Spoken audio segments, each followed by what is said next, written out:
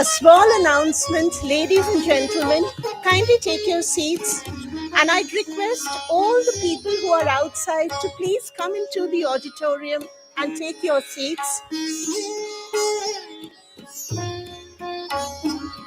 Everybody, anybody who's outside the auditorium, kindly take your seats. Please come inside, take your seats, and kindly put your phones on silent mode.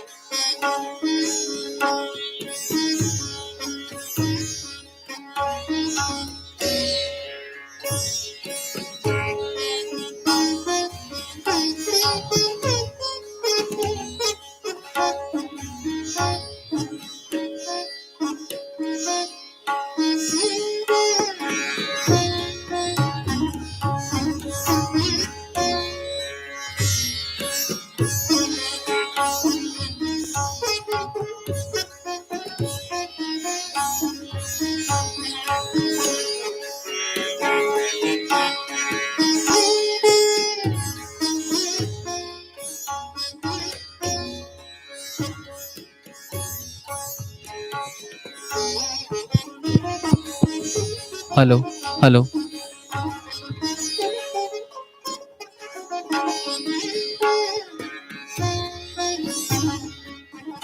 hello, hello.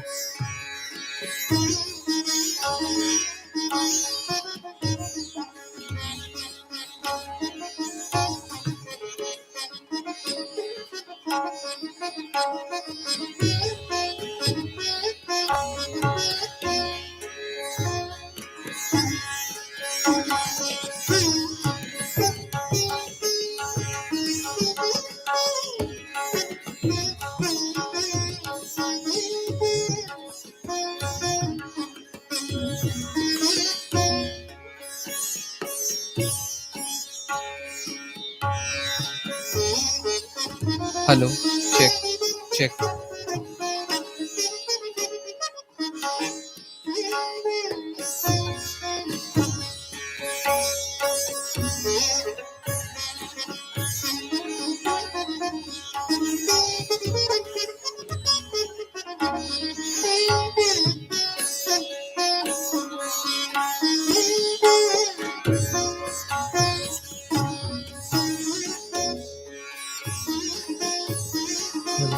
Hello,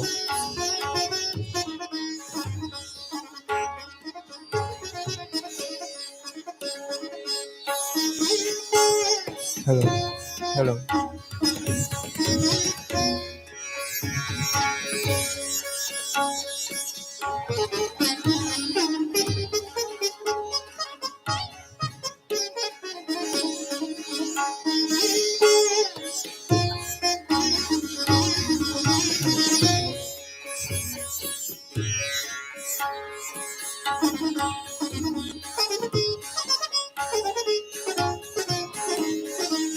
I request everybody to kindly take their seats. Anybody outside the auditorium is requested to please come inside and take their seats. We are expecting our chairman in a few minutes from now. Anybody outside the auditorium, please come in.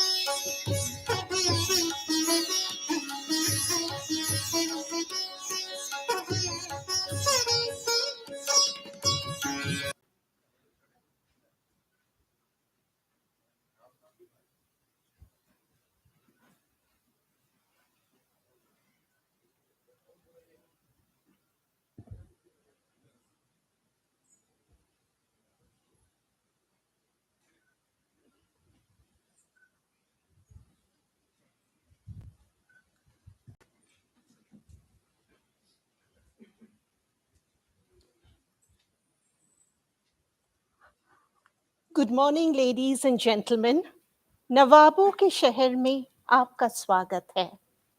Institutional development department NABARD head office, in association with Bird Lucknow, is happy to host the National Conference on Best Practices in Rural Cooperative Banks. We have a distinguished panel for the inaugural session. It is my honor and privilege to invite on stage our chairman, Shri K.V. Shahji, Shri B.L. Meena, Shri J.S. Upadhyay, and Shri Nirupam Mehrotra. Sir, would you please come?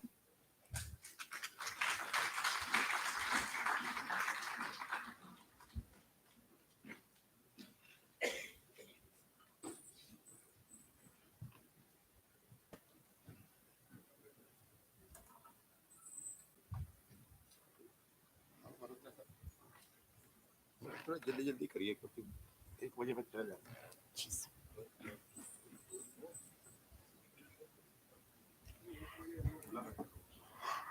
I request our director, Shri Nirupam Mehrotra, to welcome our chairman with flowers. सुनते हैं लोगों को ना, मैंने ये लिया।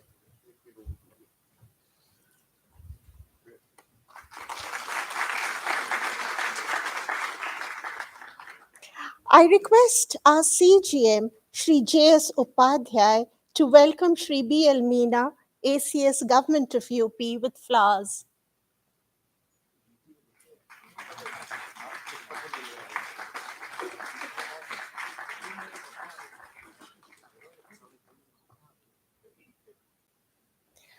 All auspicious occasions begin with the traditional lighting of the lamp.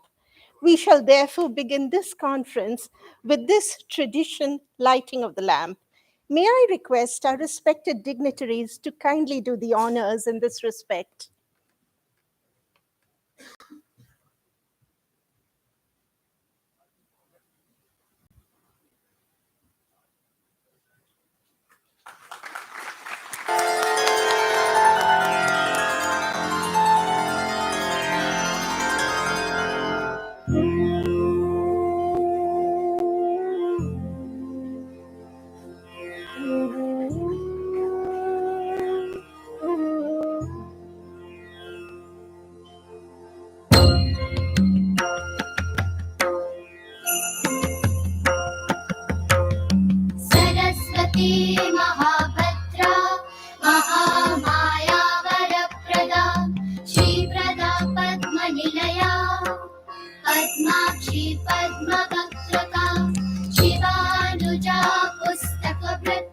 ज्ञानमुद्रा रमापरा।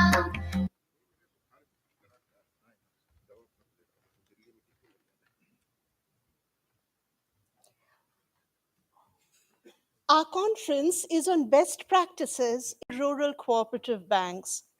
A best practice is a method or technique that has been generally accepted as superior to other known alternatives because it often produces results that are superior to those achieved by other means. They are used to maintain quality and is the central theme of this conference. To begin the conference, I request our director, Shri Nirupam Mehrotra, to deliver the welcome address.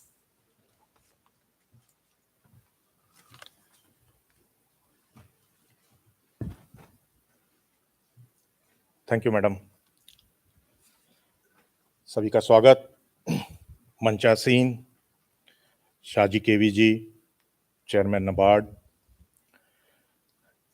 Meena ji, ACS government of Uttar Pradesh, G S Upadhyay ji, CGM institutional development department NABARD, इस सभागार में आए हुए नबार्ड प्रधान कार्यालय से सीजीएम्स जो कि expert के रूप में आए हैं, प्रधान कार्यालय से आई हुई टीम,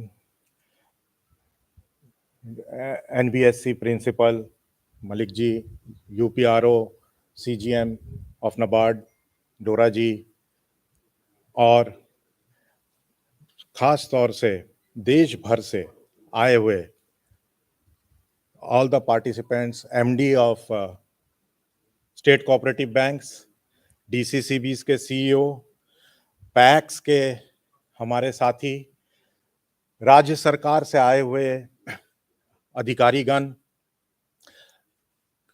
सीटीआईज जो हैं उससे आए हुए हमारे अधिकारीगण और फैकल्टी मेंबर्स, और ऑनलाइन जो जुड़े हुए हैं स्टेट कोऑपरेटिव बैंक्स और डीसीसीबीज और नबार्ड के हमारे साथी जो बड़ी संख्या में ऑनलाइन जुड़े हुए हैं, आप सभी का इस सम्मेलन में आभार आने के लिए और स्वागत है। बर्ड की ओर से मैं स्वागत करता हूं। निश्चित तौर पे this conference could not have taken place in a more appropriate time. इससे ज़्यादा और उपयुक्त और कोई समय हो नहीं सकता था, क्योंकि the cooperative sector is poised for a takeoff. If I would say कि maybe the takeoff has taken off with so many initiatives at the ground level, and it has infused lot of energy, and definitely it also requires a new strategy to for this stage, because the ecosystem in which cooperatives are operating is also changing at a fast pace. सहकार से समृद्धि का जो पथ है वो निश्चित तौर पे हासिल किया जा सकता है, और ये सारे जितने इम्प्लीमेंटेबल जो प्लान्स चल रहे हैं, वेरियस स्कीम जिसकी चर्चा इन 2 दिनों में होगी यहाँ, और इसमें बहुत बड़ी भूमिका निभाएंगे। सहकार से समृद्धि के लिए ये आवश्यक है कि कोऑपरेटिव बैंक्स अपनी बड़ी भूमिका निभाए।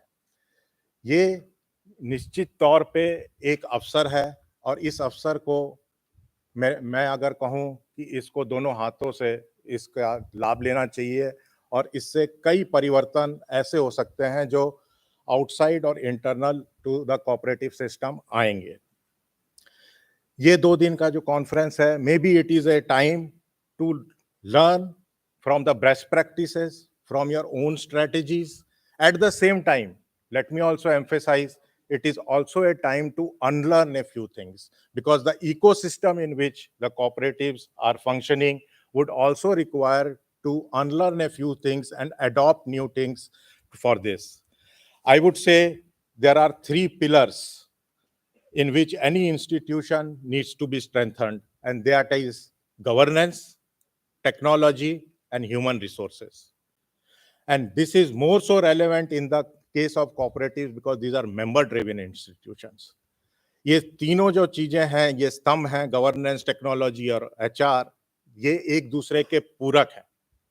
और इसके एक दूसरे का balance in terms of accountability, technology can come in to bring about more transparency, systems and procedure efficiency, जिसकी चर्चा आज इन 2 दिनों में जरूर होगी। इस जर्नी में बर्ड, खास तौर से हमारा जो centre for professional excellence in cooperatives है, कैपेसिटी बिल्डिंग और ट्रेनिंग, इन तीनों ही एस्पेक्ट्स में देता रहता है, और we are in the process of updating our courses also.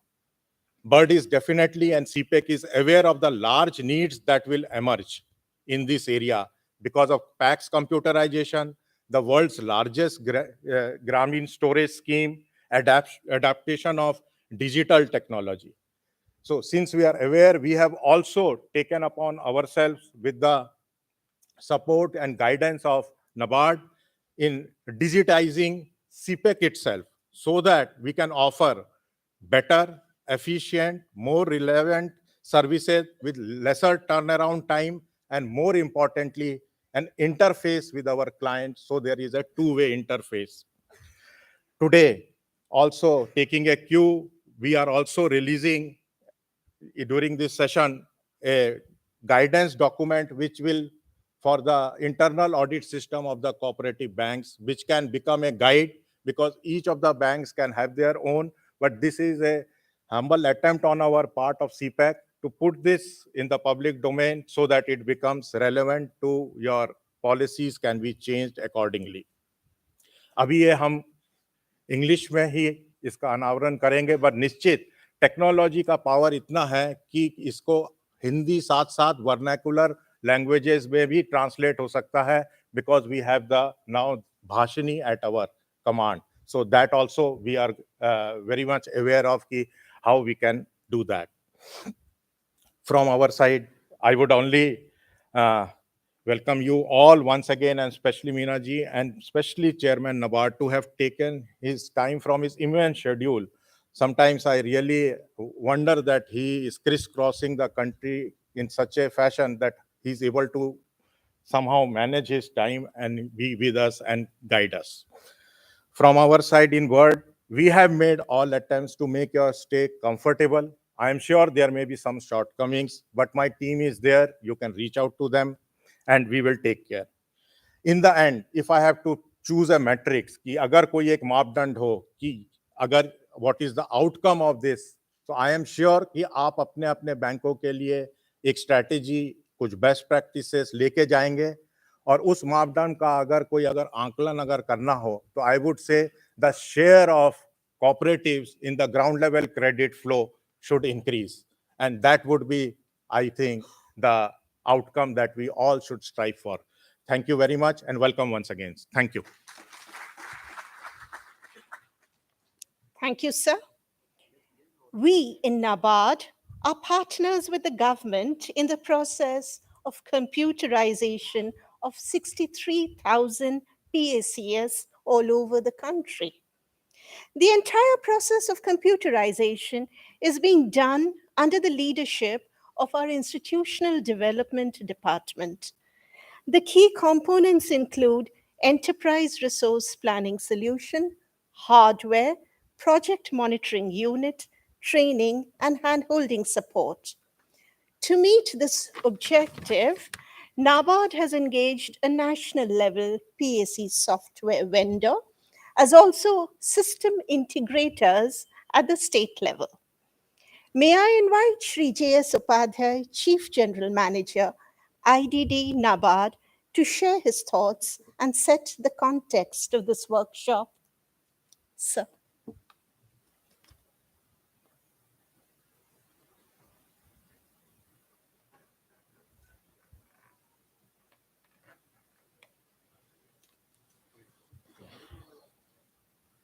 Thank you, madam, and thank you, Nirupam ji.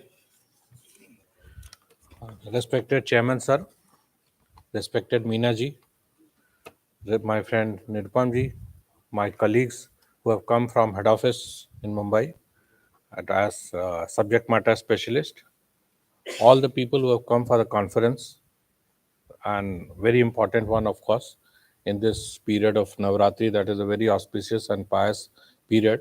and we hope and that why we have come here for the right cause. Namaskaram to all.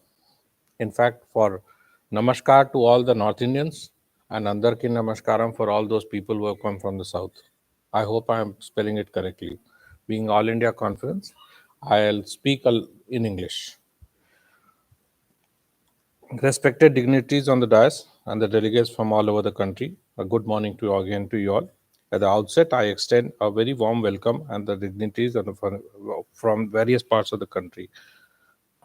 Historically, we all are aware that cooperative credit structure in India is more than a century years old.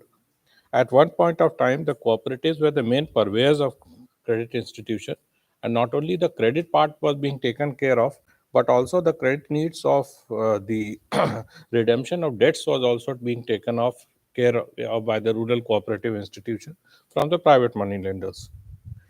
The cooperative were the only institution which were taking care of these small and marginal farmers, which is very important for a country like us, especially when the land and other areas are over a period of time have defragmented and the landholding have been reduced. However, as the commercial bank has entered the phase, and particularly after nationalization in 1969 and the second nationalization in the 70s, the share of the commercial bank went up, the share of the RRBs also went up, but the share of the cooperative system had gone down. And this we have, of course, Nirupamji in his welcome address also stated that technology was a major player, and we have now realized that the technology infusion has not taken place to that extent. And we hope with the infusion of technology now, we will be placing the cooperative banks on the same platform so that they can offer the same set of services in the rural areas, and the share will eventually grow up. Acknowledging the importance of cooperative sector in the country, the Ministry of Cooperation at the Government of India level was set up on 6 July 21 at the so that with an objective to provide renewed impetus to the growth of cooperative sector and the realization of Sahkar Se Samriddhi or prosperity through cooperation. The government envisages that cooperatives should flourish in every sector of the economy and at every corner of the country, and the sector like agriculture services, manufacturing, etc. also take place in sync with the government of India aim of achieving the goal of $5 trillion economy. In fact, the MOC wants, the Ministry of Cooperation wants the share of cooperative to go beyond 30% in the GDP of the cooperative sector of the country. As on date, the short-term cooperative credit structure has a share of 34 state cooperative bank, more than 2,000 branches, 352 DCCBs, and over with 14,300 and over 1 lakh packs. The envisaged national cooperative policy aims to promote a cooperative-based economic development model and creating a sustainable model that bridges the prosperity to the nation. The Indian cooperative movement should acquire an international perspective and the global outlook. The policy envisages the redemption reforms in the areas of growth of cooperation in all sectors of the economy, the cooperation among cooperatives, cooperative credit, cooperative education, of which the state like Uttar Pradesh needs a lot of impetus in this, technology infusion into cooperatives, etc., thus creating an enabling policy environment. The draft policy of national cooperative policy is under consideration of Ministry of Cooperation. However, certain policy impetus and focus has already been announced by the government of India, like setting up of national cooperative university, and a mechanism is being worked out so that the HR part of the cooperatives are taken care of. The policy thrust is further bolstered by some series of projects and programs also and reforms also in the last 2 years, such as PAX computerization, formation of multi-purpose PAX, strengthening of ARDBs, the long-term arm of the cooperative sector, implementation of the world's largest grain storage program, not tax relief to the cooperative sector, business opportunities to PACs like Jan Aushadhi Kendras and fuel pump depots, etc., and entry of CSC e-governance to the PACs also. NABARD, ever since formation in 1982, has intensively engaged with the cooperative sector, especially the rural cooperative sector, in providing policy support, refinance, supervisory, and promotional support. NABARD is actively associated with Ministry of Cooperation in grounding many of the important interventions, especially with PAX computerization and other central sector schemes. Computerization of PAX will facilitate transparency in the area of operation and provide cooperative with an providing equal opportunity as the commercial banks and the RRBs are providing to the rural clientele. The packs are being strengthened by model cooperative bylaws as well as transforming them into multi cooperative societies by increasing their viability. As such, the packs will grow and become stronger. Upper tier institutions in the cooperative sector will also grow. It is expected that over a period of time, that packs will have around maximum 30 to 40% in the credit part, and the non-credit part will comprise from 60 to 70% of the normal packs business. The policy ecosystem and the program level support is very conducive. It is the most opportune time like this today to discuss about these issues and leverage these enablers in harnessing our inherent strength and weaknesses. It is also a fact that certain issues at policy level and at the ground level that impacts the growth of rural credit cooperatives, and these needs our urgent attention and action to resolve the concerned stakeholders. We have assembled today to discuss the strong points. We have assembled here to discuss the best practices also, and I'm sure at the end of the day, when we close our workshop after 2 days, we will be carrying forward certain important lessons so that each and every cooperative sector at the ground level can benefit out of each other's experience. The national conference today aims at experience sharing of the best practices of the rural cooperatives, deliberate on issues confronted, and come out with a finite outcome and action points for all of this. In this area, I should say and emphasize to you that NABARD is emphasizing very much on the technology platform to share a common infrastructure.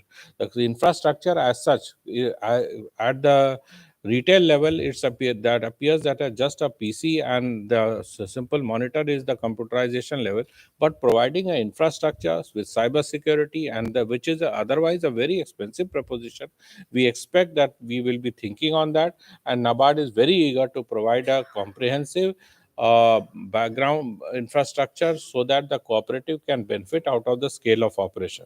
The theme of the technical sessions have also been designed to cover the latest development and the best practices issues in rural cooperative areas with governance, technology, business diversification, and human resource management. Apart from best practices that the state cooperative banks and the DCCBs share, we also have invited experts from different fields to share their thoughts. We are glad that a few packs have also joined us in today's conference, and it will be very heartening to hear from them. I am sure with the presence of all players of rural cooperative credit here for the last in the next 2 days, we will be having a comprehensive coverage on the best practice and issues, and new thoughts will emerge from that. I thank all the dignitaries on the dais and participants who have come all the day to hear from each other and learn from the program. I also emphasize that at the end of the 2 days, we should be carrying over some concrete action plan which we can process and roll it out in the next 1 or 2 years. Thank you, and we seek Lord's Ashirwad on that. Thank you. Thank you, sir, for setting the context for the workshop. Uttar Pradesh is the largest state in terms of population. It has 16% of the total number of farmers in India, produces 20% of total food grains, and 12% of total horticulture in India. Uttar Pradesh has almost 32,000 cooperatives, of which the largest number belong to dairy cooperatives. We have with us Shri B.L. Meena, Additional Chief Secretary, Cooperation. Shri Meena is an Indian Administrative Service Officer of the 1991 batch and currently holds the post of Principal Secretary, Department of Cooperation, Government of UP. Prior to this, he has served in different capacities in different districts of Uttar Pradesh. He has worked in departments like irrigation, social welfare, horticulture, and Food Processing Department in the state government. On his deputation to the central government, he has worked in the Indian Trade Promotion Organization, Social Justice and Empowerment Department, and Primary Education. Shri Meena has an MA in Public Policy and Management from Institute of Social Studies, The Hague, Netherlands. During his posting as Principal Secretary Cooperation, he has undertaken all efforts to transform the cooperative sector of Uttar Pradesh. I invite you, sir, to share your thoughts with us.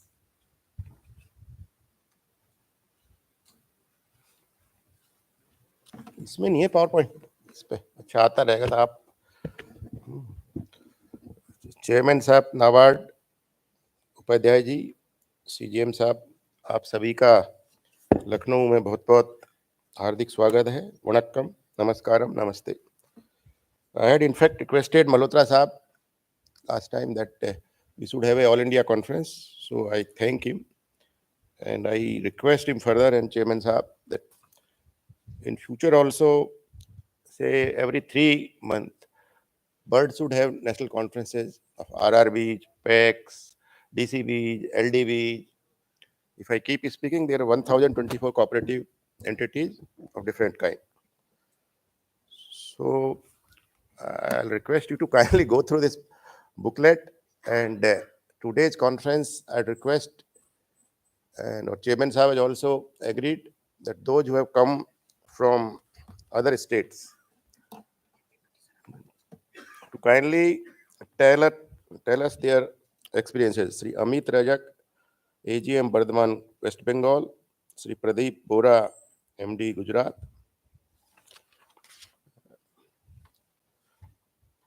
Teni Parlam Pex, President Pradeep Menon;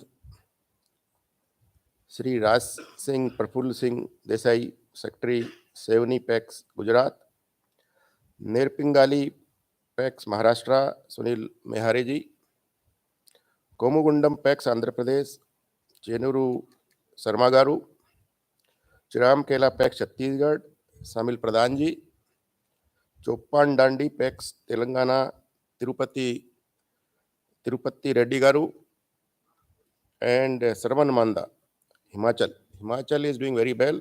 If they have come or their representative have come, kindly आप हमको बताइए कैसे आपने अच्छा काम किया। Sharif Sahab, resource person, we met in Hyderabad; Shri Sakhiya ji, CO Rajkot; Shri Mandar Manohar Vartak, Raigad DCB; Shrinath Reddy, best known to us, he's our friend from AP; Nikhil Kumar ji is working here; Bhavani Shankar.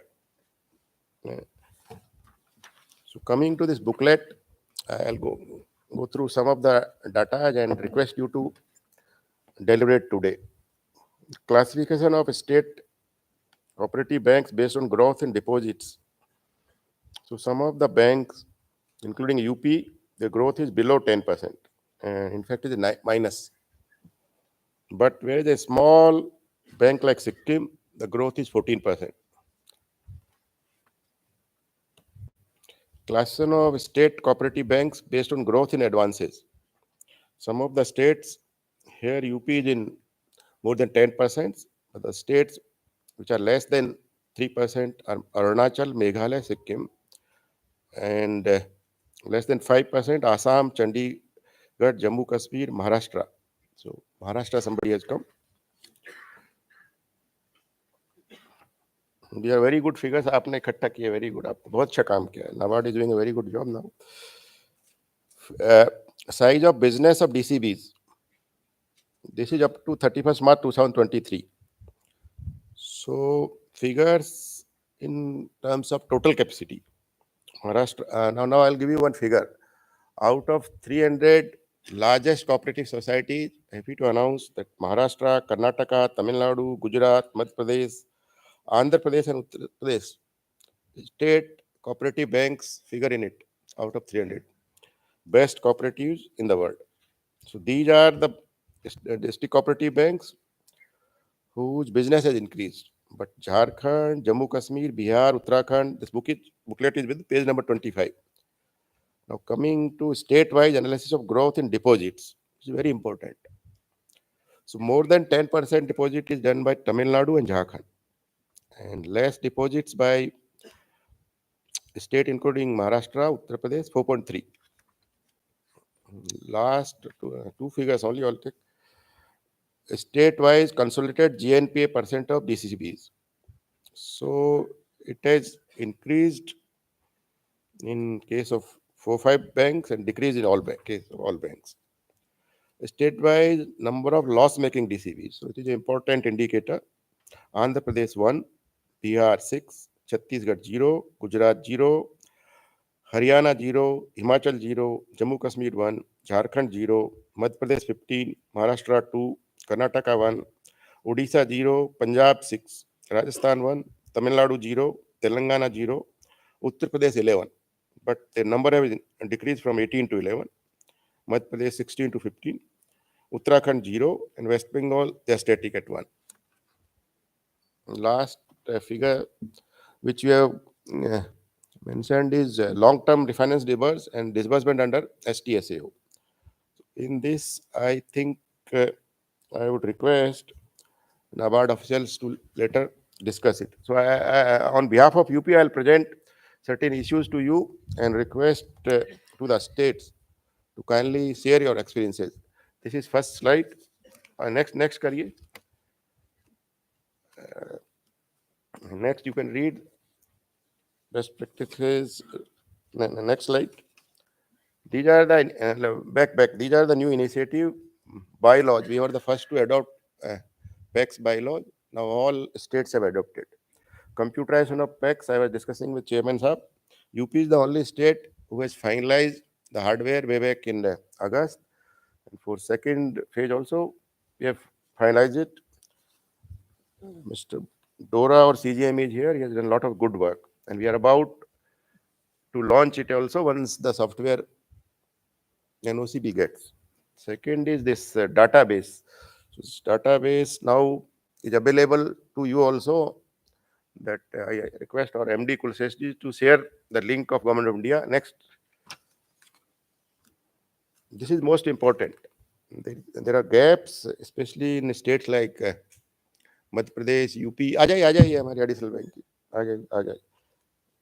Gaps in Gram Sabaj where no PAX is there. Honorable Cooperative and Home and Cooperative Minister has emphasized this, and I am happy to inform you that we are able to match many PAX or primary societies of horticulture, fisheries, or dairy, because we have got largest gap, 37,000 gap. So we'll do it, but other states are also doing. This is without help of NABARD, FCI, the other work, 1 PAX per district for world's largest grain. A pilot project at Mirzapur is the first to be completed in India. There were 10 pilot projects at the first phase. Second, this is petrol and diesel retail outlets. Because of initiatives of Honorable Central Minister under 2CC, CC2 category, in petrol allotment, PAX have been given reservation at par with ex-servicemen and national or state level sports person. In UP, there are 64 advertisement. All over India, advertisement come. Last date is 17th. Next. Chairman Saab was asking about Jan Aushadhi Kendra. The table, if you could, Kulseshji can give to the Chairman Saab. UP is number 1. Number 2 is Maharashtra. And we are ready to inaugurate about 30 to 40 Jan Aushadhi Kendras. The Jan Aushadhi Kendras in a place like PAX or any cooperative societies gives medicines of good quality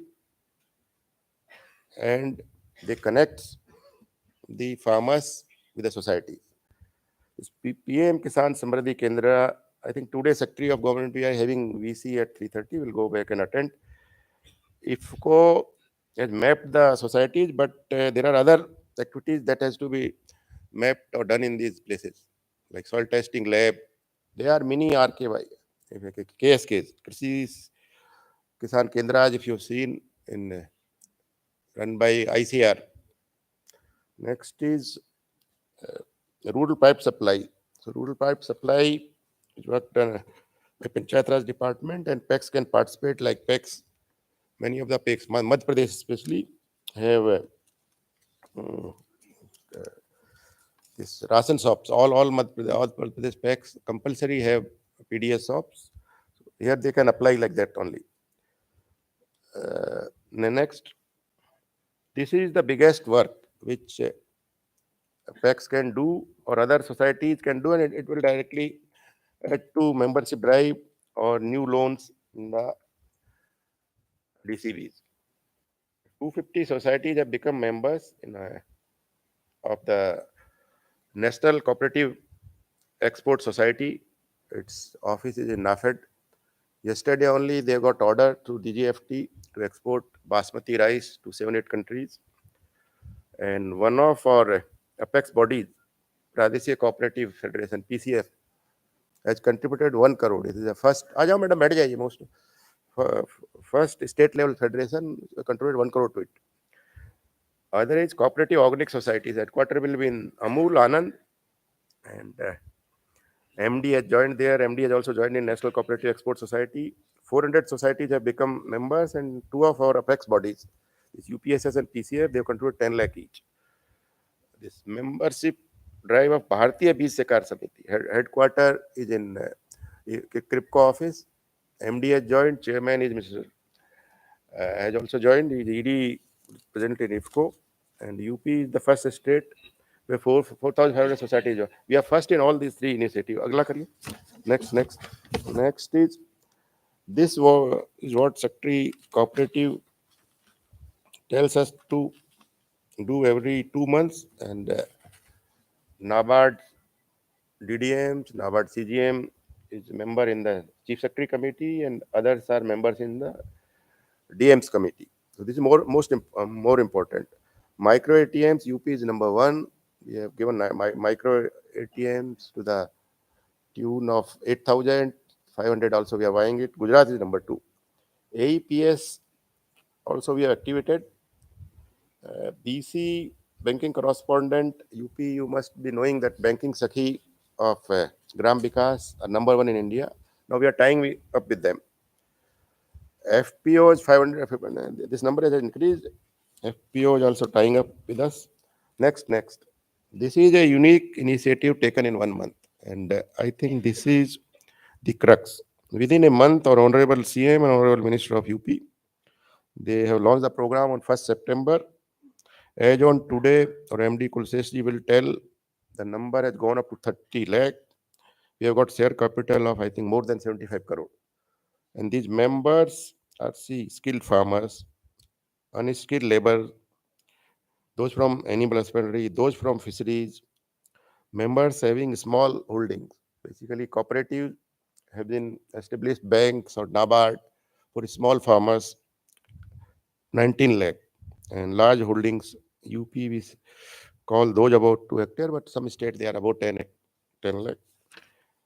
Next is this is about UP details you can see. Next, this is about UP details you can see. Now, some of the issues some of the next please. Some of the issues which I request you to deliberate today to discuss, and I think our MD Mr. Kulshesh in the technical session or when others have spoken will discuss on these issues. So I thank all of you again, and I request with the permission of Chairman Saab and Malhotra ji and Upadhyay ji that we should now, before we hear the chairperson, we can have here only, we can hear those who have come from other states. Either they are from PEX or other DCBs or UP or state cooperative bank. And meanwhile, when UP's turn come, or MD will speak on these issues. So thank you very much. Welcome to Lucknow, and hope we keep meeting here. Most of the issues I would like to tell all of you.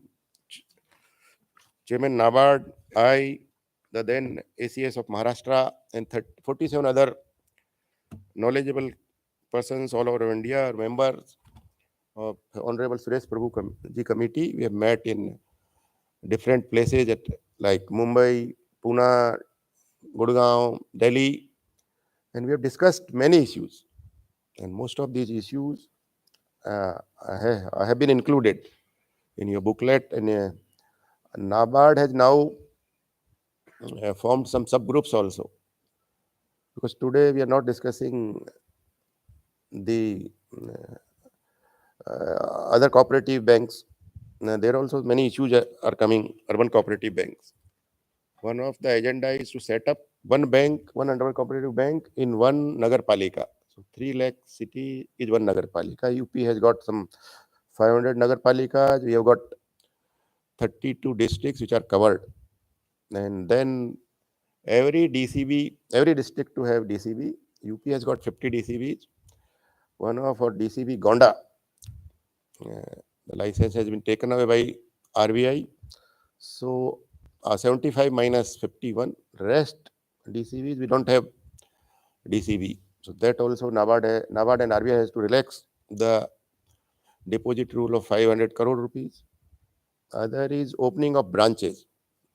Now this is a big issue where earlier registrar used to open branches. Maharashtra RCS representative or Maharashtra banker must be here. They are opening branches without getting permission of RBI and NABARD, but we adhere to the rules. We have requested to open 243 branches to Doraji. Doraji is cooperating, because after 2 years we got permission to shift some 10 branches. It's taking long time. Our Honorable Chief Minister, whenever he reviews cooperative, his first point is about the branches. Unserved panchayats, unserved nagar palikas, unserved districts. So these issues are well deliberated in Honorable Suresh Prabhuji committee, but NABARD, RBI, NCDC, they have to take a call. So now I thank you all again. Thank you very much, and request to the PEX secretary or DCB representative from other states to kindly share your experiences, because I remember when I joined Satara model. So this Satara model is baby of NABARD, and we have copied it. We got a trend, and so thank you very much. I'll just listen to you. Thank you very much. चाय अपन यहाँ P लें, वहाँ पिए. Let us listen to that.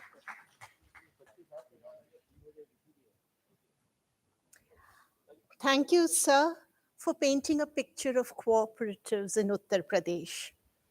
On the advice of the working group on risk based supervision and decision taken in the first IDC meeting, CPEC has prepared an internal audit manual for rural cooperative banks.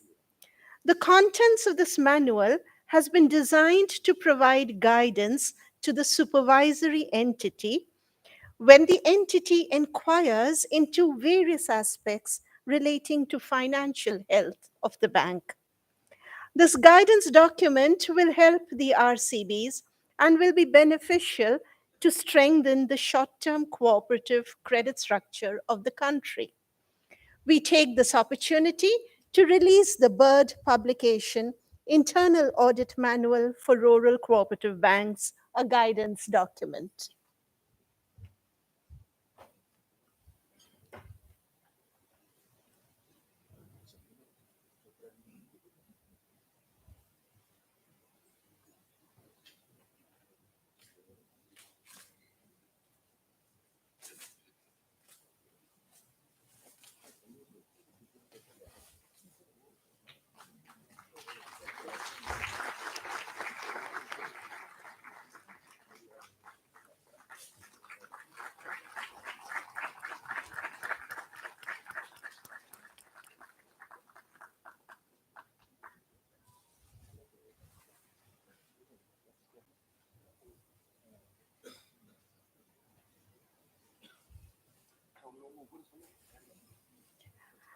A postgraduate in agricultural science, Sri Shahji also holds a postgraduate degree in management with specializations in public policy and infrastructure finance from the prestigious Indian Institute of Management, Ahmedabad.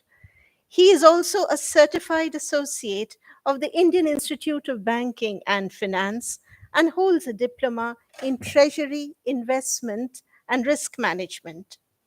Sir assumed charge as chairman of NABARD on 7th December 2022. Prior to this, he was deputy managing director NABARD. He was instrumental in implementing initiatives like software based supervisory inspection, data warehouse, process reengineering, and improvement in risk management practices, besides conceptualizing computerization of PACS. Prior to joining NABARD, Sir was associated with Canara Bank.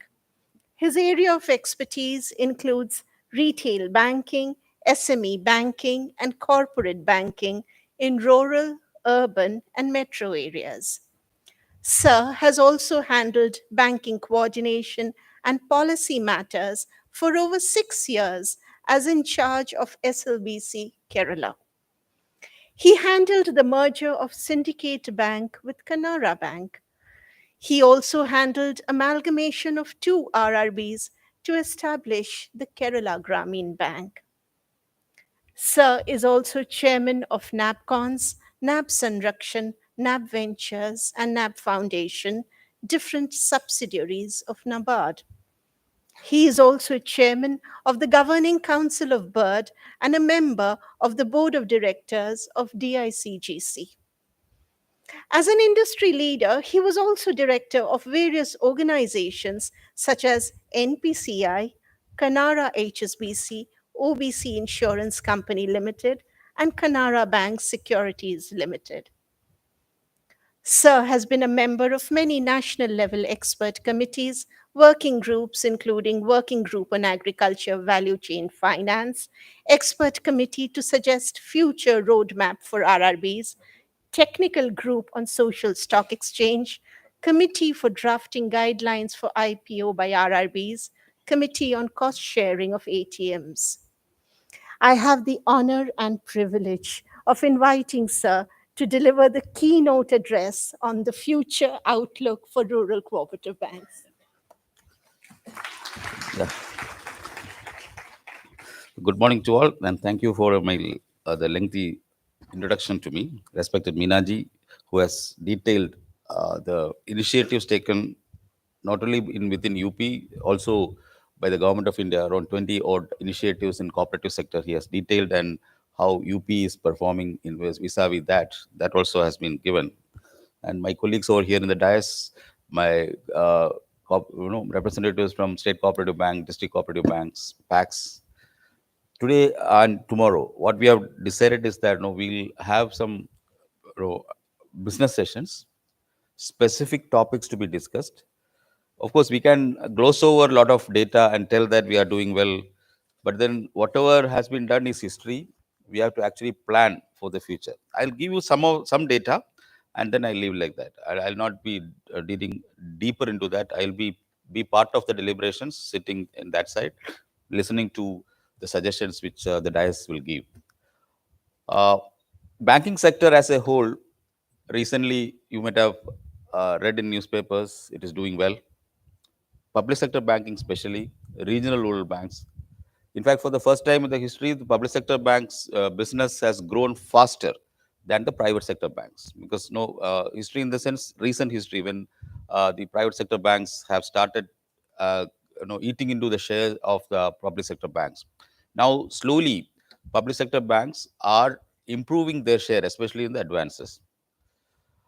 Then coming to the regional rural banks, for the first time, they have crossed 10 lakh crore of total business, and they are now at high time ever profit of around 5,000 crores, which is equivalent to that of a similar sized public sector bank.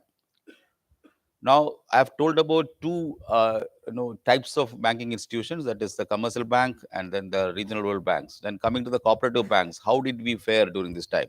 When other sectors were galloping, we were little pausing. We, our growth was not that good. Profits dwindled, and in some areas we have developed. In some states, which we have performed well, but in many states we have not performed. This is in spite of a lot of initiatives which government of India has taken. In fact, no, the cooperative sector should be thankful to the new Ministry of Cooperation, and even within NABARD also, NABARD has a history of supporting cooperatives. Whatever we were telling beyond that, the Department of Cooperation has taken initiatives. The 20 odd such initiatives have been given. Uh, you all know that banking within the commercial banking and regional world banking thing, they are only dealing with deposits, advances, and funds. Whereas in the cooperative sector, there is an uniqueness that you can do also non-banking activities in terms of through packs. You can do that. There is a three-tier structure there, so that is an advantage for you. And within that, whether you have done that, I doubt. Whether you have made use of that flexibility to improve yourself. I'll give you one more data. Average deposit of packs in the country is at 4.32, I think around that. But can you imagine, when I exclude one state, the average deposit will come down to 1.39 crores. Which state will be? Kerala. What is the average deposit of Kerala packs? Any guess? Huh? Any guess? Some wild guesses. Huh? How much? What? That is a total deposit you are telling. Total. Average. I'm telling you about the average. Yes, that will be correct. Around 103 crores is the average deposits. Huh? Yeah, 103 crores.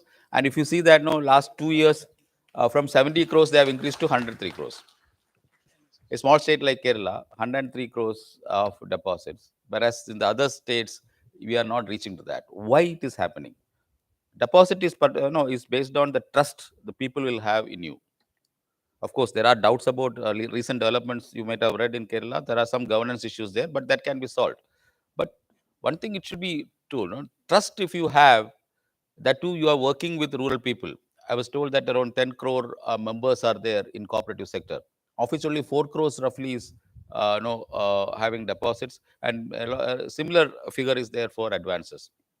That means 6 crore people who are members. I don't know whether they are really exist or not, but even if they are members, they are not contributing the business. They might have lost trust. And some other data point also I'll give. PMJDY, Pradhan Mantri Jan Dhan Yojana. What will be the share of cooperatives? Hmm? It is now around 0.3%. 0.3. So PMJDY is meant for those who have not got bank accounts but should open the bank accounts. But then they have opened bank accounts in commercial bank rather than in cooperatives. Cooperatives were nearby. They didn't open that. Trust issues there. PM Kisan accounts. PM Kisan also we are faring very, very, very badly, cooperatives. Cooperatives are for agriculture. And out of 8 odd crores of PM Kisan accounts, I would have imagined roughly around 40 or 50% should be in cooperatives. But we are having around 5%, less than 5%. So what does it mean? Are people deserting? And one more figure I will tell you, that now in 2000s, early 2000s, our share in ground level credit was close to 30%, and right now it is at 11% or even less than that. So added to this, Kisan Credit Card right now in terms of numbers, around 30% is with the cooperatives. But one initiative which Government of India is taking is for deduplication of Kisan Credit Card, Aadhaar-based deduplication. Are you aware of that? Each Aadhaar number should have only one KCC. That will be the initiative now, because multiple KCCs individually one farmer will have, and some farmers who are able to access funds from all the three, say RRB, multiple cooperative banks, and then not multiple cooperative banks, multiple commercial banks, and then cooperative banks. So they will enjoy more than say 10 lakh per season, this interest-subvented loans. So Government of India rightly is taking steps to deduplicate it. And who will be the facing the music because of this? Who will be drastically affected? Cooperatives. I am telling you, if next year onwards, this will be introduced. Right now, we are requesting DFS and also Corporation Department. Corporation Department is not involved in this, Agriculture Department, to hold it back for the time being. We will have to enable cooperatives to have those facilities and then implement it. And then we'll leave it to the cooperatives that if you are able to retain the farmers with you, you can retain based on your governance issues, even technology capabilities, or the trust you are building from the farmers. If they have trust, and then the easiness with which they can deal with you. See, a farmer coming to you for Kisan credit card, he may be eligible for 3 lakhs, but many cooperatives are rationing it to 50,000 or even 20,000, depending on whatever capabilities they have. So now, if KCC also is getting deduplicated, so whatever outstandings now packs are having will be vanishing, simply vanishing. Because as a farmer, if I go to a cooperative bank and I am told that I will be getting only 50,000, and that too after 2 weeks, 3 weeks, but then when you go to a commercial bank, they'll give me 3 lakhs within 2 days.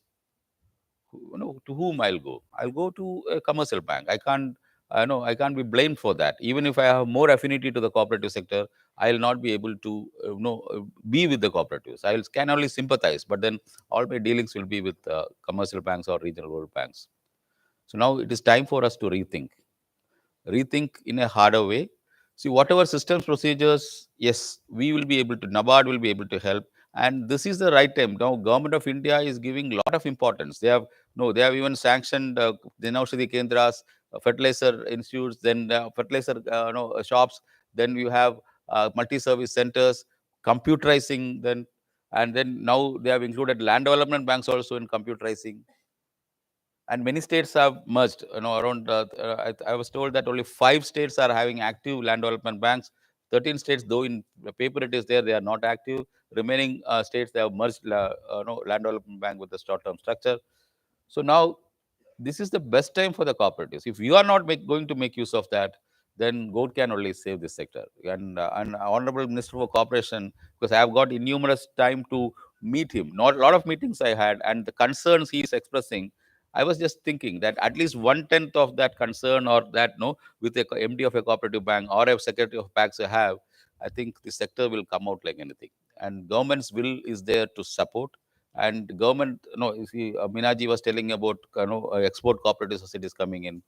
So all these things we could have imagined, say, 2 year back. Now everything is there, and more suggestions if you can give. Government of India is ready to take those suggestions.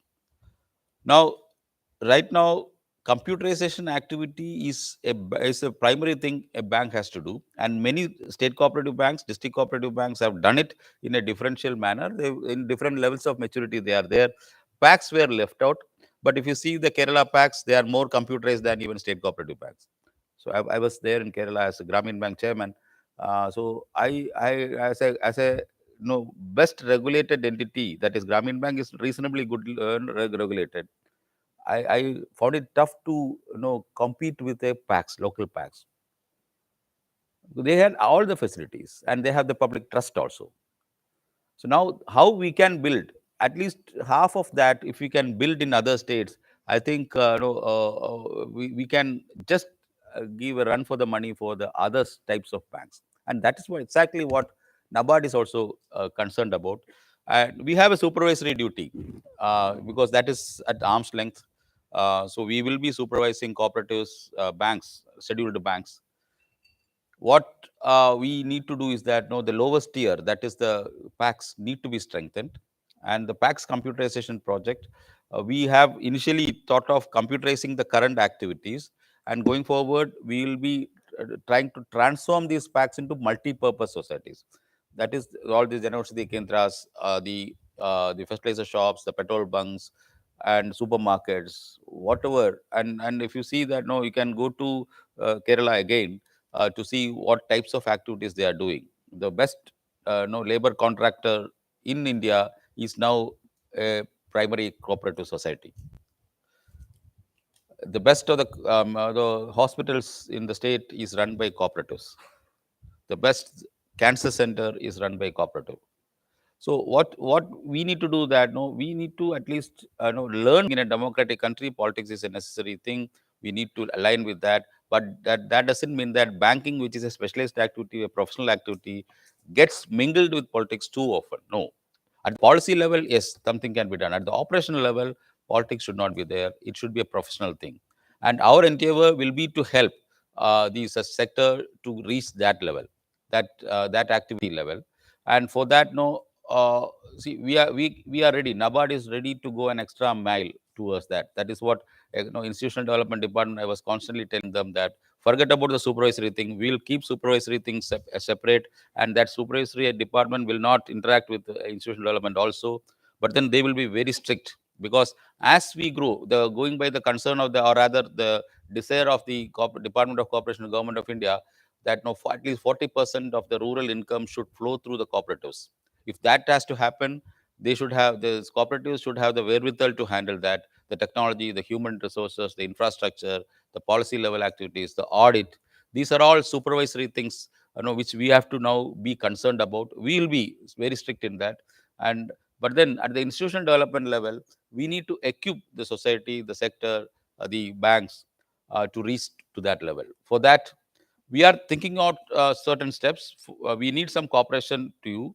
Now, one more thing is that now each cooperative is geographically distinct. That is what the beauty of rural cooperative sector, that none of you are competing against each other.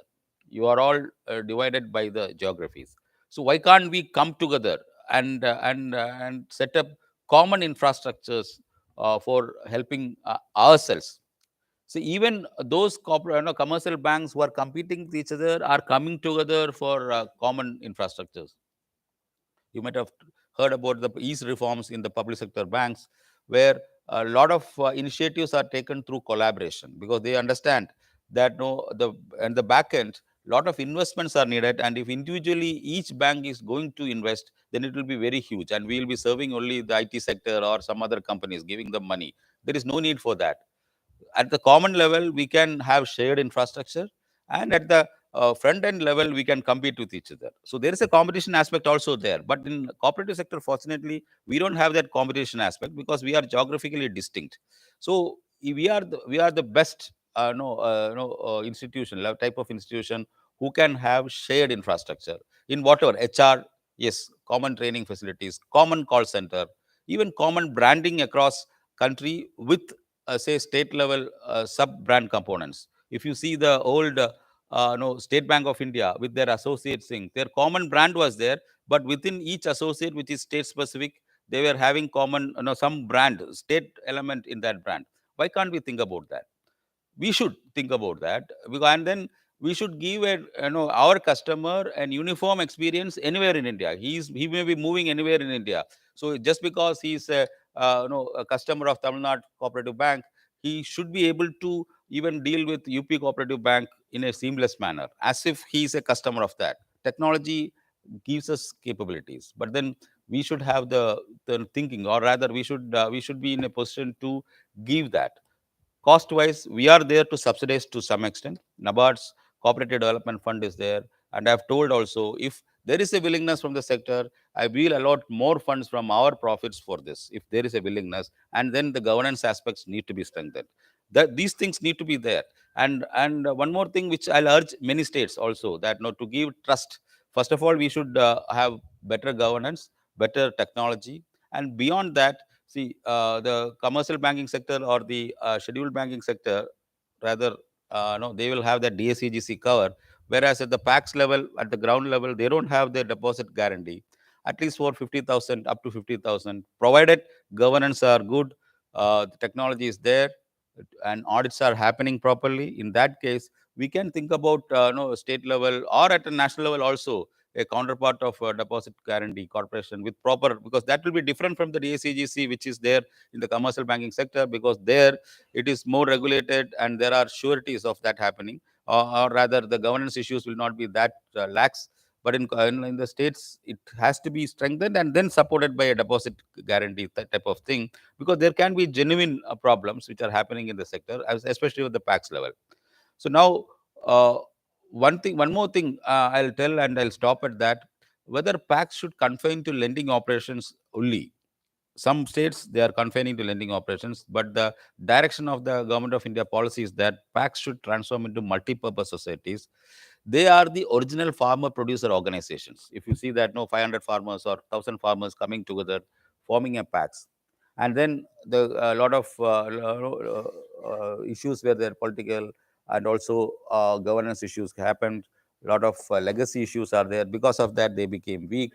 Now, even Honorable Minister for Corporation is telling that we have to revive cooperatives and transform them as farmer producer cooperatives. Original, whatever Department of Agriculture thought of farmer producer organizations or farmer producer companies, he told that farmers should not go into the corporate sector, but they should remain in the cooperative sector. That is why recently there was a decision by the government of India that new farmer producer organizations should be formed only within the cooperative sector, and that is at the instance of the Honorable Minister for Corporation.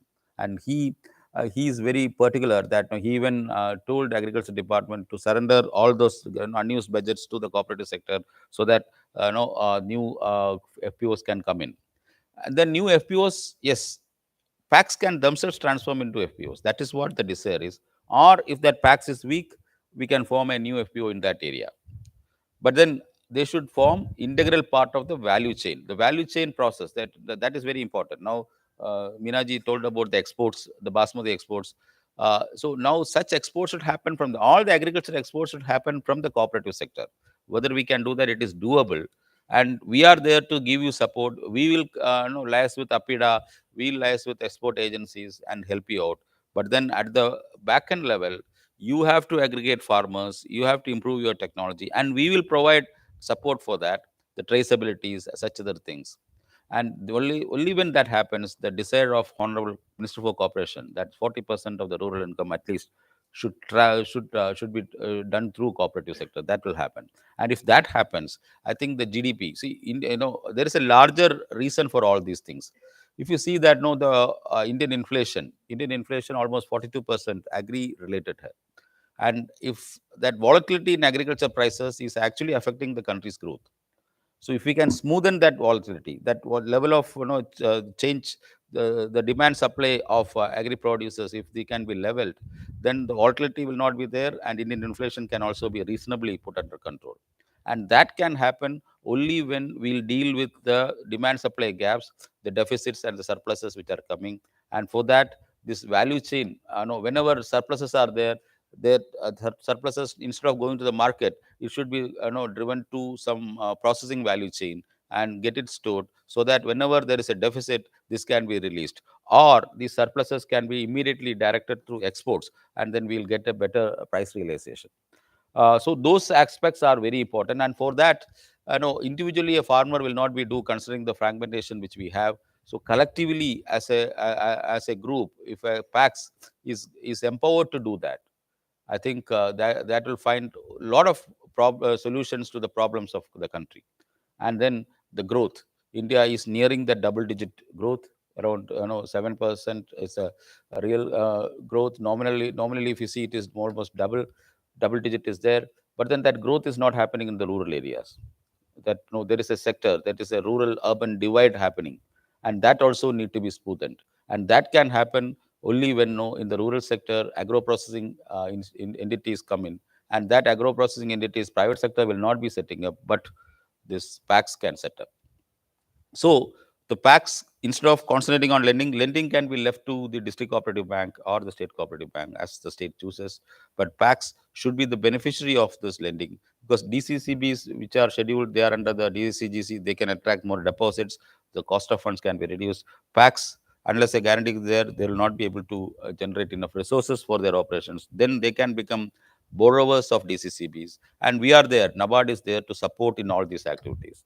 I hope no, on these lines, if you can think today and tomorrow and come out with certain suggestions, because I need, see, NABARD can say a lot of things. We can also issue circulars, but unless you take those circulars in right spirit, or suggestions come from you, and if you are not ready, whatever we do will be just we'll be doing in vain. I don't want to do that. You have to now think about what you want to do and give us these leads, and we'll be there to support you to take this forward. With these words, I expect that no today's deliberations will be good and a game-changing thing for our sector. And I reiterate NABARD's commitment in all these activities, and we'll be there to support you. Thank you.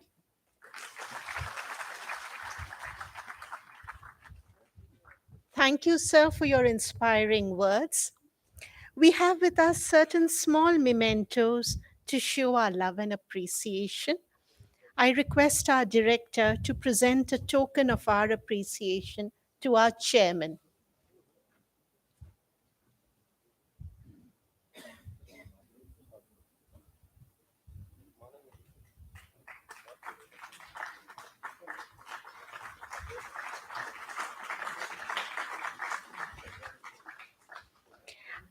I request our director to present a token of our appreciation to Shri B.L. Meena.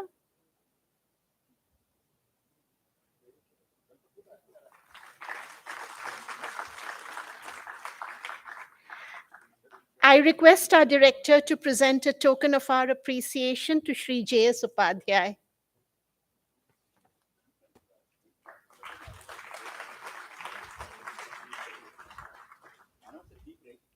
Yes. On behalf of IDD, HO, and BIRD, I extend a vote of thanks to our Honorable Chairman, who took the time out from his busy schedule to guide us on the future outlook of cooperative banks. I also extend my thanks to Shri B.L. Meena for sharing his thoughts on the issue. We will now have a short break of about 20 minutes. Ladies and gentlemen, arrangement for tea has been made outside the auditorium. All guests are requested to take a short break and reassemble at 11:30 a.m. Thank you.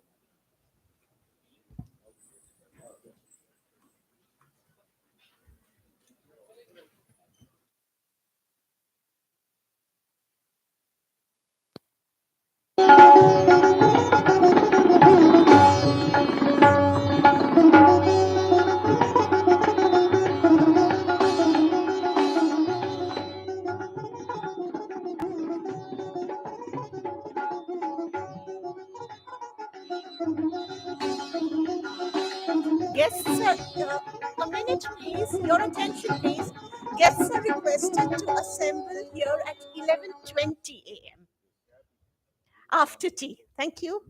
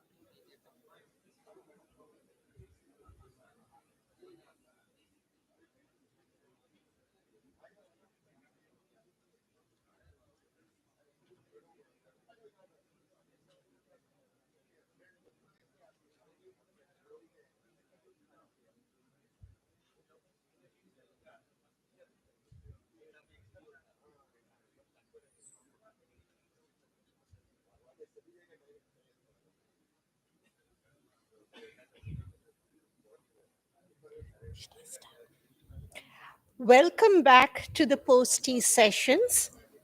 At the request of Mr. B.L. Meena, Principal Secretary, Cooperation, Government of UP, we have made a slight change in our schedule and we have invited a PACS to deliver a lecture. While he is preparing himself, I request our CGM, Shri S.K. Nanda from our head office, to take us through the journey of cooperative banks. The stage is all yours, sir.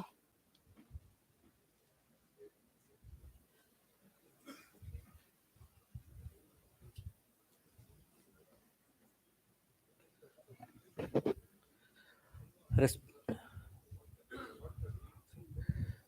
Respected Chairman NABARD, other dignitaries, participants, our Institutional Development Department has compiled the financial data as on 31st March 2023 and on the performance of the rural cooperative banks, covering STCBs and DCCBs.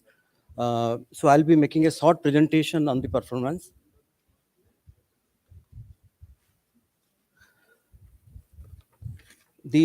If we see the outreach of these rural cooperative banks, we have 34 STCBs covering 215 branches.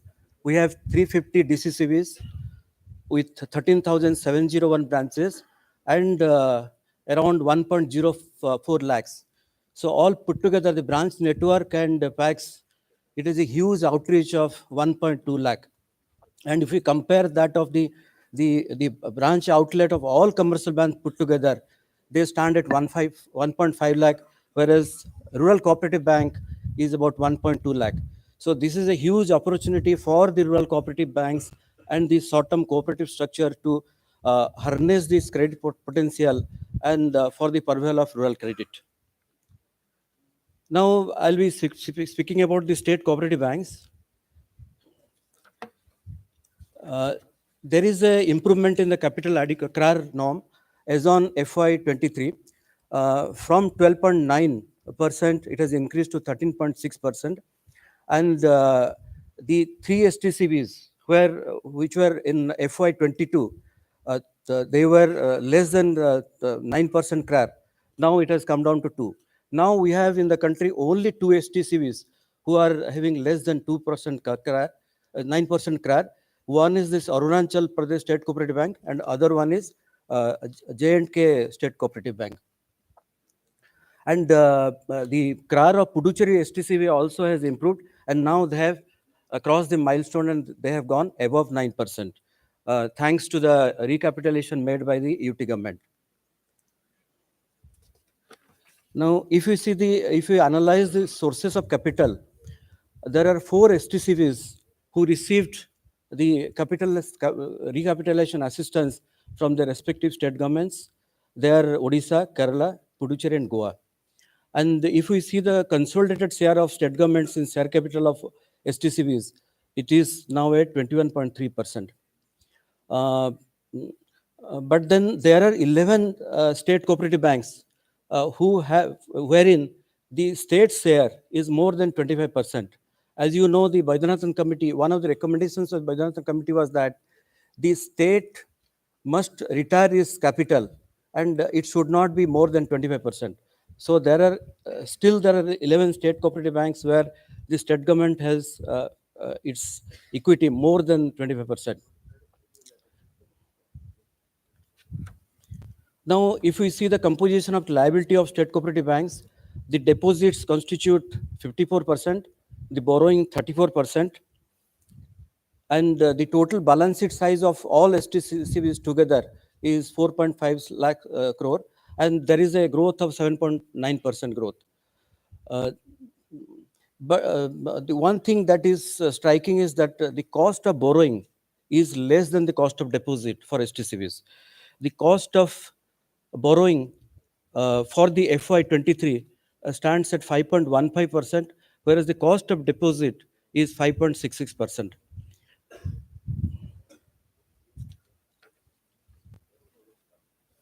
Now, if we see the deposit portfolio, The CASA, the percentage of CASA is around 19.3% of the overall deposit portfolio. But in commercial banks, if we compare, it is 43.5%. So the STCB as a whole, they need to increase their CASA portfolio substantially, so that thereby they can reduce their cost of funds substantially. And the another notable feature is that the borrowings of STCBs from NABARD is of the total borrowing is about 90%, and in the FY23 it was 1.4 lakh crore, and which registered about 19.5% growth. On the borrowing side, these are the position, state-wise position of the different STCBs deposit growth rate. We have this Kerala leading from the front with 1.21 lakh crore deposit, followed by Maharashtra with 45,000 crore deposit, Karnataka third with 37,000 crore deposit, Andhra Pradesh with 36,000 crore deposit, and then Tamil Nadu with 28,800 crore deposit. Now, if we see the composition of assets of the state cooperative banks, the loans and advances constitute around 59%, followed by the investment of around 33%.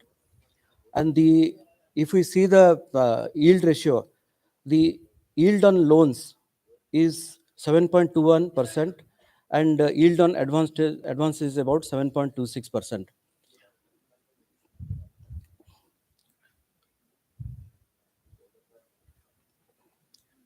This is what Chairman Sir mentioned about during his inaugural address.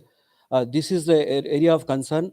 If you see the share of cooperatives in the agri GLC flow, there is a steady decline. If we take the data for the last 22 years, beginning with FY 201 and compare with FY23, you see the red, the graph plotted in the red color. It is declining. In FY 201, it was around 39%, and now it is around 11%. So there is a steady decline. And on the other hand, the share of commercial banks has been steadily rising. In FY 201, it was around 53%, and now it is around 78%. So this is the anomaly that has crept in.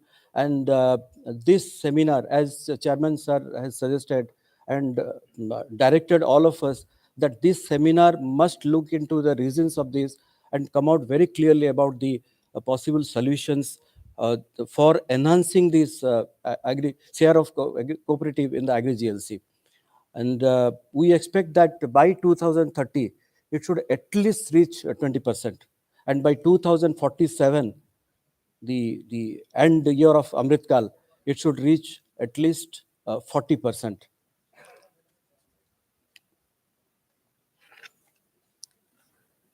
Now, if we see this credit portfolio, loan portfolio, this crop loan vis-a-vis this term loan, this position is not very great. The total, the crop loan is the predominant portion, which is comprising about 93% of the total lending by the STCVs put together, and the term loan is only 7%, 7.1%.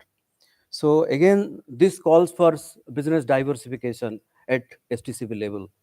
And we have a session, technical session on business diversification, how we have to increase this term loan from the present 7% to a sizable percentage. On asset quality front, yes, it's very comforting. All the parameters on asset quality front have shown improvement. Both the gross NPA and net NPA has declined. The PCR has increased, as you can see in the slide. Gross NPA has reduced from 6.1 to 5.5%, and net NPA has reduced from 2.6 to 2.2%. So this is a very comforting news for all of us, and all of you needs compliment for this performance. And out of 34 STCBs, 26 have reported reduction in NPA. Only I think this J&K STCB and Nagaland STCB, the NPA level has gone up. And when we talk about the profitability of State Cooperative Bank, again, the number of banks which have gone into profit have increased from 31 to 32. And the net profit also has gone up from 2290 crore to 2446 crore. But then there are 7 STCBs who have still have accumulated losses.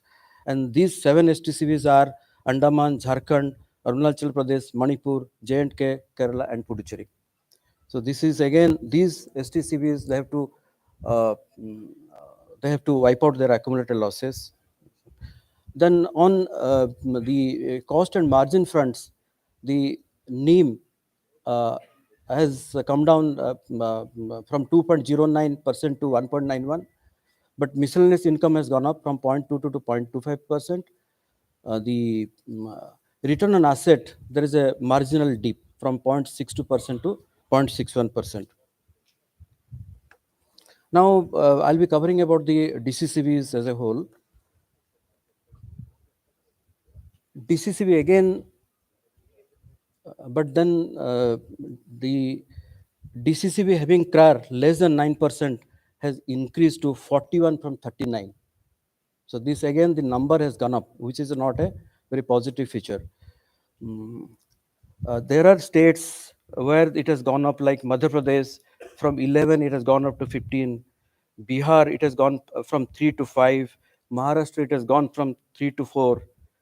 So these are the states where the DCCB's CRAR has come down, so which is not a very good feature.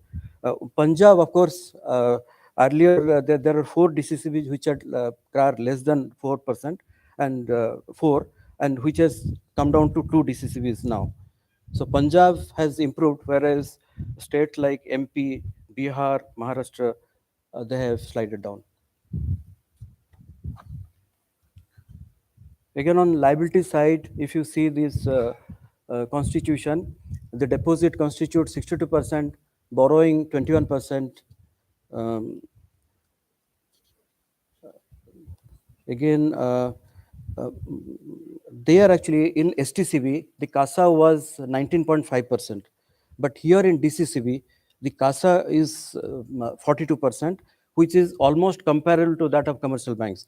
In commercial bank, the CASA is around 43.5%. So this is a positive feature as far as the DCCBs are concerned. But this phenomena we didn't witness in STCB. STCB, the share of CASA was only 19.5%. And on the cost ratio, the cost of deposit in FY23 is 4.86%. The cost of borrowing is 5.91%, and overall cost of funds is 4.3%. On the asset side, the loans and advances that constitute 53%, the investment 36%. The yield on advances has gone up from 8.2% to 8.25%. Even the yield on advanced investment has also gone up from 5.95% to 6.28%. And another point is that the 77% of total lending has been done through PACS. And again, another statistics is that 97% agricultural loans are done through PACS. So this means that unless you handhold the PACS, unless you mentor the PACS, then this high exposure on PACS may turn out to be a nightmarish thing. So it is in the interest of all DCCBs that they must mentor and handhold the PACS to the desired extent. This is the position of asset quality state-wise.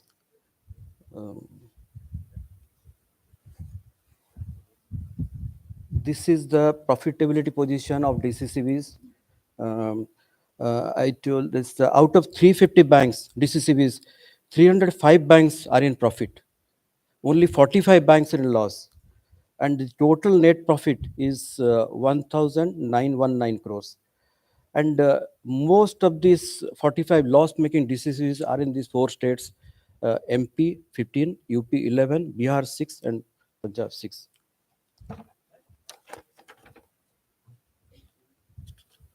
Now, there are some supervisory concerns I have highlighted here, but then we have a technical session on governance. So in that session, we can deliberate on some of the supervisory concerns that NABARD has flagged up based on its inspections for the position as on 31st March 2022. Relating to governance, the position is indicated here.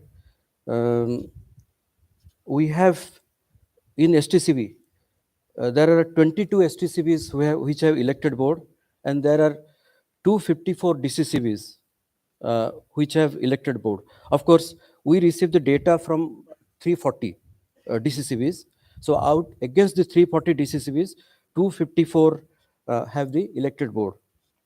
And there is 11 STCBs which have administrator and special officer, and again 68 DCCBs which have this administrator. And there is one STCB which has nominated board and admin committee, and there are 18 DCCBs which are having this nominated board. And then banks with 2 or more professional directors, co-opted directors, there are 18 STCBs which have they have these in their board, the 2 professional directors, and there are 214 DCCBs which have this feature. Now, talking about the human resource development, it is a necessity now because there is a lot of thrust by the Government of India, by MOC. The MOC has come out about 52 schemes, different schemes. And from NABARD side, we are also giving a lot of thrust on developmental aspect. So now the human resource needs to be strengthened. So, as you know, in 2017, NABARD constituted a committee under the chairmanship of Sri Amalar Pavanathanji, our then DMD. And the terms of reference of this committee was to assess the manpower requirement with necessary knowledge and skill. And this committee had a wide-ranging discussion with all the stakeholders. In fact, NAPSCOF arranged a national conference also, and there also this aspect were discussed at length. And then the committee came out with the recommendations. And on 17 May 2019, NABARD issued the circulars addressing to all RCS, all STCBs, all DCCBs about the various recommendations of the committee. And this is in the form of advisory. It was suggested that the banks, they have to see the recommendation in their local condition, in their own condition, and then frame their own board approved policy. Now, this is a aspect which is very close to our chairman, sir. And in fact, he has suggested to us, to our IDD department, that we will be compiling the policies that the different banks have written. So we have written to our ROs to collect these HR policies that the banks have formulated. And once we get of all these things, we'll try to compile and see this the best part of this each of these HR policies.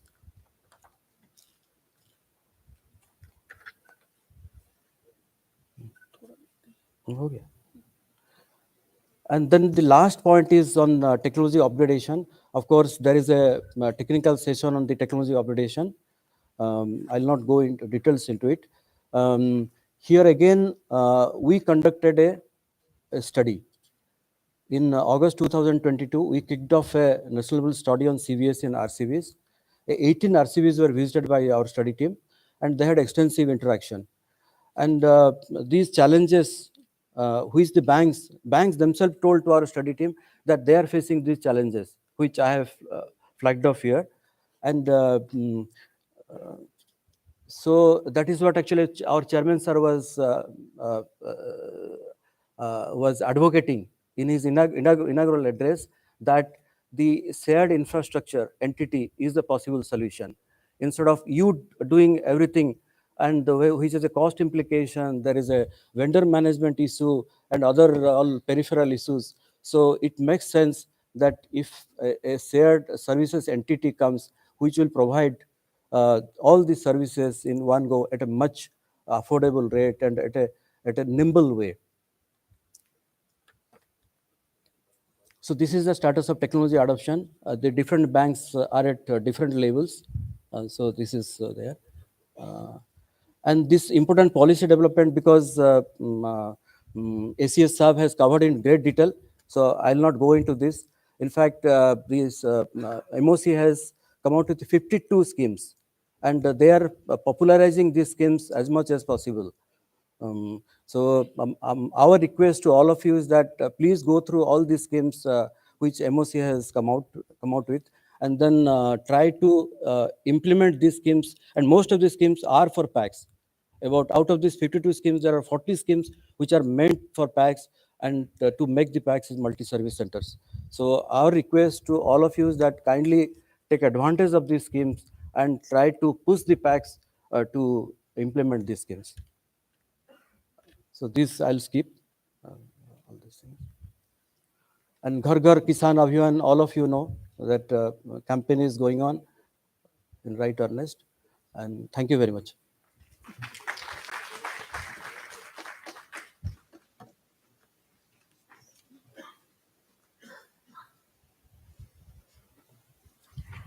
Thank you, sir, for giving us an overview of rural cooperative banks and for setting the tone for future discussions. As desired by Meena ji, we have made a slight change in our schedule. May I invite Shri Pradeep Menon, President, Thenipalam PACS, Kerala, to share the best practices at grassroots level.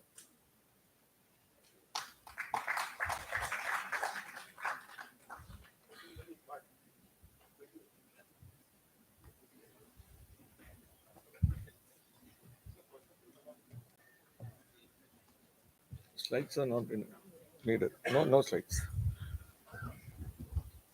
Actually, I am supposed to present in the evening, but I think no slides are needed.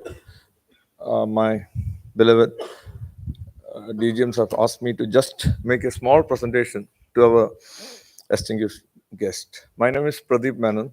I am from Kerala, a small town called Thenipalam, next to Calicut University. You're staying next to Calicut University. My bank, Thenipalam Rural Bank, was incepted in 2002. Till 2010, it was running in a very bad shape, and we were forced to change the management, and I became the president. First, we made a good team. Then we started our activities. In 2012, we have started. Actually, we were starving with funds. Our total turnover at those days were 1 crore. Total deposits were 1 crore.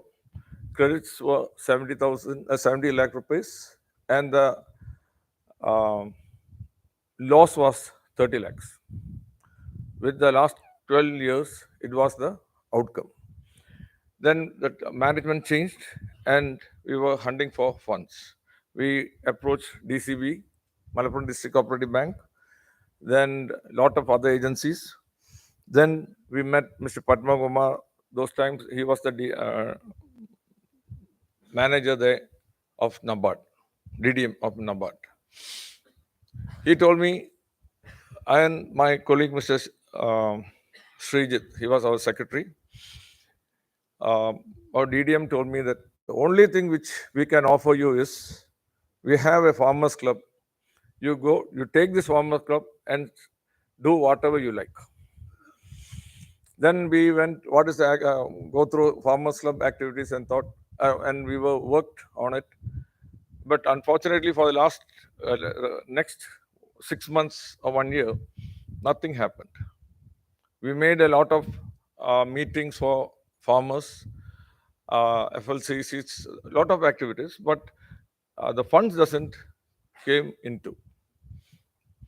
Then those days, it was the time of the government was promoting financial inclusion. Then BCs, business correspondence activities were happening in other scheduled and nationalized banks. And the union of nationalized banks were against business correspondence because most of the business correspondents were held by NBFCs and other private agencies. So big banks, staff unions were against business correspondent activity. Then we thought, why can't we change Farmers Club to a business correspondent? That was the concept we had in those days.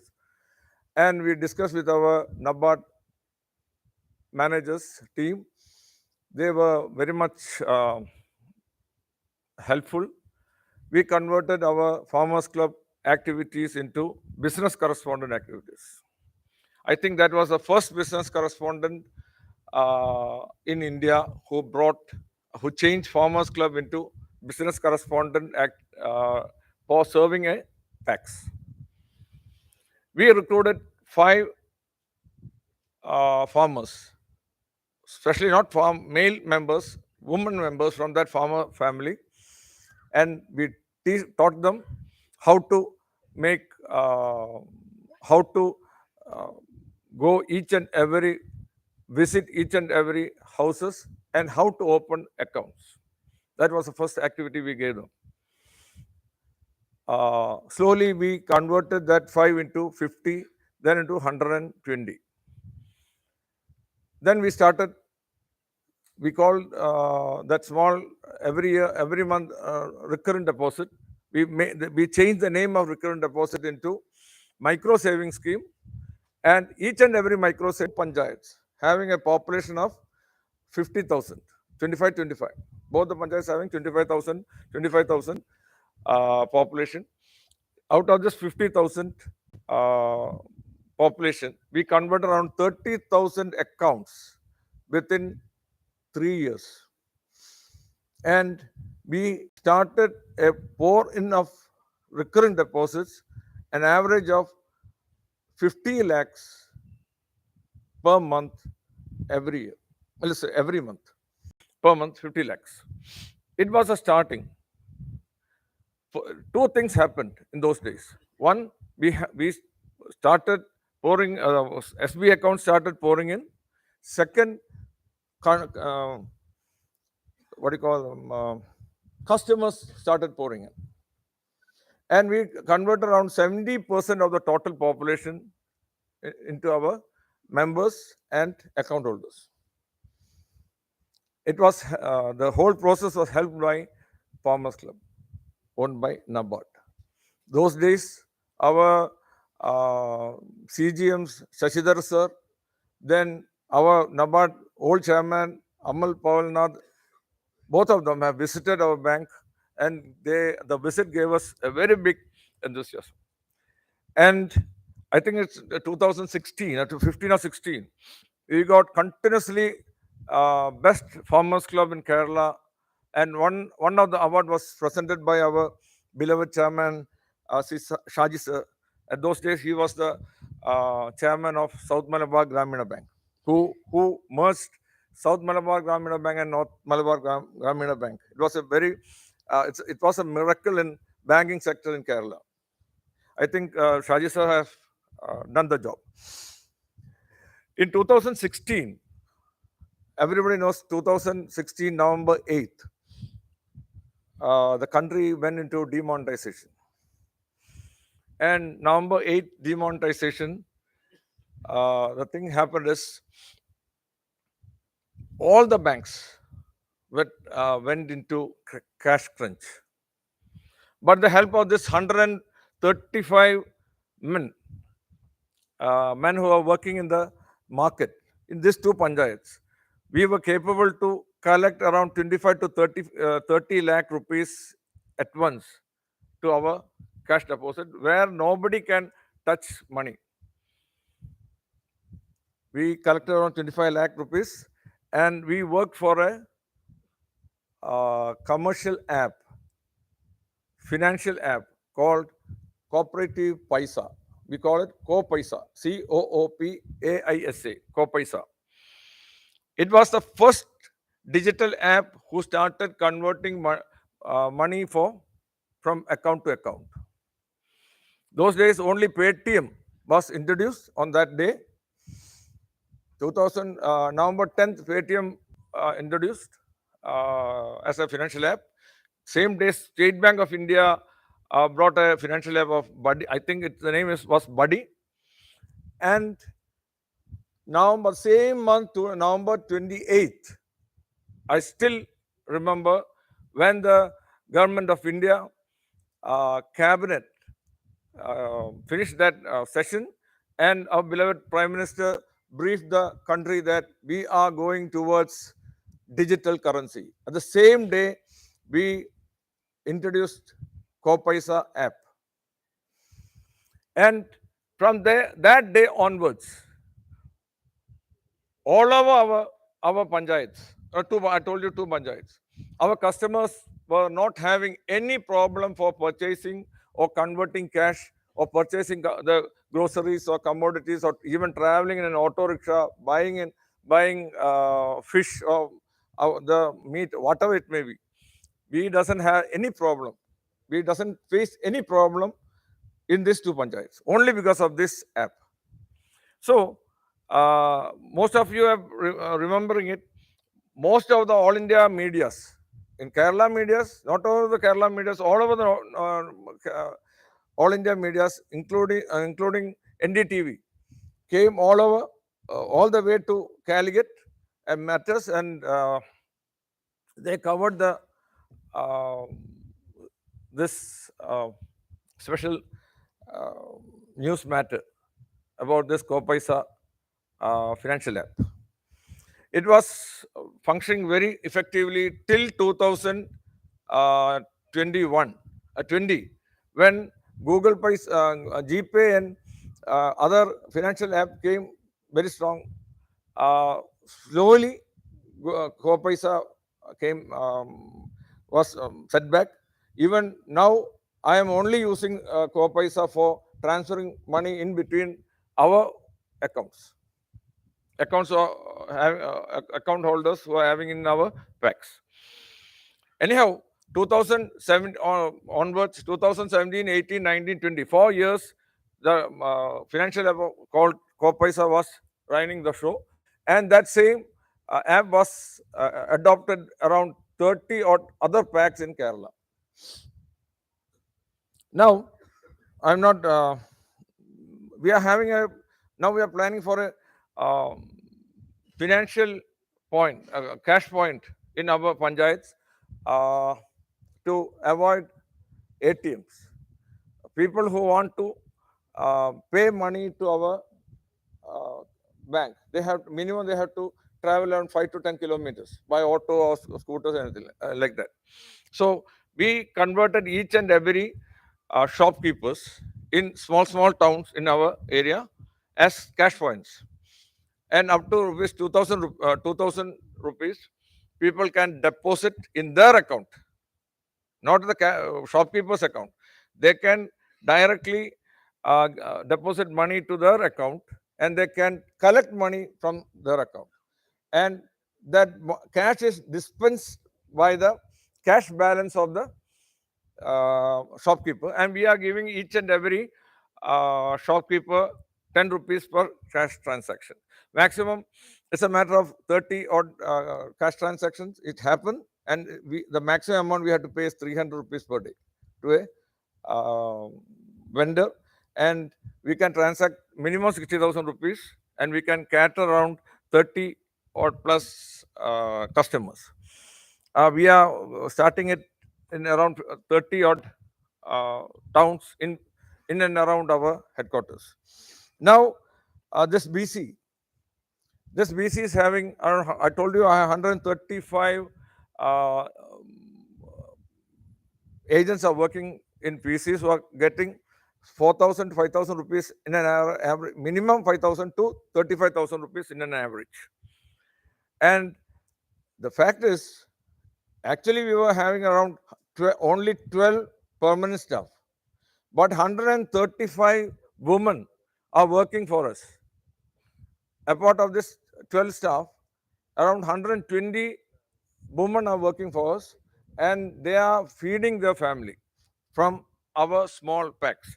Our total business around 150 to 180 crores per year, and it's one of the medium level packs in Kerala.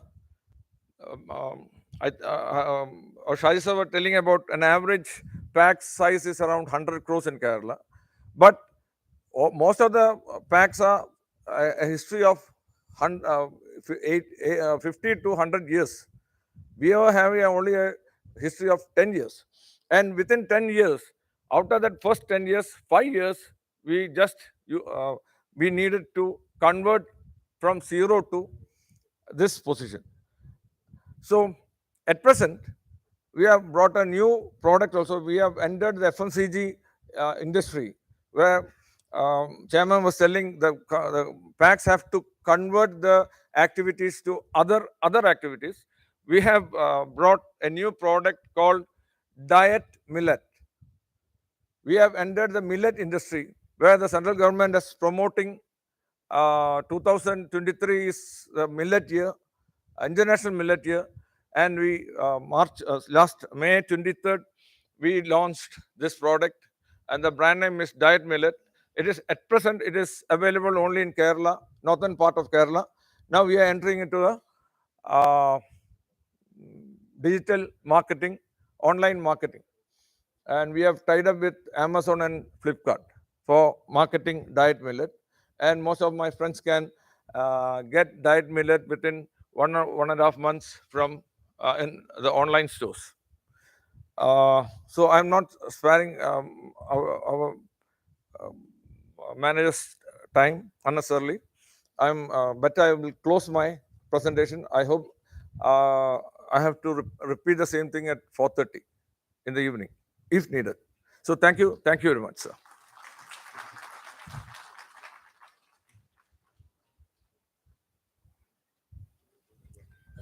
Thank you, sir.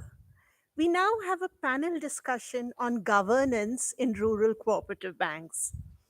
I take this opportunity to quote our beloved Prime Minister on governance. He said, "Mere good governance is not enough. It has to be pro people and proactive. Good governance is putting people at the center of the development process."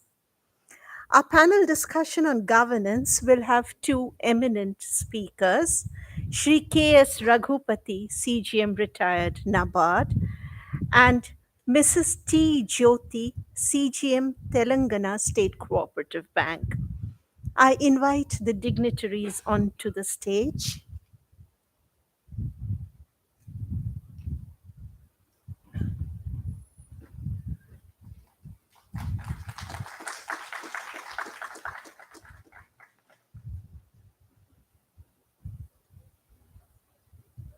Over to you, sir.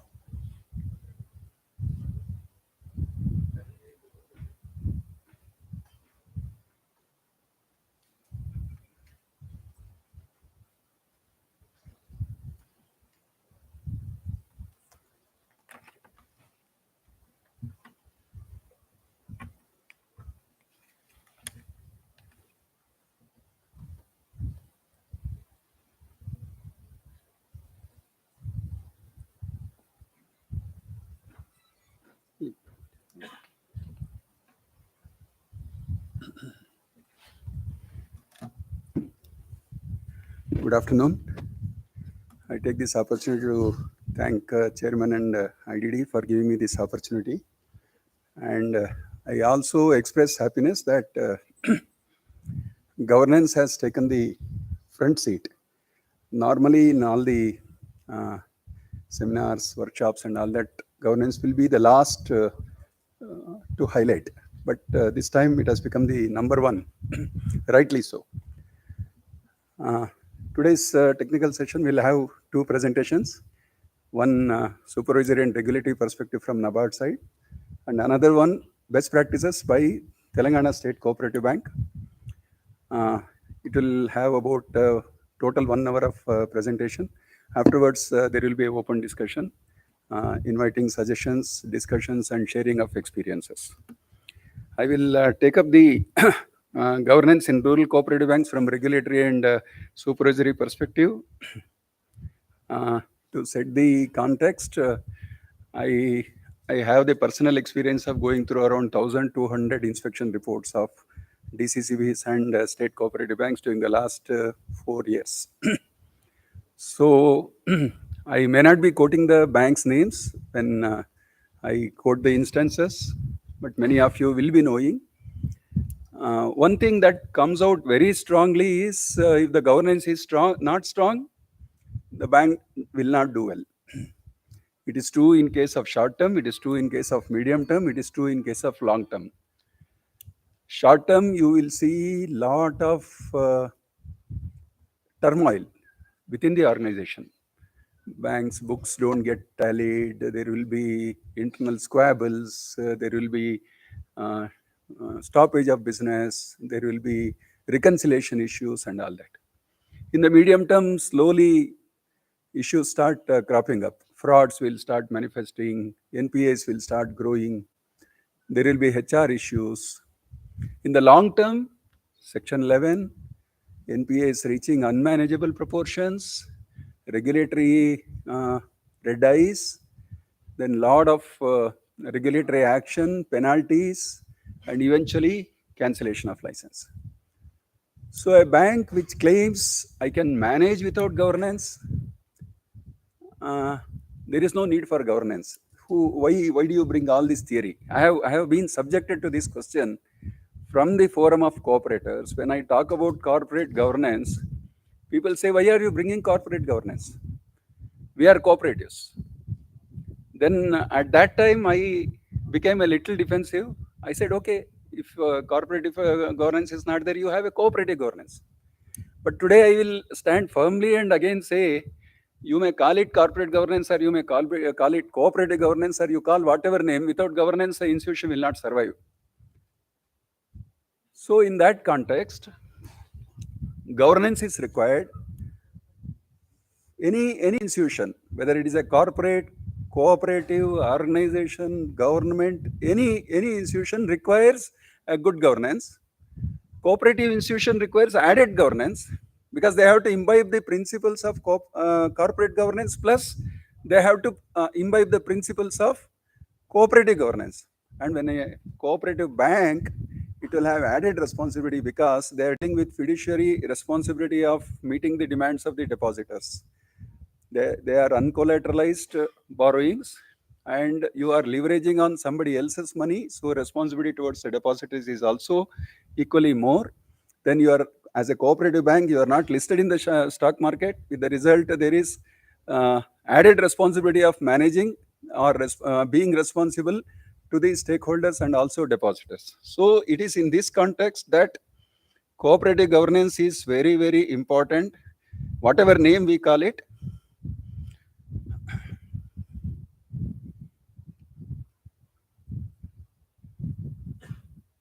Okay, with this, to set the stage, the cooperative banks are more than centuries old. Diverse credit needs are being met. As already has been indicated, more than 80% of the credit needs of the rural areas were being met by the cooperatives. But over a period of time, we have come down to 11%. It is reflective of what is the status of agriculture. Agriculture was at one time around 70% of the GDP was being met by the agriculture, but today it is around 11 and 12%. My doubt is whether cooperatives have just struck along with agriculture. We have stopped looking at anything else. So this could be one of the reasons. We need to diversify. We need to meet the diverse credit requirements of the members. Are we meeting the entire credit requirements, or the members are only coming to you to only take the crop loan, and that too you are giving 50,000, 60,000, rest of it you will go to another bank and start looking at it. Even rural customer has become digitally very well aware. But are we meeting his credit requirement is a question that we need to look at it. All this, I think I have already been told. What I want to highlight from regulatory perspective is the last point. At the center of meaningful financial inclusion drive, and this is the reason why RBI is tolerating rural cooperative banks. I want to highlight here. I have been in dialogue with RBI on many occasions. They were reasonably lenient with cooperative banks, but when PCM issue happened, they started tightening the noose for urban cooperative banks. Today, urban cooperative banks are being literally watched minutely by RBI. But rural cooperative banks have got the leverage still.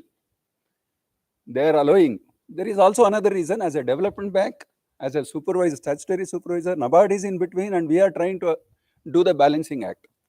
But mind you, if more governance issues come up, if more frauds and transgressions, regulatory transgressions take place, then RBI might take things very seriously. So this is where I would like to point out that there is a long way to go for tightening the belt with regard to the governance issues. So some of the issues which I am going to highlight, it will not be palatable, it will not be sweet. I will not be talking sweet on these fronts, because whatever bitter we have to understand, and then if even 10% of what I am going to share now, you take it back and try to review it within your own organization and improve it, I think the objective of this conference will get well served. Setting the context, rural cooperative banks are going to be very, very important institution as a segment. Lot of emphasis in the last 27 months, 54 initiatives have been taken. This is quoting from Honorable Minister of Cooperation. There is lot of infusion of energy, lot of money is getting, lot of ideas are getting into that. And this is the time we have to make use of this. Otherwise, 11% may become 2% in no time. There are many institutions. In fact, RBI announced almost 20 years back, if financial inclusion regular banks don't do, we will bring other institutions. They brought other institutions also. There are fintechs, there are Paytm type of institutions which are catering to the diverse needs of financial inclusion. Where do we stand? If we don't use this opportunity, I think we will miss the bus. Now, there is also an avowed objective. Indian government wants the Indian economy to reach the 5 trillion status, and 30% of that should flow through the cooperative sector, rural cooperatives. My question to you is, are we ready? 2-3 areas. All the areas are getting discussed today. It is on governance, it is on technology, it is on HR, it is on business diversification. I think we need to take all these 4 segments very seriously and introspect within my own organization whether I am going to come up to the expectation of the stakeholders. I will skip this because this has already been covered, except that PAX computerization. See, it should not be looked at a defensive level. There are some states which say that by computerization we are losing our freedom. But what the economy expects, what's one, transparency. Second is ease of doing business. If I am able to get a crop loan in 1 or 2 days in another organization, why I will deal with you who is taking more than a month to prepare your NLCs, go to the DCCB, DCCB will go to the SCB, SCB will go to the NABARD, NABARD will sanction, SCB will sanction, DCCB will sanction, PAX will sanction, then the money again, you write a check, you go present, collect the money, come back, disperse the cash, the whole process takes 1.5 months to 2 months time. The recovery process is also reverse. In technology, if sanction takes place through all the basic requirements are done through an app perhaps, even the rural client may not be with us. So we need to look at it, how technology can be leveraged by us, and to manage that kind of technology, we have the right governance infrastructure. So these are the two things which will have to be looked at. Now, theoretical prospects, I think enough discussion, enough material is there. This I have already, in my introductory sentences, I have already talked about this. Corporate governance involves how you do your business. What is the agenda set by the board of directors? And how senior management implements this. These are the essential things. There is nothing great about this theory, corporate governance and all that fundas. We can talk a lot of jargons, but basically it involves whether you have transparency, whether your values are correct, whether you want to run the business in an efficient and professional manner. It boils down to that, nothing else.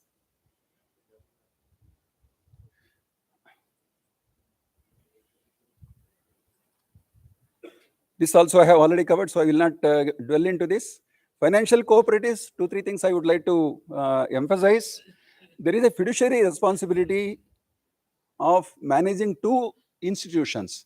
Cooperatives are dealing with their own members, who could be depositors, who could be lenders. They are also dealing with depositors who are not members, who are keeping money because you are a bank. You have been licensed by RBI, so they are keeping money with you. If the bank goes bad, DICC cover may be there, but it is only up to 5 lakh rupees.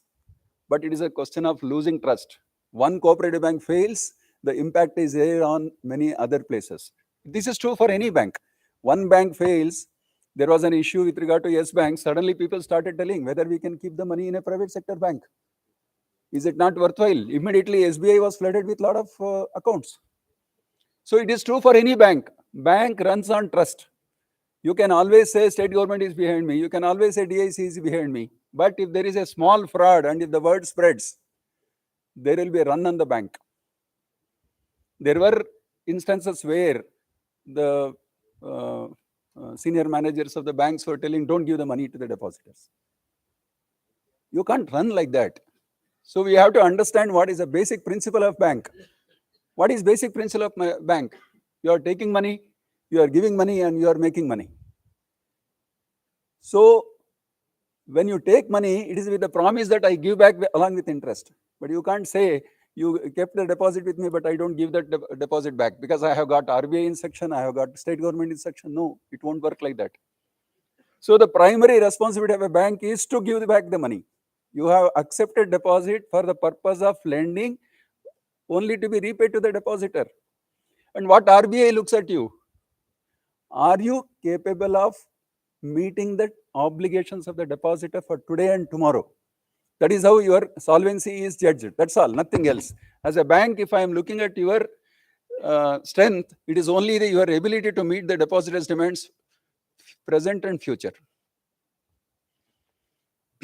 Now I'll come to the real brass tacks of governance structure and all that. A lot of instructions are there. If you go back right from 1950s, RBI has been issuing instructions, and NABARD with formation since 1982, we have been issuing instructions, guidelines and all that.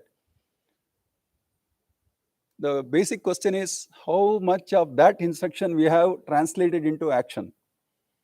And this is where some indices have been introduced by NABARD. I'm very sorry to say here, even the indices are not being attempted by the banks. There are WICS, governance index, WINFRA, and then matrix of policies. Four indices are there, which will, it is like a medical checkup for you. It is like blood and urine test.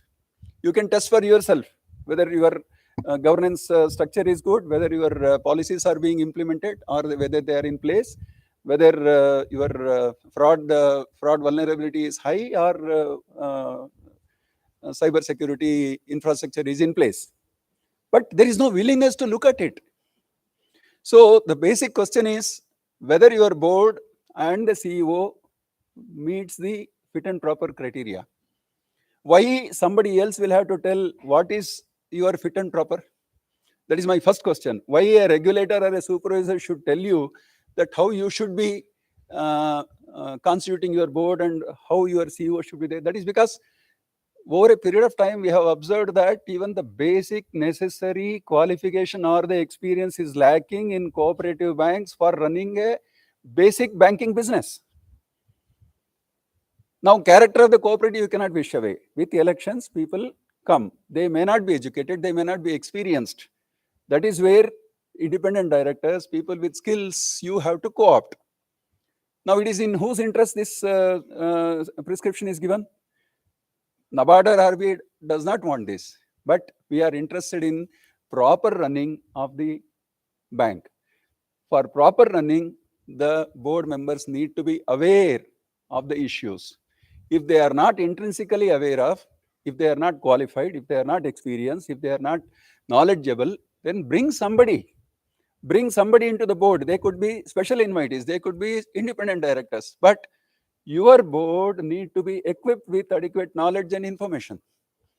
Please ask yourself, don't look at 2 persons, 3 persons, and tomorrow when the BR Act amendment gets into force 51%, it has become a matter of more of a fighting.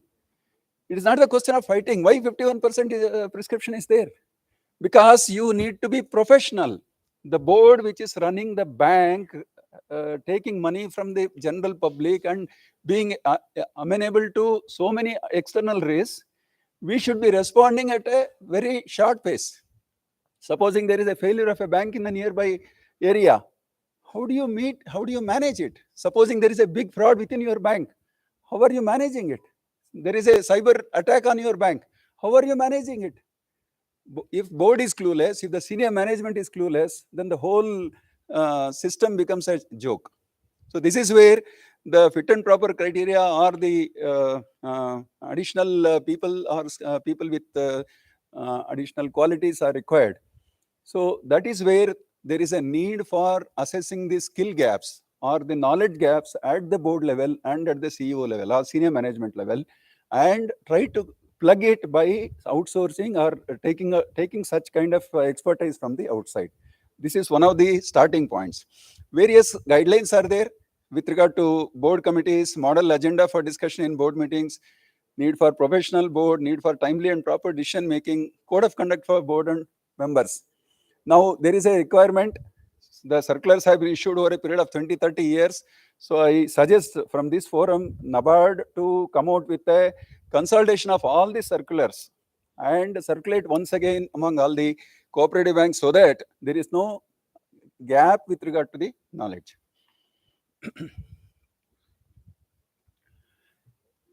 Now, this is one of the concerns expressed by Reserve Bank of India, that we call cooperative institutions, but cooperative banks are losing the very character of the cooperation.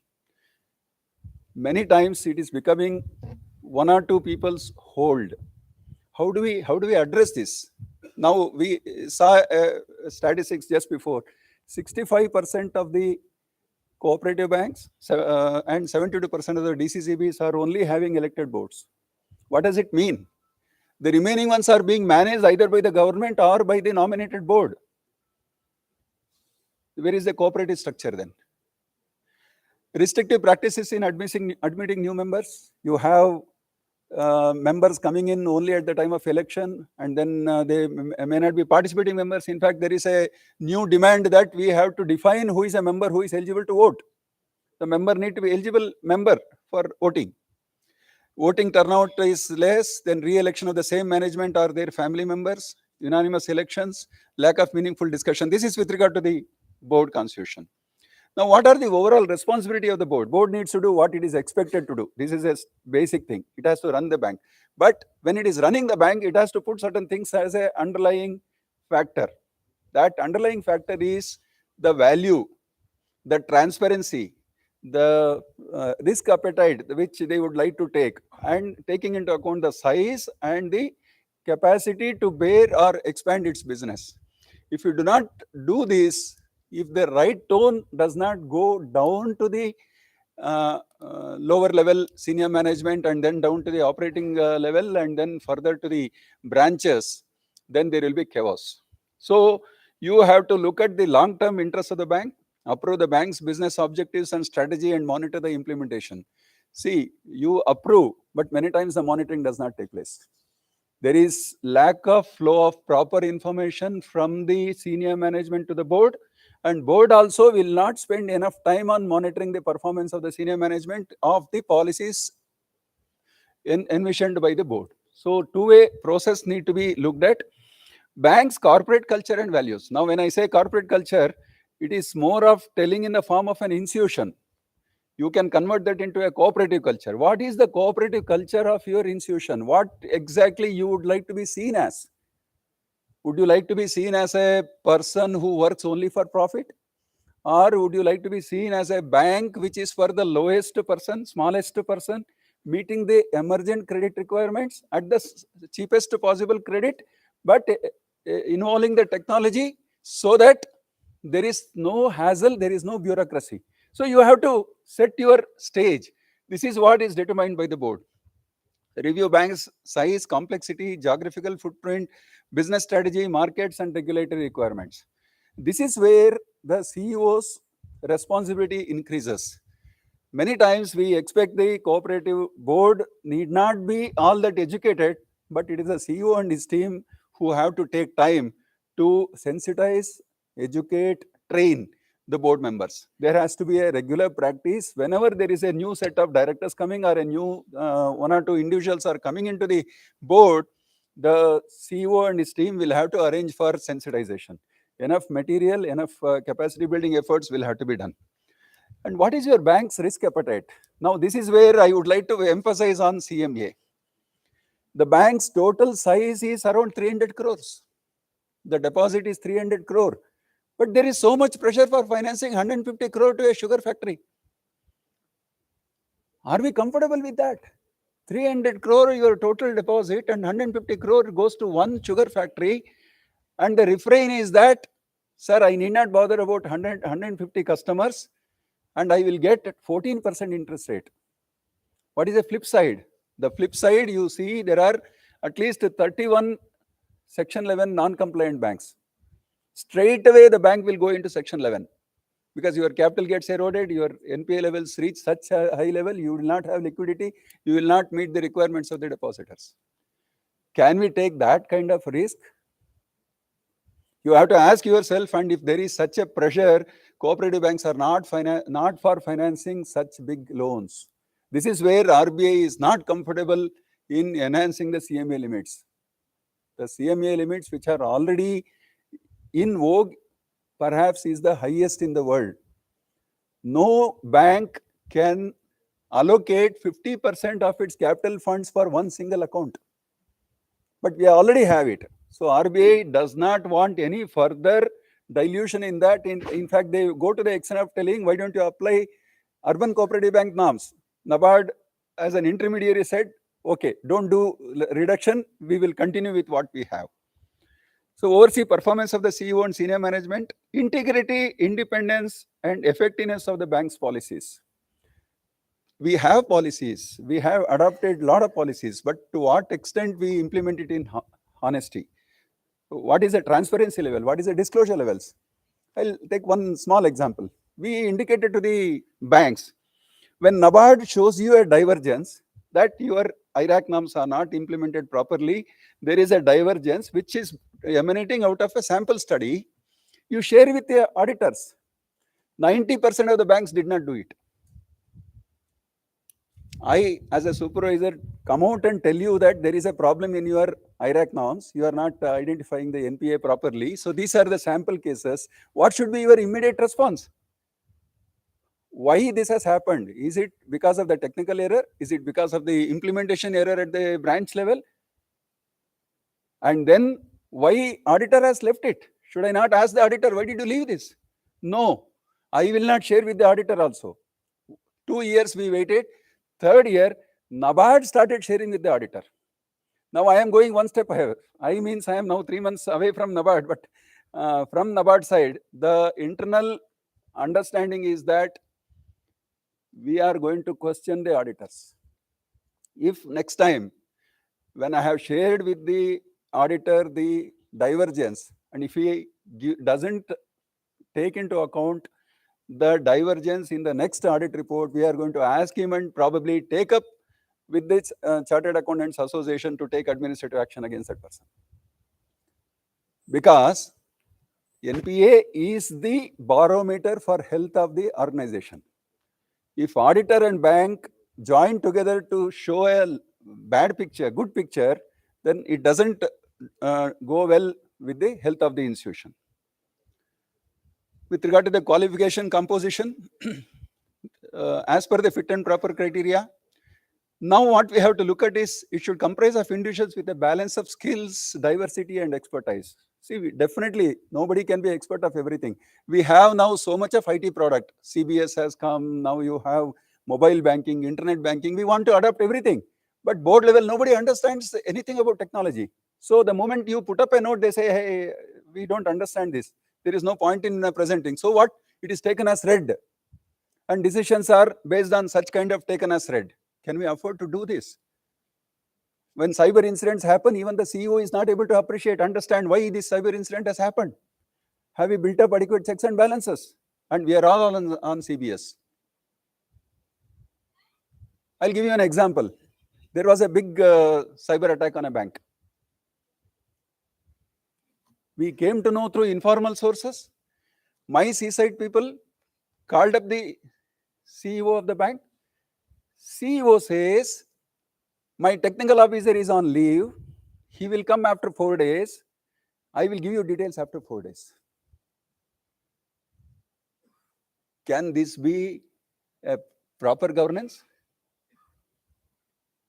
I had to depute my seaside officer to that bank and say, you sit there, find out and let us know. In fact, NABARD became more serious than the bank with regard to the cyber incident. This is a cooperative bank, mind you. All examples I am giving is with regard to the cooperative banks. This we have already covered. 66%, 65% does not tell well about the cooperative. If you are talking about cooperative culture, if you are talking about cooperative governance, then it should have been 100%. But why elections don't take place time after time, year after year? There are some banks whose elections have not been held for the last 12 years.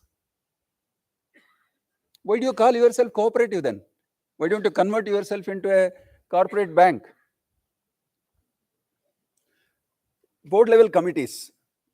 Good number of guidelines have been given. What committees, how to be constituted, how they should function. At least 70% of my inspection reports comment on this, that committees have not been constituted, committees have not been constituted as per the guidance, committees are not functioning. What is the use? These are the management's tools to run the bank efficiently. But they are not there. Committee should be created and mandated by the full board. Committee should report directly to the board.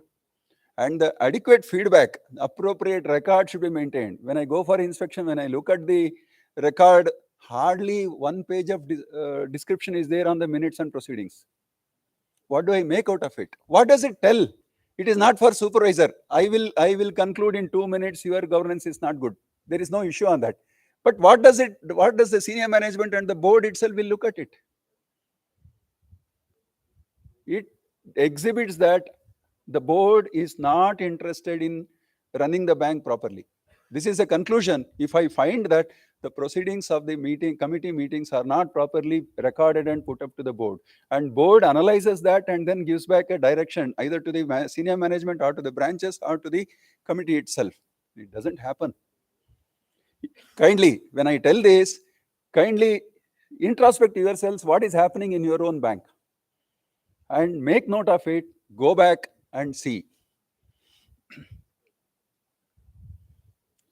Senior management is expected to implement what the board says. Senior management is also expected to give feedback to the board about its own performance, about the performance of the bank based on the guidelines and the basic values set by the board. Is it happening? Senior management contributes significantly to bank's sound governance through personal conduct. This is another thing. It is tone set at the top. What is the integrity? How do I conduct myself?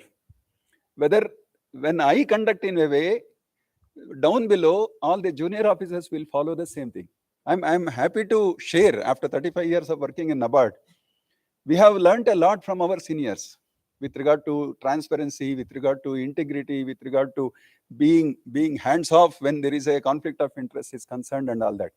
In fact, it is in the organization culture. This is where the top management and the board can set the tone how your organization should function.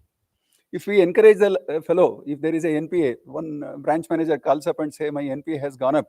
If the top management says, you manipulate this way, this happened not in Cooperative Bank, in another bank it has happened. The instruction to the branch manager is you change the parameter in the CBS so that instead of 35%, it will be 5%.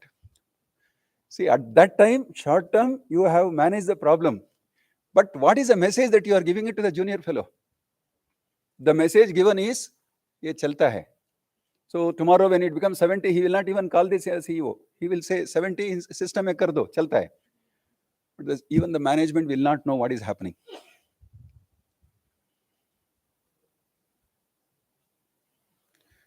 Senior management also should be amenable for review by the top board. This is another very, very important aspect. Are we giving enough MIS to the board that it evaluates the performance of the senior management and then gives directions? Many times it is very, very inconvenient. To be reviewed is very inconvenient. So I will not give. I will give only what the board wants to see. I will also camouflage some information so that board will not look at it, and board also may not be very inquisitive. With the result, business goes on.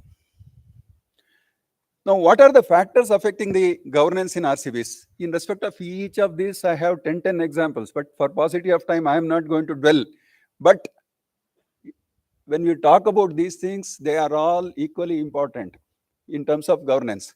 Internal checks and control. I can show you the examples of 10 DCCBs which have gone to docs only because internal checks and control system was not good. I have come across at least 90% of the inspection reports which says internal checks and control systems are not good in the bank. They are poor. Reconciliation does not take place. See, basic thing is your accounting should be good. That is a basic thing of a bank. But we don't tally our accounts. We don't reconcile accounts for months together. In fact, I heard from a senior manager, what do you do when the account is not tallied? He says, it is very easy, sir. We don't spend much time on that. We create one voucher, sundry advances and sundry creditors, some head, and we will balance it and go home. And what happens later? No, sir, later, maybe after 2-3 years, we set up a committee, we set up one cell, and then they will try. By the time, a lot of things would have gone lost. As a supervisory perspective, we took a decision about 2 years back that if it is a debit entry, more than 5 years, you create a provision. If it is a credit entry, then people said, okay, credit entry we can manage. I said, if it is a credit entry, as per RBI's DEF guidelines, DAF guidelines, any credit more than 10 years, you have to transfer the amount to RBI. So there is a kick on the bank on both fronts. If you perpetuate the non-tallying of the accounts, more than 5 years debit entry, you have to create provision from the profit earned. And if it is a credit entry, more than 10 years, transfer the money to RBI. At least 5 banks have gone into Section 11 on account of this implementation. And you know what? We had a separate meeting in Lucknow, in this very forum itself, of those 31 banks which were not complying with Section 11. And those 5-6 banks who had problem with regard to reconciliation, because they were pushed into Section 11, they said in a matter of 1 year, we are going to come out of this, sir. Next audit, we are going to reconcile all the entries, and we are writing back all the reconciled entries, and we are coming out of Section 11. Why NABARD has to bring you to Section 11? Because you did not reconcile on an ongoing basis? It is going to hurt you badly if you allow it to persist. Reconciliation of intermediate accounts, I already covered. Implementation of policies. There are many policies which are prescribed, which are mandatory. Some of them are best practices. But I don't see implementation at all. I'm not saying it is 100%, but when I see, for that purpose, to assess what is the bank's propensity to implement the policies, which are essential. So we codified. We put some basic questions. We analyze each circular and said 4 questions for each of the circular. That is called matrix of policies. Any CEO should first take this circular and read, see this index. In what way my bank is not implementing? Why are we not implementing? Instead of that, I don't submit the return at all. We are seriously looking at whether these returns can be made statutorily compulsory for the banks, so that at least it will compel the bank to prepare the return and analyze for themselves and also submit to NABARD. Adherence to IRAC norms, NPA norms, people refrain. In fact, if you look at agriculture NPA norm, international standards, they laugh at you. 24 months afterwards, only you are converting a default into a NPA, right? In case of KCC, that is a great relief given by RBI. And 70-80% of my loan portfolio is crop loan, but still I have NPA 30%, 25%. Why does it happen? 90 days.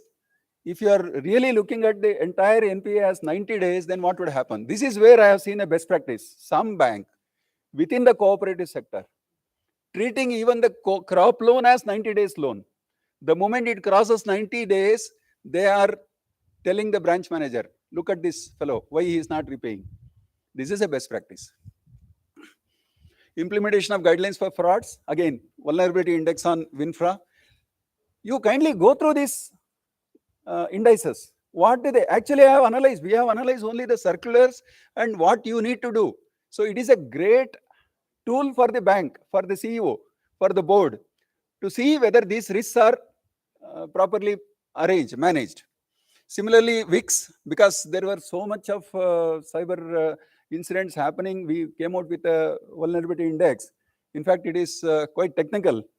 It may be difficult for the CEO and the board to assimilate it. So it is in that context that your IT officer and the vendors will have to sit together and you have to make them responsible for analyzing VIX and also telling you why it is not implemented in their bank, in your banks. Grievance redressal mechanism. There are two types of grievances which we are dealing directly when we get the complaints. One is related to administrative, where the involvement of RCS, cooperation department is involved, or where some action will have to be taken against the board and such kind of things. We pass it on to the RCS. You manage as a regulator, and as regulator of the Cooperative Societies Act, you need to deal with that. But there are banking complaints. Banking complaints are within the control of the CEO and the board. But what I am finding is 6 months the grievance does not get addressed. Why does it take 6 months? That means, are you not serious about the grievance? If you are not serious about the grievance, the customer is not happy. An unhappy customer will make 10 more customers unhappy, and he will make 10 potential customers run away from you. What you have done? You take Amazon, you take Flipkart. The moment you raise a grievance, what will happen? 3 phone calls to you, 3 chats will come, message will come to you. What has happened? And many times, even if you are wrong, they will replace the product without question, without proof. But here we are dealing with financial product, we are dealing with trust, but still treat the customer as chalta hai. This man is habitually habituated to giving complaints, so we will not bother about it. Tone to be set up at the top. If you do not review, it is only NABARD's business to review the grievances and complaints pending, then you are not serious about customer service. And customer service, I tell you, is the basic foundation for any service-oriented business. And your bank is a service-oriented business. Risk appreciation culture. Now, entire banking is going towards risk and risk management. And if you do not tell the operating level officers that what are the risks involved, they will implement blindly, and we will also not know what is happening. So in that context, it is necessary. Risk-based internal audit will have to be imbibed as a best practice, because there is no instruction from RBI or NABARD as such for the cooperative banks to implement them. But as a best practice, if you are starting implement, you are on a progressive path. Risk-based supervision is on the way. Now we need to implement it as a enhanced CAMLSC. So you have to create adequate environment for that, for making it possible.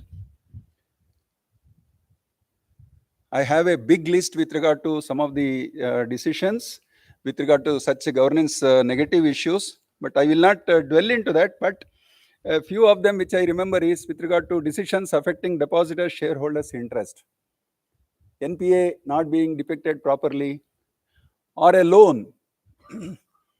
A bank which is doing profitably, one of the better banks, one fine day, a 300 crore loan is sanctioned.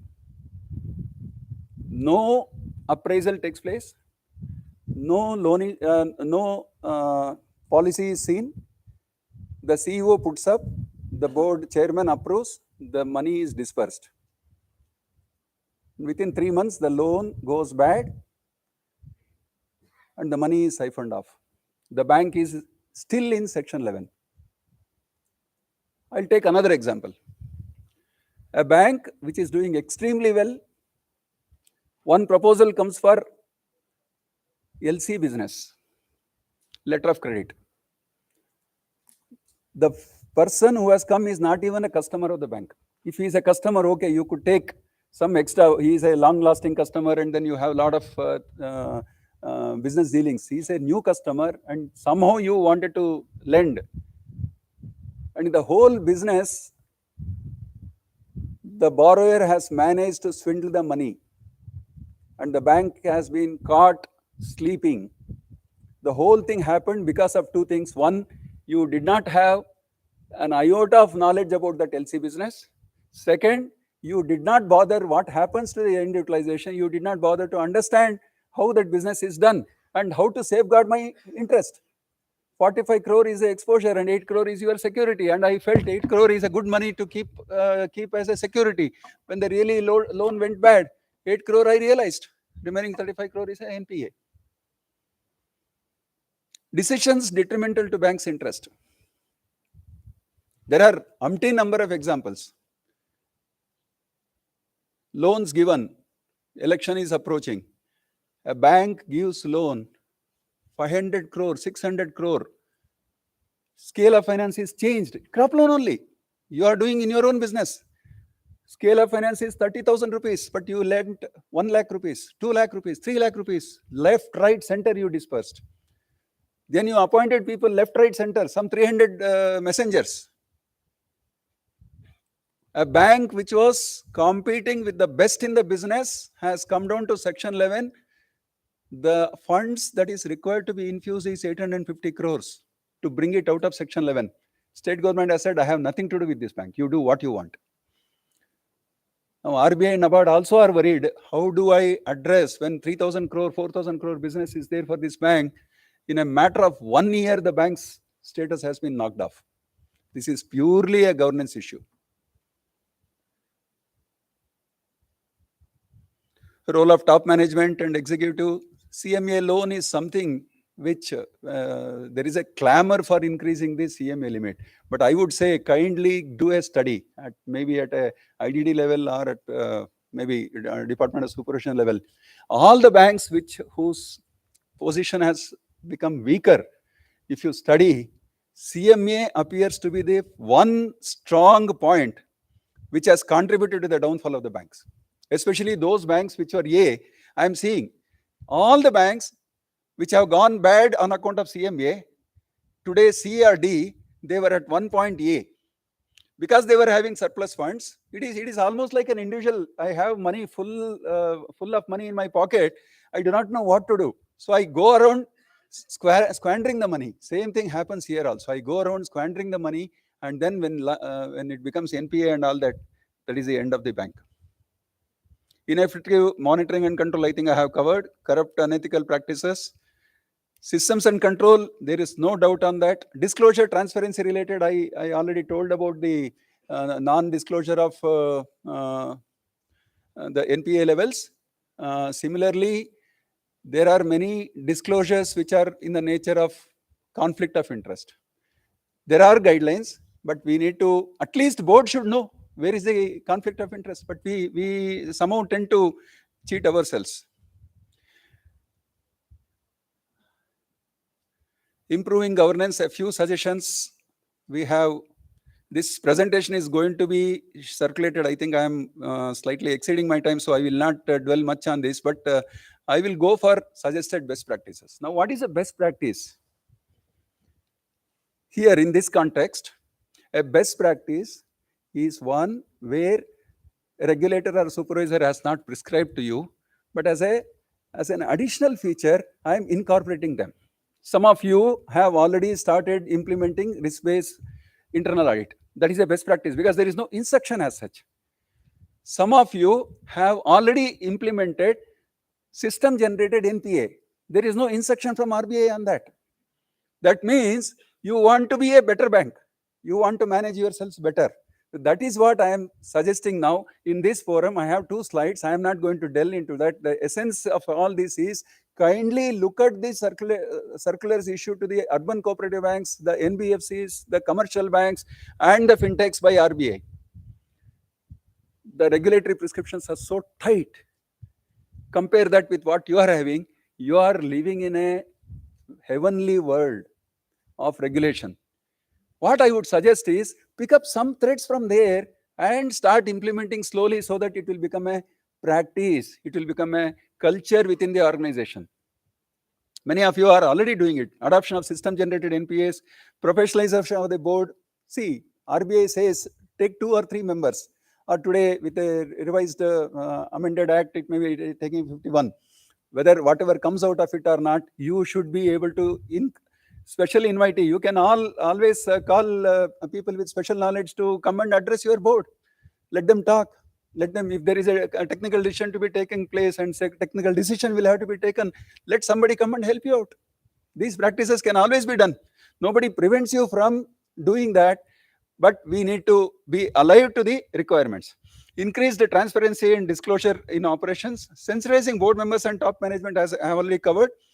Proactive and dynamic implementation of governance policies. You look at commercial banks, SFBs, NBFCs, especially urban cooperative bank, which is closer to you. Urban cooperative banks with regard to outsourcing, with regard to cyber security, with regard to fraud management, with regard to compliance culture, with regard to compliance officers. So there are so many instructions. I was even wondering, in fact, out of enthusiasm, I went to RBI. Sir, you are issuing so many circulars to urban cooperative banks. What about the RCBs? They said, wait, there is enough time. You are at a different footing. So my appeal to you today is you are at a different footing for some more time. That does not mean that the tightening measure will not come. Before that, if those things come, if you start adopting, life will be easier. Otherwise, the compliance will be very, very hard. And already we have started facing music with regard to branch opening, with regard to when KYC implementation does not take place, or when risk categorization does not take place, banks are being penalized, banks are being put on hold for opening branches and all that. Slowly it is happening. But then if you start adopting best practices, then I think we will be in a better position to receive them. So list is quite big. I will not get into this. The conclusion is the first sentence: a well-governed organization is long-term sustainable. Not only long-term, short-term also you will be a better off, a discipline, self-discipline. Only one example I would like to give. Sachin Tendulkar and Vinod Kambli joined together. They came into international arena together. People say Kambli was more talented than Sachin Tendulkar. One played 25 years, the other faded away in about 3-4 years. That is governance at individual level. The same is applicable to us also. With this, I close. Thank you.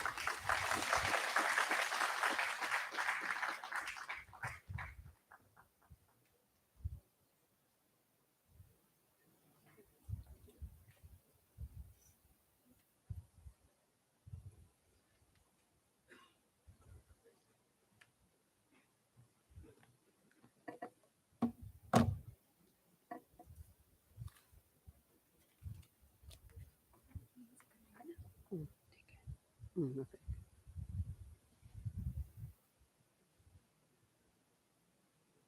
like to give a small introduction. Just Okay. 2 words about Telangana. State cooperative banks have a role to play. Yes, madam. they are leaders in the cooperative sector. And we have good examples here. Andhra Pradesh State Cooperative Bank, Telangana State Cooperative Bank, Maharashtra State Cooperative Bank, Gujarat State Cooperative Bank, Tamil Nadu State Cooperative Bank. These are some 5-6 banks, UP. But what we want is all the 32, 34 state cooperative banks should be true leaders of the STCS. That is where the shared responsibility, you are not only managing your affairs well, you have to manage the affairs of your DCCBs and PACs. Are you taking that responsibility is the question that we need to ask ourselves. And here is one of the examples. I am not saying she is only representing a few good working state cooperative banks, but she is going to highlight what they have done. With this introduction, madam. Thank you very much, sir. Thank you. Myself, I am representing Telangana State Cooperative Bank, as told. I am Jyoti, CGM of Telangana State Cooperative Bank. Good afternoon, everyone. Respected chairman and other dignitaries and all the participants here. A warm welcome to this. And I first of all I thank IDD NABARD and also the CPEC BARD Lucknow for giving us this opportunity to present best practices in governance in our bank. Before I present to you about the best practices in our bank, let me look into some important aspects that is already covered by our Chief General Manager Raghupati Garu. We know that for any organization, the quality of governance is very, very most important and utmost important, and which is ensuring the stability of the any organization. Governance is the set of system of rules, practices, and processes by which a company or in a bank or a firm or an enterprise which is operated, directed, controlled, and regulated. It is a striking balance. There should be a striking balance between the internal structures and also the external structures. And a company's board of directors is the main primary force influencing the governance in any organization. The basic principles of governance are accountability and transparency, fairness, responsibility, and risk management. These all the four are the basic responsibilities of basic principles of a good governance. Good governance in the banks, particularly, very important because already we know that we are the custodians of public deposits, and we act as a custodians for the public customers deposits, which helps in and these the deposits are being given to the needy people in the rural development, which plays an important role for the economy of the country. uh, Therefore, the most important aspect of banks, either commercial banks or cooperative banks, it is required to focus on the corporate governance. Effective functioning of the board level subcommittee is also very, very important, as suggested by NABARD.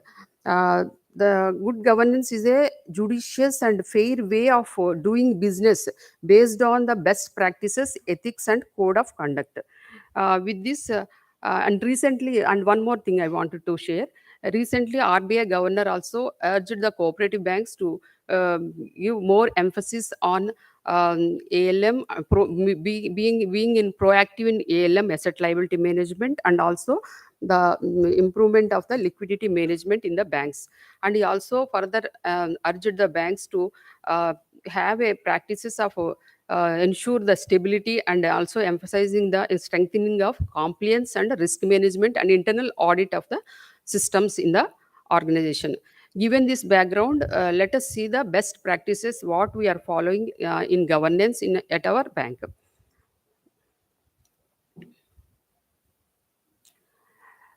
This is the first slide I would like to share, that the governance structures of corporate structures. Governance structures. What are the governance structures in the is suggested by NABARD. Internal. There are two structures: internal structures and external structures. Internal structures are general body, which means all the members of the bank are supreme in all respects. It is a supreme authority. And next is the board of directors, where they are elected or nominated members will be there. And the third one is internal controls and structures. where the internal controls is by being operated in internal audit, concurrent audit, and offsite surveillance returns. In the board of directors, there are many committees are suggested by NABARD. Those are executive committee, loan committee, audit committee, risk management committee, vigilance committee, and special committee on frauds. And the external structures are external audit like statutory audit. After post Vaidyanathan package, the government, the banks and DCBs and STCBs are empowered to select chartered accountants as their auditors. Chartered accountants are as their auditors, which from the panel given by NABARD. Now, after by a BR Act amendment, we have to take the permission from the RBI for selection of auditors. And another external structure is government, that is RCS, Register of Cooperative Societies and companies. And the third one is the licensing authority, that is banking regulator or a supervisor. These are the structures of the governance. And the next slide is about internal control practices and board of directors. It constitutes, there are a number of n number of audit committees are suggested by, as I told you, there are n number of committees suggested by NABARD, and in this committees, the audit committee plays a major role in the bank. It is an independent committee where the president and MD should not be the members in that committee. It is directly reporting to the board of directors. And the governance practices of audit committee, establishment of and functioning of internal control systems, they recommend to the board for the appointment of statutory auditors, ensuring the coordination between the internal and external audit committee plays a major role. So in our bank, we have a good audit committee, and they give the suggestions, internal suggestions, and also advices to improve our internal processes and systems. Next is the internal practices, what we have to follow. These are the preventive controls, and there are two parameters for preventive controls and detective controls. In preventive controls, there are operating manuals, segregation of duties, and security of assets. This is the preventive controls. And the detective controls are using of budget as a management tool and variance analysis of budget. Internal audit and inspection, concurrent audit, and offset surveillance returns, and coordination with external audit. These are the internal control practices which we do follow. And most of the banks, I think many of the cooperative banks, they follow the preventive controls, but the detective controls are absent, I think so. But in our bank, we follow all these control systems. Next, I'll speak about the CCS structure in our bank. It is a three-tier federal structure in our state. Apex level, we have 42 branches, and district level, we have 383 branches, and at village level, with 827 packs, and constituting a membership of 31.23 lakhs membership, and also 14.10 lakh borrowing members. At the time of formation of Telangana State Cooperative Bank, the consequent to the bifurcation of the state of Andhra Pradesh, we have only one third of the members are borrowing members. But due to all these, now it has increased to 40%, the borrowing members, because of the policies and procedures and processes what we have adopted during these 9 years, 8 years of journey. The membership the borrowing members are increased. Next slide is our financial performance. Also, I would like to share one slide. This is at the time of formation of Telangana State Cooperative Bank as on 2/4/2015. Our share capital is only 101.98 lakh crores, whereas now it has increased to 330.87 crores. There is a steady increase in all the parameters. If we see the figures, the share capital, reserves, deposits, loans and advances, business turnover, borrowings, all the figures have been increased steadily. We have not gone up very we have not jumped into higher level, but it is in 9 years or 8 years period, we have grown up. We have kept a aspect of 15% growth every year, we have kept as a norm. So in that area, in those grounds only, we have increased our business. And even if you see the profit also, at the time 2021, it is 59.38 crores. Now for the March 22-23, it is 132.89 crores. Though the business turnover also, from 6,300 crores to, it has grown to 19,000 crores. These are the figures. And also our gross NPAs are, I'm very happy to share you that our gross NPAs are, at the time of formation, it is 5.94%, and now it is 0.09%.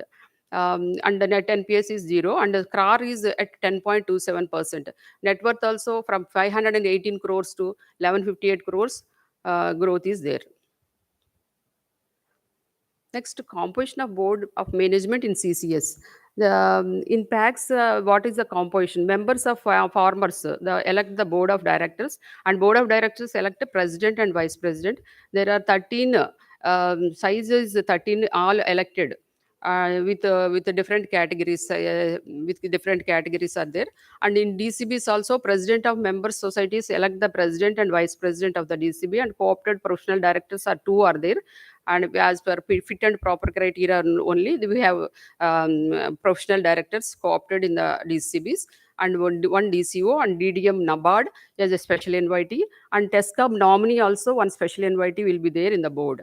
And the size of the board is 23 members, and 20 are elected members and 3 are nominated members. And at TESCOM level, at is apex level, all the president of DCBs are members on the board. They will elect president and vice president among themselves. And co-opted professional directors are two are there. As per fit and proper criteria only, we have selected nominated CCRCS, and and a representative of CCRCS, and CGM of NABARD RO is a special invitee, and MD or CEO of the bank is ex officio member of the board. The size of the board is 14 members, and 9 of which 9 are elected members. And the term of the board is 5 years, and every 5 years, in our state, the elections are going on, and the elected board is put in place in the bank. Next, we'll move on to best practices adopted by TESCOB, that is Telangana State Cooperative Bank. The governance in the governance part.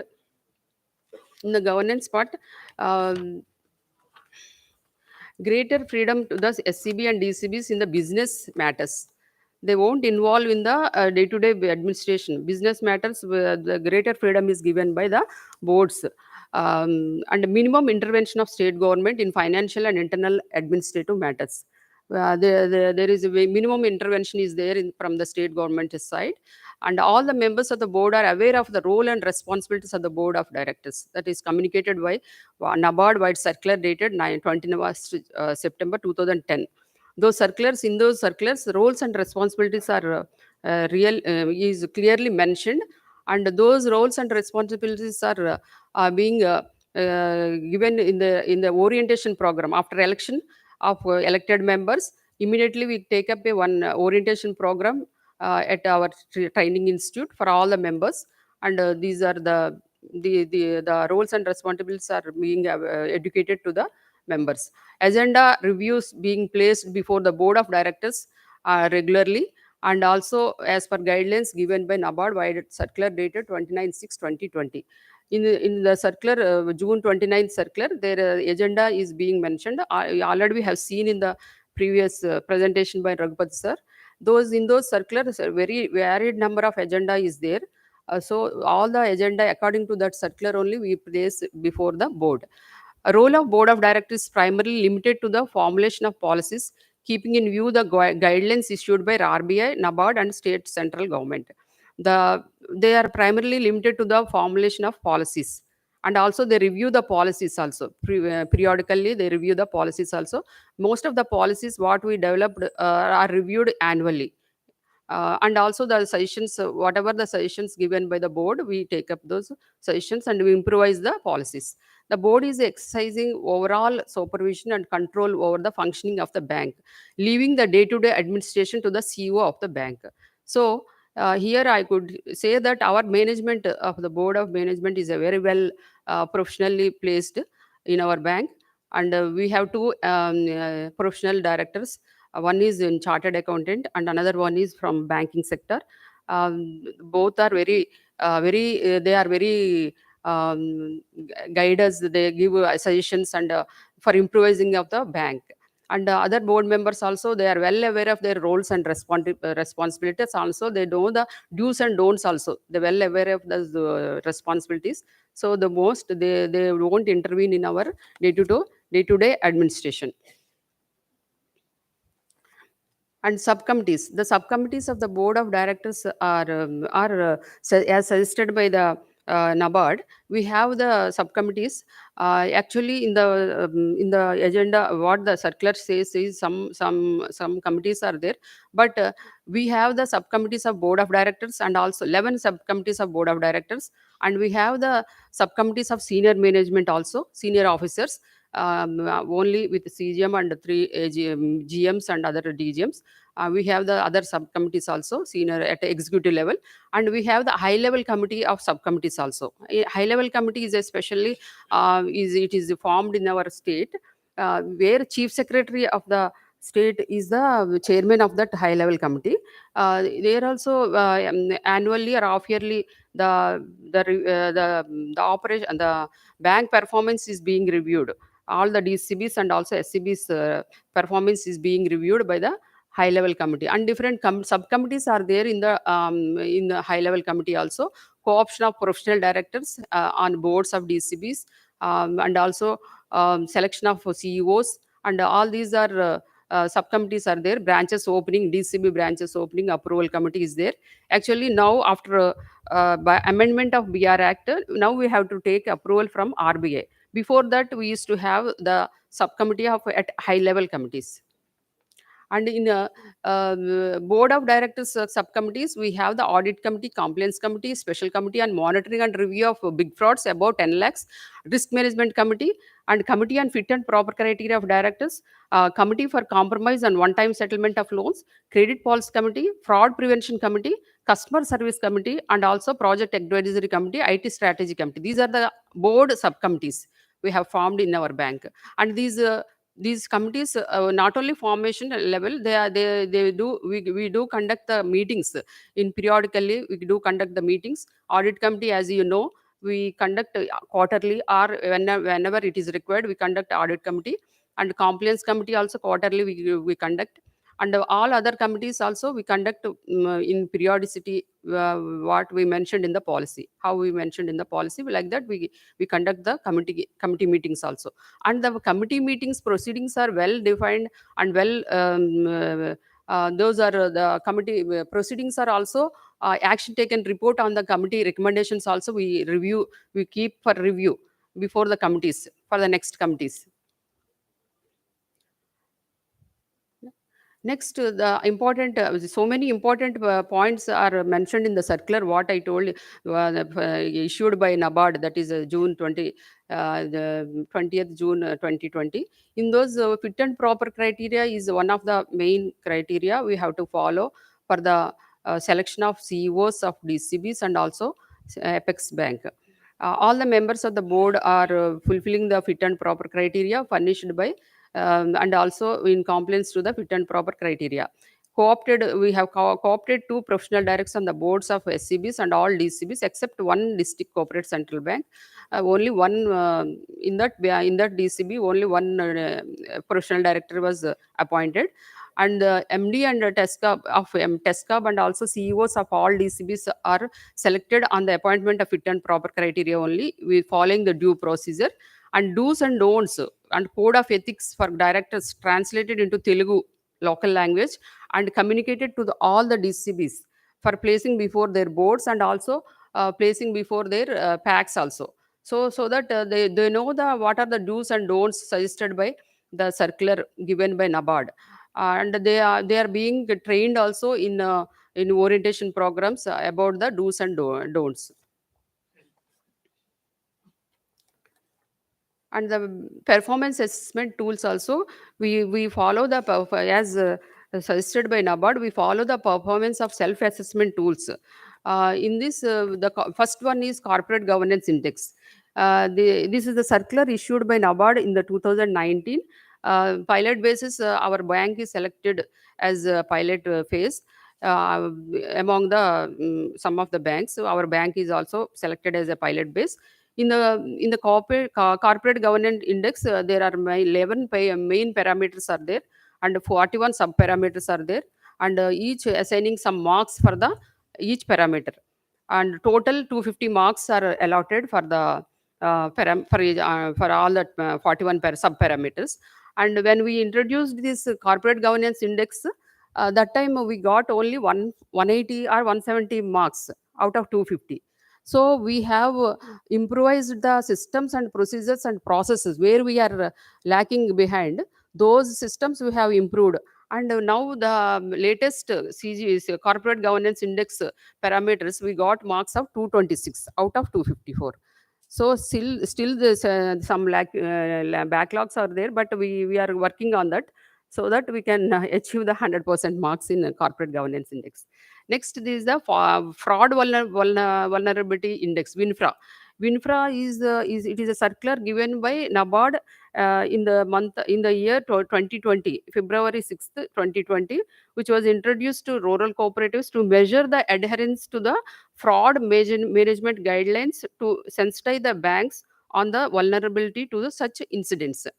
This is the one of the performance self-assessment performance tool where our bank stands in this area. This also has 27 parameters, and for each parameter 2 marks are allotted, total 54 marks. Four categories are there.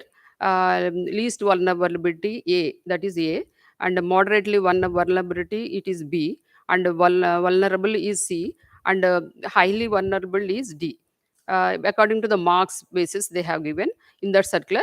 And it is linked with the inspection, annual inspection of NABARD, and OSS returns. It is annual return. We have to prepare annually this WinFra, and upload into the Ensure portal. Out of 54, I'm happy to share you that out of 54, we got 48 marks. That means our bank is not, it is in least vulnerable in condition in frauds. So the A grade can be given. That is an excellent. A means excellent.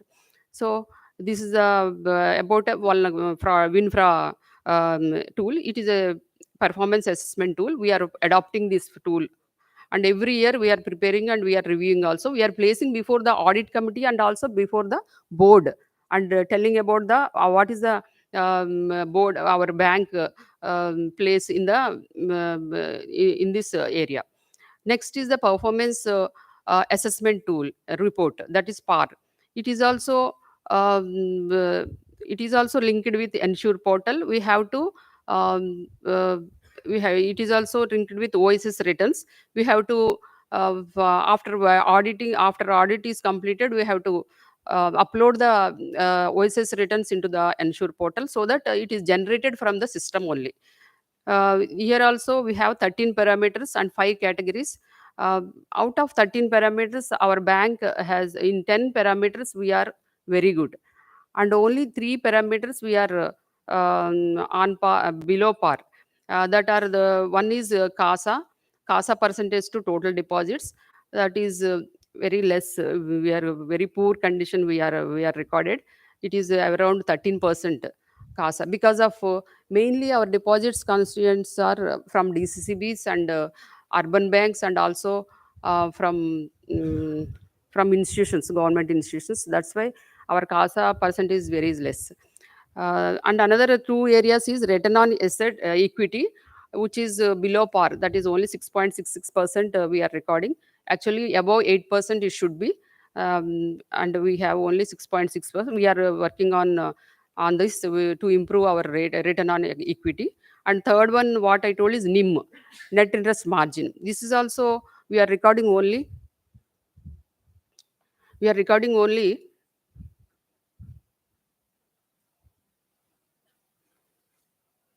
We are recording only 10. NIM also we are recording only 1.56%. Next is HRM initiatives. Uh, In HRM initiatives,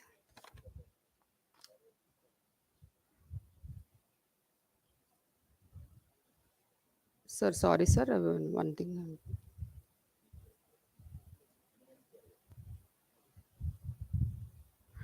Next is policies. Important policies what we approved by the board. The important policies are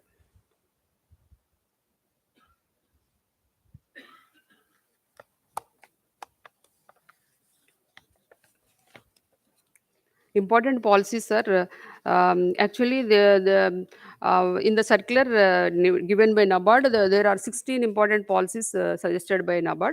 But in our bank, we have formulated 43 policies. As and when the inspection team of NABARD suggests, we introduce the policies, and there are 43 number of policies are there in our organization, and all are board approved policies only. And recently we have internal audit policy and also inspection policy, IT procurement policy also we have developed. These all policies are very important to have in the and not only having the policies, we are implementing those policies also, and we do come across some difficulties in in adopting these policies, but still we won't compromise with those guidelines. So these are the policies which are placed in our bank. Next, in the HRM side, HRM initiatives, best practices we are following. Standardized and highly transparent recruitment promotion processes we taken up. Written exam for both the process through IBPS only we take up for recruitment and also for promotion. And promotions in TESCA, in the Telangana State Cooperative Bank also we take up with through every year we take up during the August and September, and this is the one of the factors which motivates the staff, so that they will be knowing that every year some promotions are coming, so we have to work for that. Like that, there is a motivation factor. And in DCBs also, for cost efficiency and simplification of process, we have taken up at at the FX level only, centralized level we have taken up. And with the IBPS, we are conducting the written test for the promotions of DCB staff. And we have developed comprehensive staff regulations, staff service regulations prepared for the DC. And for any organization, for implementation of the policies, we have to review periodically. Without for effective monitoring, we need review and monitoring of systems. What are the how it is working? So we take up the reviews and monitoring system. A very strong reviews and monitoring system is placed in our bank. Standardized meeting schedules for branch managers are we are conducting, whether MD present or not, whether CGM present or not, we'll conduct on those days only. And also branch specific and subject specific video conferences also we take up with entire branch staff.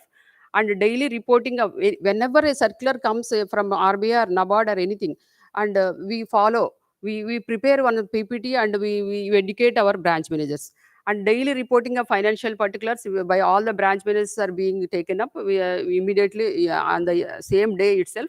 Monthly compulsory surprise visits by verification officers at the for the by verification officers, and monthly visits by nodal officers. We have the verification officers and also nodal officers. Nodal officers are DGM cadre and verification officers are AGM cadre. So we operate both the systems. And bi-monthly cross verification of gold ornaments, because our portfolio nearly 970 crores out of 11,000 crores, nearly 1,000 crores is our portfolio is gold loans. So in that also, bi-monthly cross verification of the gold ornaments is being taken up by verification officers with the help of appraisers of another branch. Performance rating of the branches we do at off-yearly intervals, and also working out the profitability of branches through transfer price mechanism every quarterly, so that we will be placing these subjects, these reviews to before board and audit committee also. And off-yearly branch inspection by head office team, and also internal audit by our staff itself. We have introduced the internal audit by internal staff only. We have given ample trainings to the internal staff, and we are taking up the internal audit. And recently the risk based internal audit was introduced by, is issued by the RBI guide, RBI through to urban cooperative banks. Now we are thinking of doing internal audit through our internal staff. On risk based internal audit only we want to take it up. We are working on that.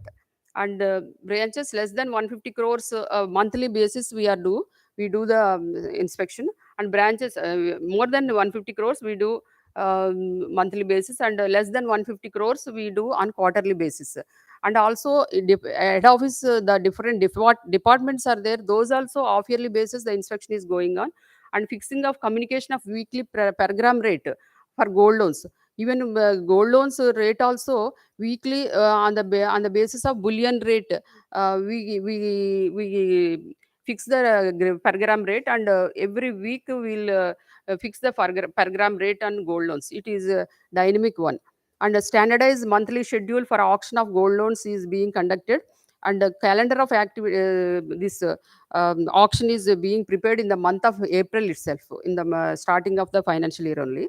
Preventive vigilance committees or meetings are conducted quarterly at our branches and also head office departments. And branch level weekly meetings for all the employees including sub staff also we do conduct meetings. And review and monitoring of DCBs. Regarding DCBs also, we take up the monitoring and review mechanism. Standardized monthly reviews and meetings of CEOs conferences also being conducted.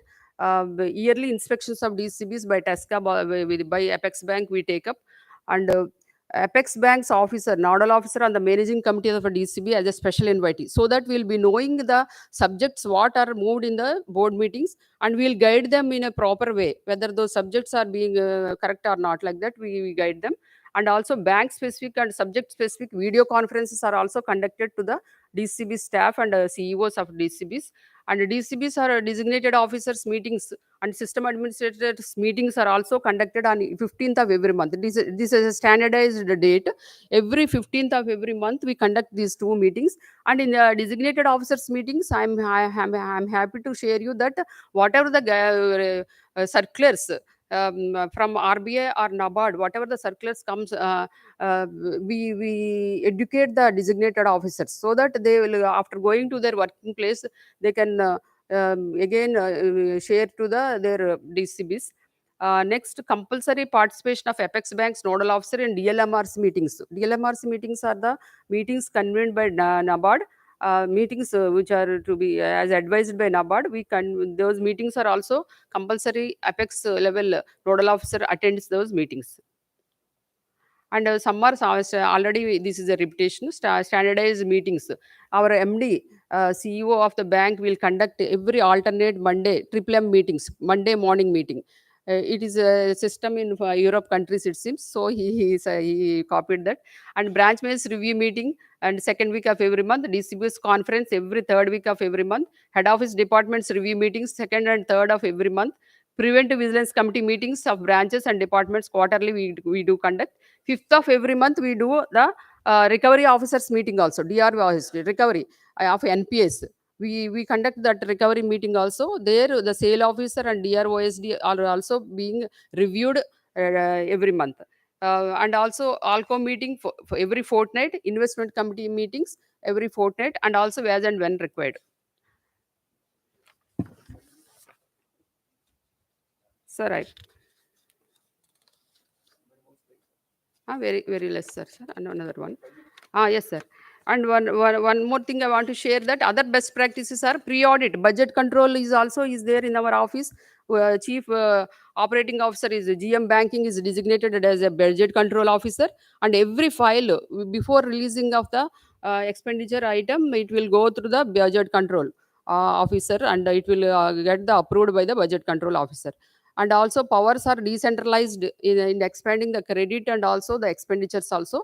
We have delegation of powers at TESCAB at Apex level for every expenditure and also for the loans. And quarterly newsletter also we are publishing there, where the success stories of some of the packs are being printed. And also it is very informative, rather than it is very informative. and what are the guidelines issued by RBI and latest trends in the banking. All those are being published in the newsletter of Telangana State Cooperative Bank, our bank. And digital signed boards are also placed in the branches, where we will push the some of the concepts to have education or awareness among the staff of branches, and also for the customers in cyber security, and those what are the measures to be taken for cyber means security wise digital channels. Those all are being pushed in those digital channel boards. In every branch it is placed. And knowledge sharing sessions in BM's meetings. In the BM's meetings also, we do conduct some half an hour or 40, before 15 minutes knowledge sharing sessions we conduct on different concepts, mainly on NPAs, IRAC norms, for documentation, importance of documentation, legal risk, like that. We do some knowledge sharing sessions during the branch basis meeting. And introducing of electronic file management, e-office files management system also we have introduced, so that there are no physical files in our bank. All the files are through e-office only. And recent initiatives of Telangana State Cooperative Bank, these are the recent initiatives. Over, sir. This is the last. And we have job charts and responsibilities we have prepared for all the CPOs, and the creation of common pool officers. This is nothing but before creation of common pool officers, the officers who are recruited in the one district are being till their retirement they work there only. But now we have brought the system of common pool officers, where all the AGMs and above category are being transferred to different districts, so that they'll be sharing the best practices in their banks to the new districts also. And also the knowledge sharing will be there, and they can learn the new things also. So this system we have brought in with the help, with the approval of government of Telangana. And we have designed job charts and duties also. And we have the uniform transfer policy, and also uniform promotion policy, uniform HR policy for the packs. We have introduced white GO number dated 17/12/2022, and uniform staff regulations also we have brought in. So these are the best practices what we follow in the in our bank. Before concluding, poor governance may lead to mismanagement, non-compliance, or ethical concerns, and can hinder the bank's overall performance of the bank. Thus, the board's role and supervision is very pivotal in enhancing the governance practices, and also the availability of robust information technology, cyber security infrastructure, and requisite skills for good governance of an organization is very, very important. Um, Good governance ultimately leads to running the organization or an institution in a sound and successful manner. So I thank once again the management of the management of Bird Lucknow and CPEC for giving this great opportunity. Thank you, sir.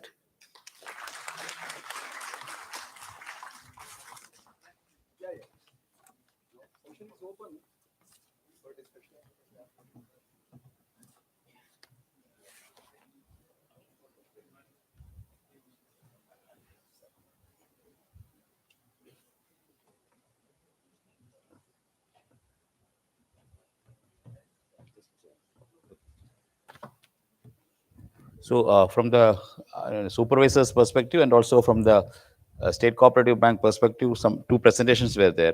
I want to know how much of this is applicable, or rather replicable in your state, whether you have necessary freedom for that or not. STCBs. That is the first question, because there should be freedom. So one thing is very clear now: arm's length approach of the board. Board is not for daily management. Board is at the policy level and procedure level. And then once they set the policy procedure to be taken by the management and implementation by the departments, and board should oversee that. If board comes to implementation, then there will be a problem, conflict, and that we observe in many of these cooperative banks. So how much freedom first the board has, second board has given to the management, and then of course control. Anybody can respond, because this is very important.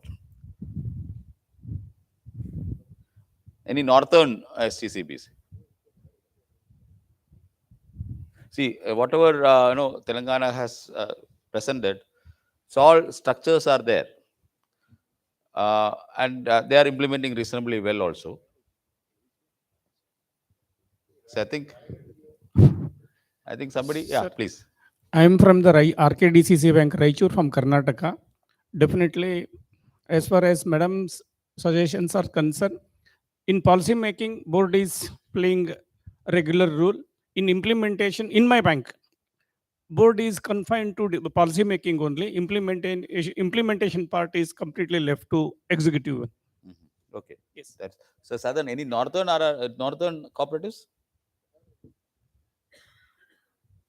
Because governance is reasonably good. That reflects in the business also in the southern cooperatives. But northern cooperatives is where we want to improve. Actually, Department of Cooperation, Government of India is also concerned about these aspects. Yeah, please. Anybody? Nobody is there? CEOs. Hindi में ही बात कर लीजिए, कोई problem नहीं है. या एक साहब को दे देना mic. Yeah. Sir, good afternoon. I am Suresh, CEO of DCC Bank Belagavi from No, Karnataka. south. No, south. Okay. I want from north. Belagavi. I'll tell about UP. Uttar Pradesh में साल 2016 में जो भी अधिकार है बोर्ड के और जो भी चेयरमैन के अधिकार वो एमडीज को दिया जा चुके हैं. एज रजिस्ट्रार ये लोग कोशिश करते हैं, लेकिन वी आर फर्म कि धारा 28, धारा 29 हमारे एमडी बताएंगे. बताओ भाई कुलश्रेष्ठ, ये he was working earlier in UPCB and he was in LDB. तो ऐसा Sir, I am MD UP State Cooperative Bank. The Telangana State Cooperative Bank CGM, whatever she told about the policies and other issues, we can also replicate, and even we are also doing all these things, but in not that manner. And governance वाला slide है वो तेलंगाना का. in UP also, sir, Section 31 of Cooperative Society Act give enough power to MD to execute and implement or whatever the policy decisions have been taken by the Committee of Management. So we are free enough to do, and we can do it. There is no Governance wala. interference from the government. So it can be replicated here also. Yeah. Can be replicated. Yes. Yes. Yeah. Sure. So now one thing, registrar of cooperative societies in every state, they are equivalent to RBI. So we expect that professionalism from the registrar. But unfortunately, I've seen in many states, registrars keep changing. Our junior officers will be put as registrars. Whereas as banking is concerned, it's a very specialized activity. Previous slides. No, previous. No, previous. Yes. That governance order. Yeah. So registrar is the most important person. So I'll tell you that recently, if you have read the newspapers, some of the registrars of the states have been called by the law enforcement agencies on the lapses. So now they are also getting accountable. It's very important matter, because when government wants cooperatives to grow further, we expect that the guidelines is issued are followed in letter and spirit. Even I'll admit that even within NABARD also we were a little lax in monitoring. In our case, we can't we can't enforce things, but then we can always point out and put it on record that these are the lapses. For that, we also need to have some systems and procedures, which we are trying to make. The the system-based supervision, that is giving us a lot of inputs. Those inputs are now being data warehoused, and also we are now improving the ensure reporting system also. Once these two things, maybe in the next 1 or 2 months, is coming in, you will see a lot of supervisory activism from NABARD side also. That I'm giving it for granted. Now we are now going to centralize. I understand that we also decentralized many of our supervisory activities at the regional office level, and then the proximity also may play a role in relaxing certain things.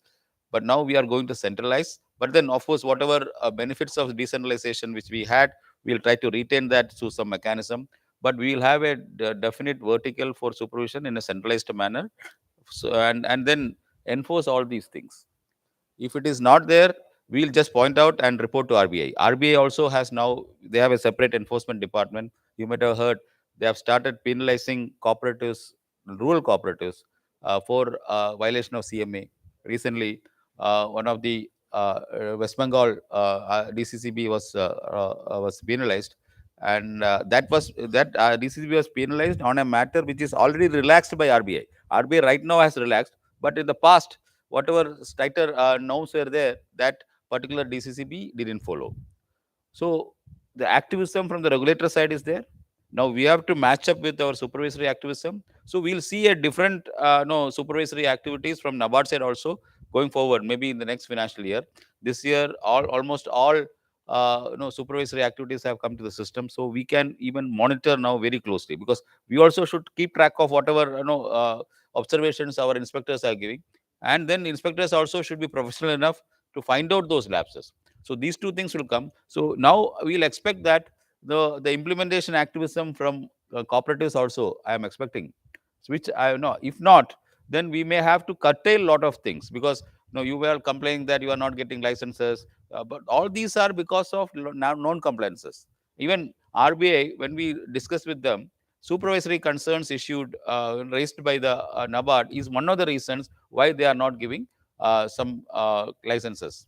But then you may have to see, you might have come from a different angle, telling that because of this lack of permissions, you are not able to do business. It is not that. If you demonstrate that these governance mechanisms are in place, then it will be easy for supervisor and RBI to give licenses. We are here to support.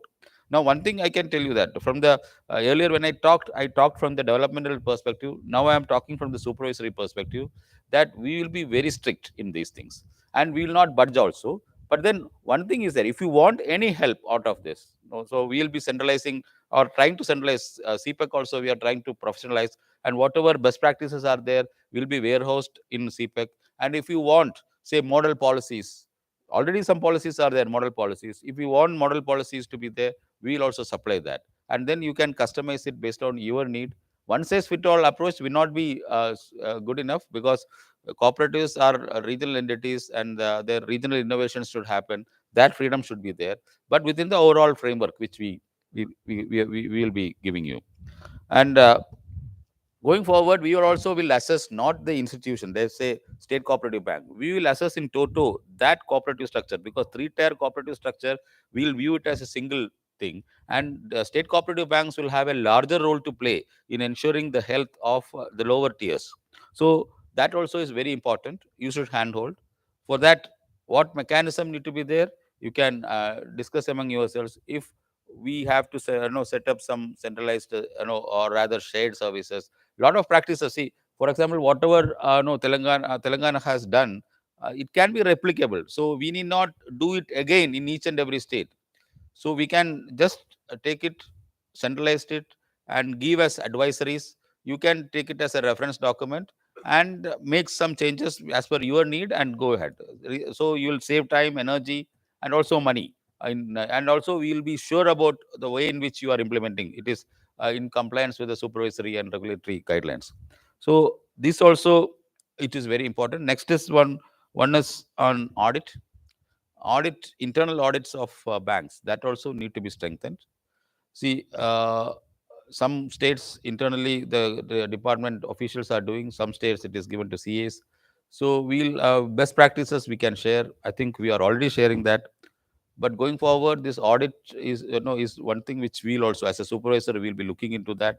And whatever audit observations which are not implemented, or auditors not cared about that, supervisory concerns also we'll share with the auditors. And it has to be, and when we based on supervision, we have changed certain calculations, and if it is not getting reflected in the next balance sheet, then we will be severely penalizing the auditors as well. And we'll also take up with the ICA chartered accountants wherever they are there, or keep records and write to state governments if it is state government auditor doing that, so that going forward, we'll also not found wanting in pointing out those. Our duty is to point out those deficiencies, and then help you out if you need that help from the institutional development part, help you out in solving those issues. So one thing which we are doing is the data warehouse initiative, which we are doing for NABARD, that we are positioning it for the sector. Sector means rural development sector, agriculture sector, and cooperative sector. So whatever no informations you need also can be provided by us. Data warehousing facilities also we'll give. And then the Ensure, I said, we are now upgrading that Ensure. SuperSoft, which we have done, version 2 is coming. Now, what we want is that whatever the changes which we have done in SuperSoft version 1, based on the implementation, one cycle of implementation is over. So the outcomes we are knowing, shortcomings we are knowing. So we will try to cover up those shortcomings in the next whatever version is coming. CASA, there was a mention, CASA share is low. Of course, one reason is that we are, they are getting DCCB deposits or, institutional deposits more. But at the DCCB level, CASA share also is lower. Unless you give, services, CASA will not remain. Because CASA is one thing, that borrower or rather depositor is giving you money at lower rate of interest. CASA rate of interest is low. In return, they should get some additional services. That if you are not able to give, they will not park money with you. So that services you can give only through technology. For that, technology upgradation need to be there. So that also you need to be worried about. Then the MIS and the HRMS part, the good practices they have told that the recruitments are very important. Policies only board should do, recruitment board should not do. Board should do it through a professional agency. So that is one thing. And then if PMC like episodes come, we can't afford such things. If cooperatives are moving or are improving or becoming bigger in balance sheet, then these things will gain importance. We are not, see, as a supervisor, I am telling, we are not worried about the growth of cooperative sector. As a supervisor, I am telling, we are worried about the quality of that growth, because we are here to protect the depositor. As an institutional developer, I will have a different role, that I will do it differently. But as a supervisor, my worry is not your growth. My worry is the quality of your growth. If that quality of growth is ensured, if you will be allowed to grow without any hindrance. But if your quality of growth, or rather the practices are bad, then we have to put restrictions. So these two things are very important, and this is for the sector. In the longer term, this is needed. In the longer term, sustainability of that growth, that is very important. So my request is that we will also try to share these practices through CPEC or some other mechanism, because as a supervisor we will have limitations in handholding you, but then there are mechanisms to handhold you. We will do that. So you have to impress upon your state governments, and we also from our part, through centralization of the activities. Now we will be, because CGMs or regional office in charges are at the state level, they can be influenced easier. Of course, they also will have their role to play. But as a centralized mechanism, now we will go into the stricter supervision, because we want the cooperatives to be stronger, and then the trust of the public should be with you. Once the trust is there, banking is based on trust. Once the trust is there, people will part their money with you. Any responses from your part? Anybody wants to, कोई बताना चाहते तो बता दीजिए, क्योंकि it's a two-way thing. I hope अभी जो भी इधर governance के बारे में, supervisory concerns and also practitioners implementation ways, it has been shared. I thought that you will be better informed, and going forward we will have a better. Yeah, कोई बताना चाहते बता दीजिए. Yes, sir. Little query about the presentation the ma'am has just shared. We want to know the CD ratio of that bank. क्या? CD ratio? Yeah. More than 100%, because borrowings, deposits are there now. They are also borrowing. Yeah. Yeah, that is. क्यों पूछा क्यों है CD ratio? As per the president, I have seen that it is more than 100%. That's what. Okay. So cooperative sector में ना जो resources कम होता है ना, rural areas में resources कम होता है, तो borrow करके lend करना पड़ता है, तो CD ratio ज़्यादा ही होगा. Okay. Thank you. And credit to GDP ratio, or rather credit to agri GDP ratio is. And one more concern which as a supervisor we have mostly to the southern area is that their CD ratio is more governed by the gold loan aspects. That is mostly it's a different matter. But then some business they are doing, but the gold loan is now skewing even the interest subvention or credit to agri GDP ratio. If you see the credit to agri GDP ratio of India as a whole, it is less than 40, around 40, whereas in the southern states, it is upwards of 150, 200%. So that is also to be corrected. But it's a demand of the customers to be met. If demand is for gold loans, let them do it. There is no problem in that. Thank you. So any other thing?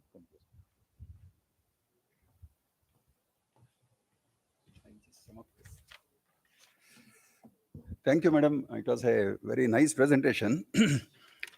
I ended my presentation indicating that best practices are those which are not prescribed. So we could get some indications. Madam's presentation largely covered about what has been prescribed and what is implemented. Implementation itself is a best practice because most of the banks were not implementing. But here is a bank which is implementing all those instructions which have been guided as supervisory instruction or regulatory instruction.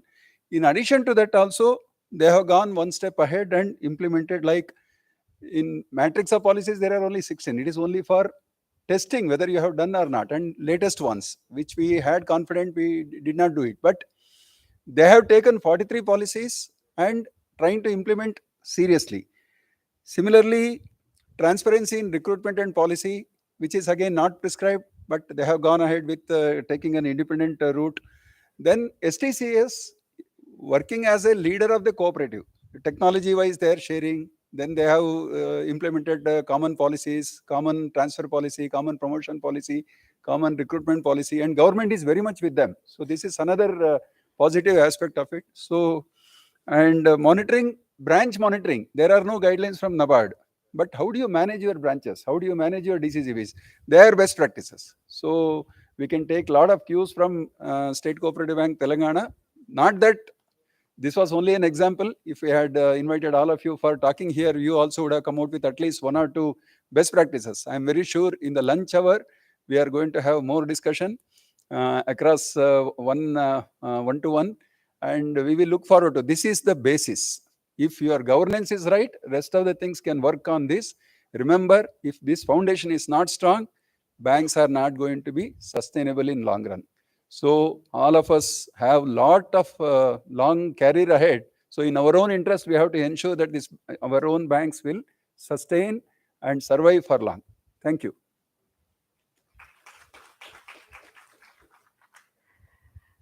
We come to the end of our forenoon session. Before we break for lunch, we have little mementos as a gesture of our love and affection for the panelists. I request our CGM, Shri S.K. Nanda, to please come on stage. We have a memento for our session chair, Shri Raghupati ji.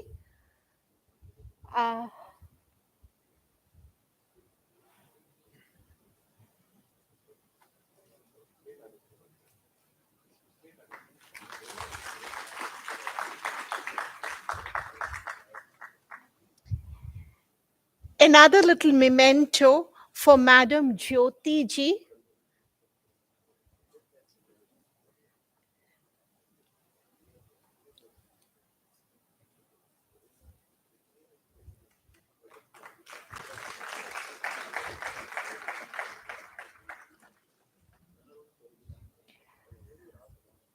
We now break for lunch.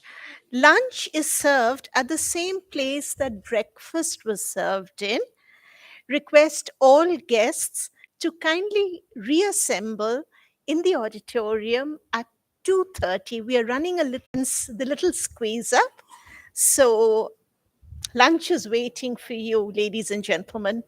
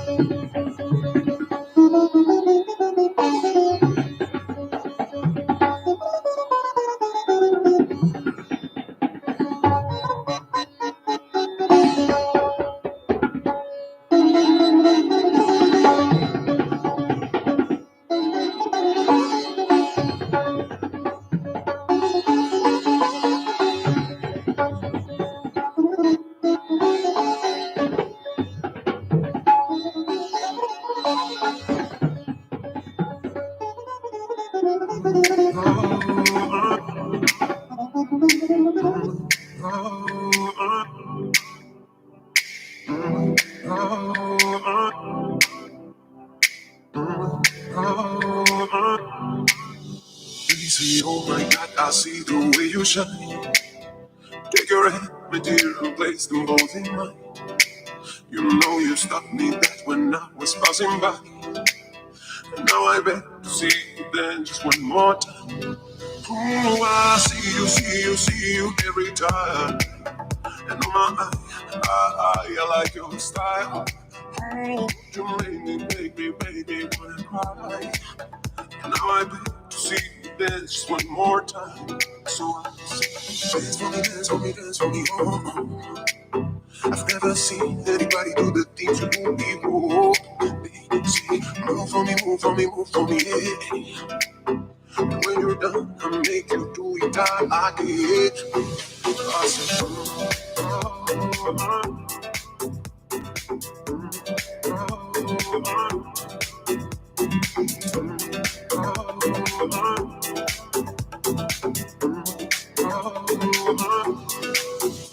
I said, oh my God, I see you walking by.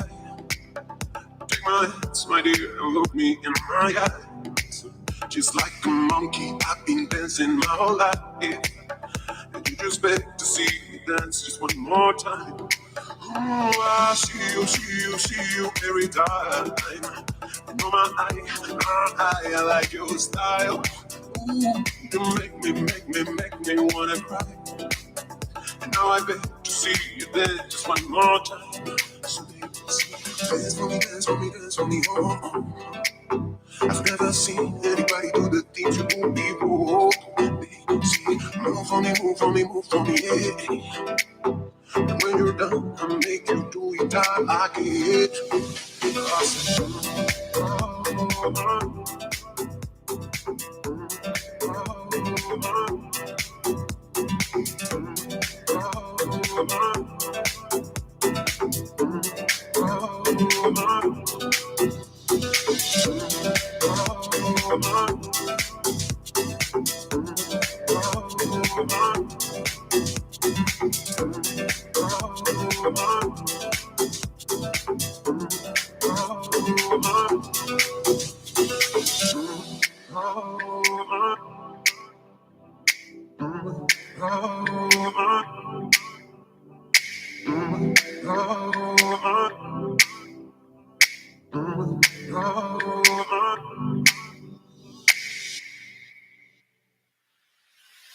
you were the shadow to my light. Did you feel another star? You fade away. Afraid our aim is out of sight. Wanna see you alive. Where are you now? Where are you now? Where are you now? Was it all in a fantasy? Where are you now? Were you only imaginary?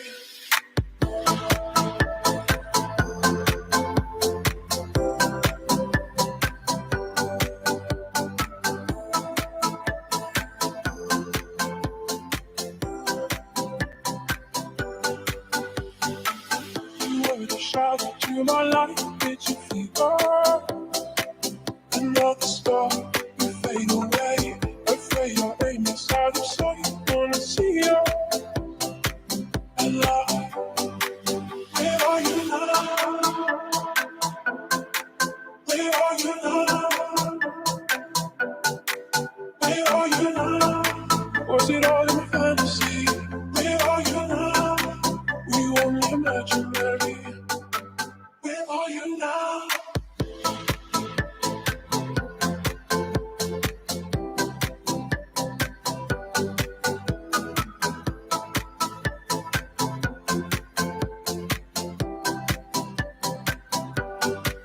Where are you now? Where are you now? Where are you now? Was it all in a fantasy? Where are you now? Were you only imaginary?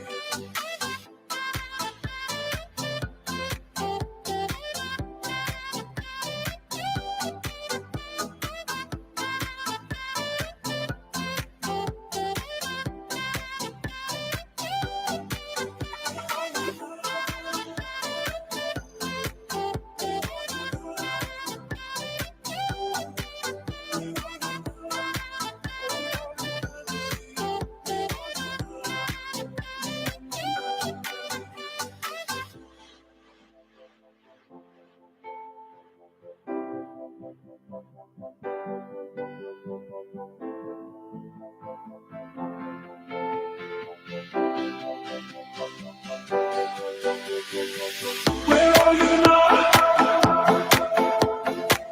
Where are you now?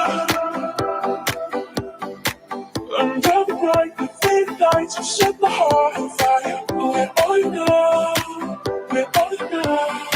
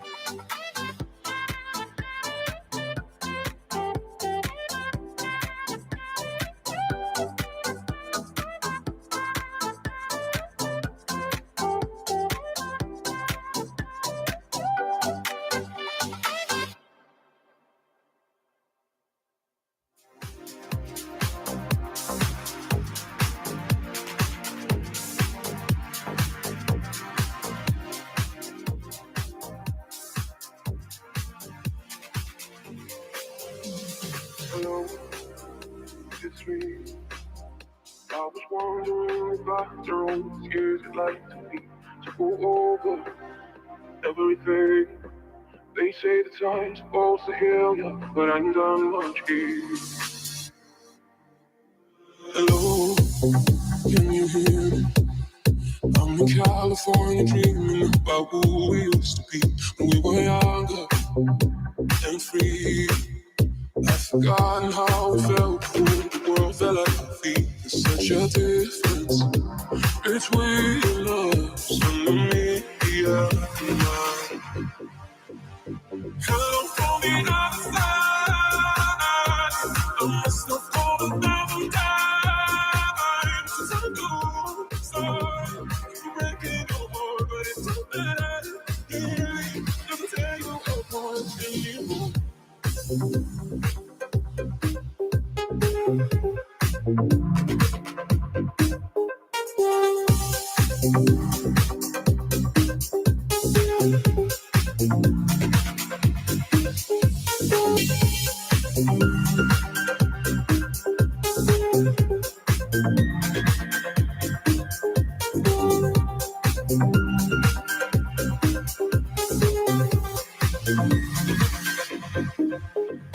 Hello, how are you?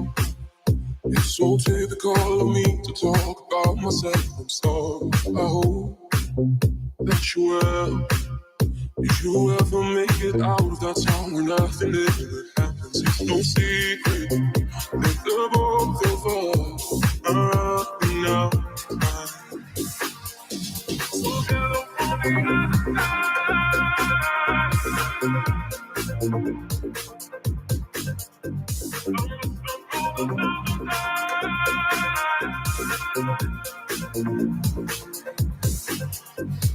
hello from the outside.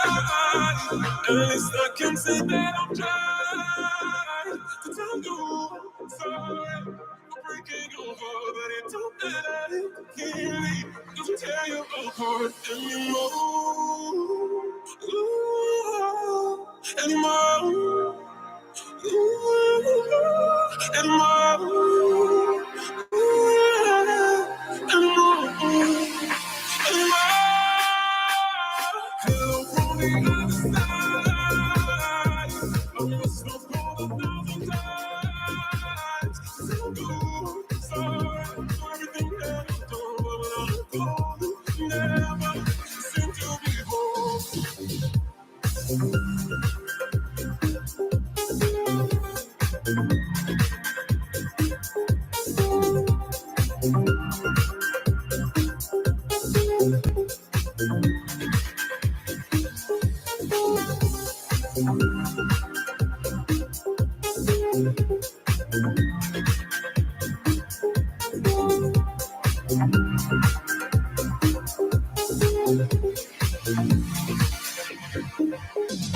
Hello.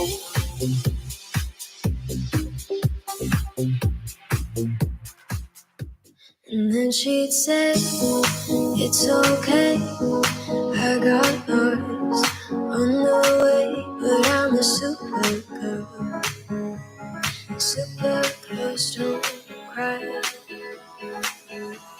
And then she'd say, it's alright, I got home late last night, but I'm a super girl. Super girls just like, she's a super girl.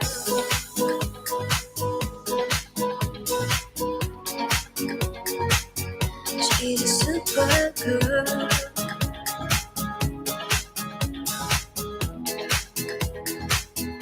You can tell by the way she walks that she's my girl.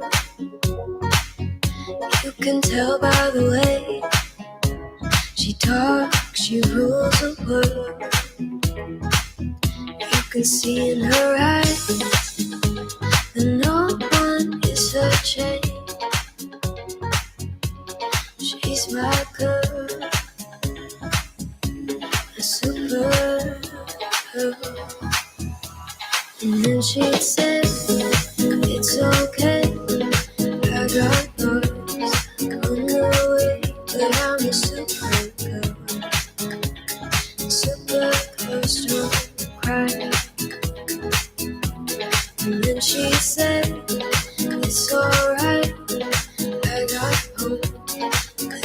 last night, but I was Supergirl. Supergirl's just like. And then she'd say, nothing can go wrong when you're in love. What can go wrong? And then she laughed, nighttime into day, pushing her feet further along. And then she'd say, it's okay, I got yours on the way, but I'm a Supergirl. Supergirls don't cry. And then she said, it's alright, I got home late last night, but I'm a Supergirl. Supergirls just like. She's a Supergirl.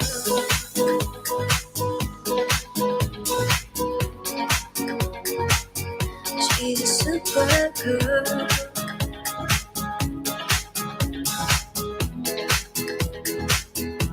She's so sweet.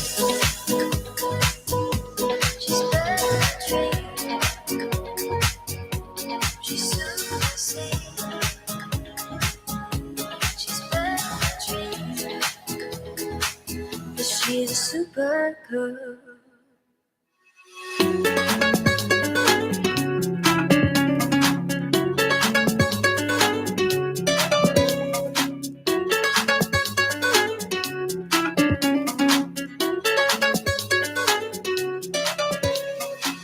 Cuando oí tu voz, supe que había encontrado el amor.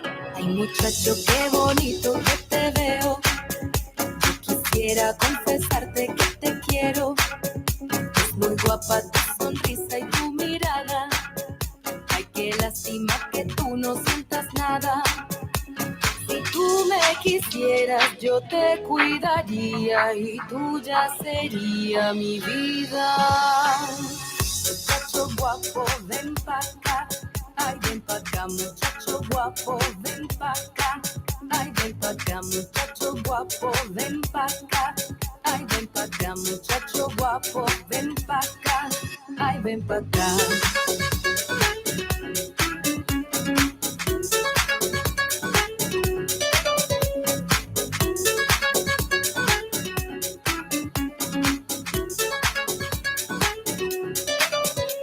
Muchacho, yo quisiera darte un beso.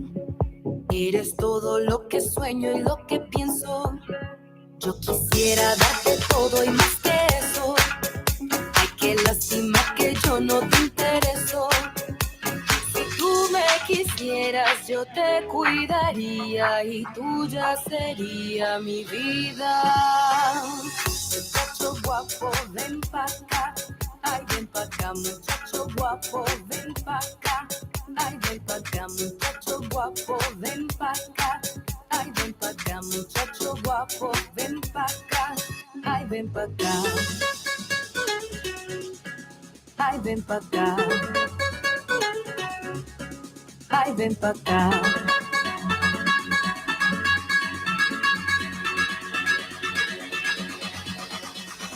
Todo empezó con una canción. Te alojaste dentro de mi corazón.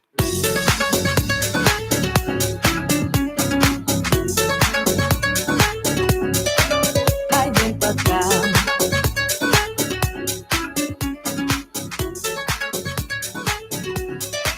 Ay, ven pa' acá. Muchacho guapo, ven pa' acá. Ven pa' acá. Tú sabes que no te puedo olvidar. Ven pa' acá. Acércate más. Ay, ven pa' acá.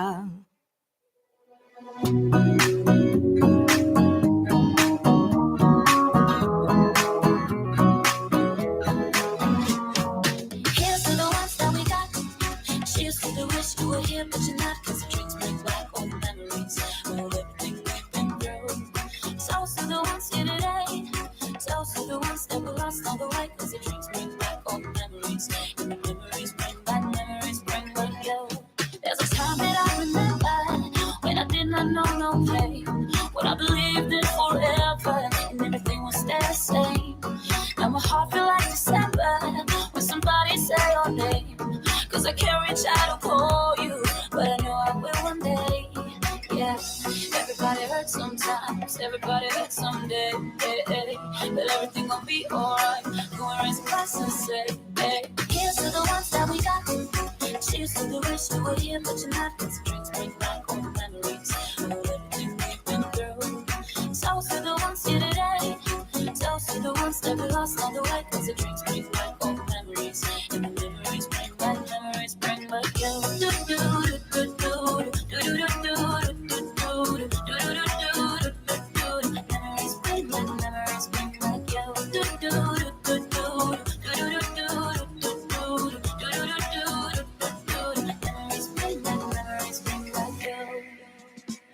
There's a time that I remember when I never felt so lost, when I felt all of the air trail was powerful to start.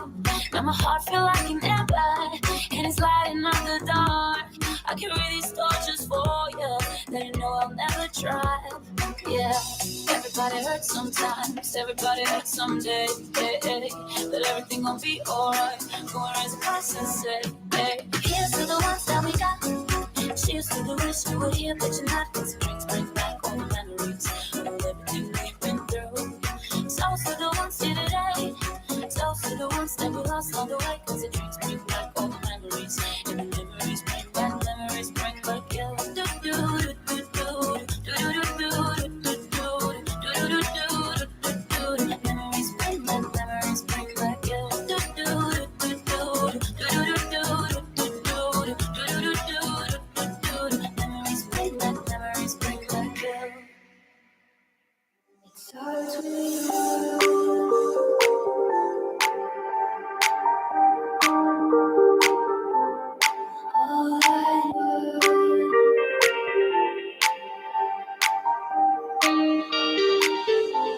I tried so hard and got so far, but in the end, it doesn't even matter. I had to fall to lose it all.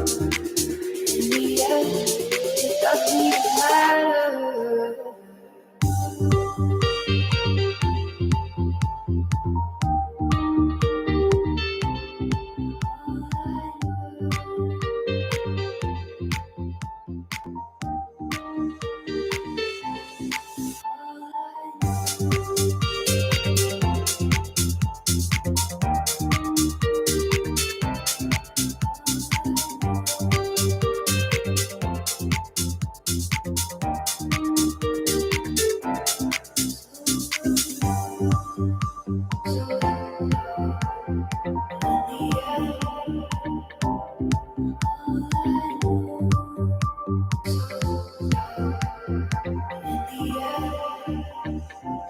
I tried so hard and got so far, but in the end, it doesn't even matter. I had to fall to lose it all. In the end, it doesn't even matter. I tried so hard and got so far, but in the end, it doesn't even matter. I had to fall to lose it all. In the end, it doesn't even matter.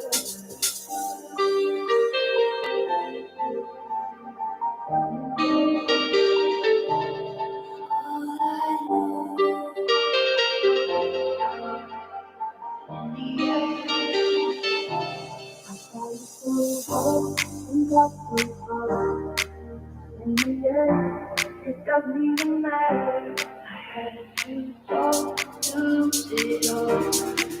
In the end, it doesn't even matter. I tried so hard and got so far.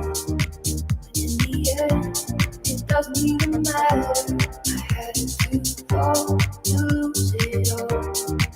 In the end, it doesn't even matter.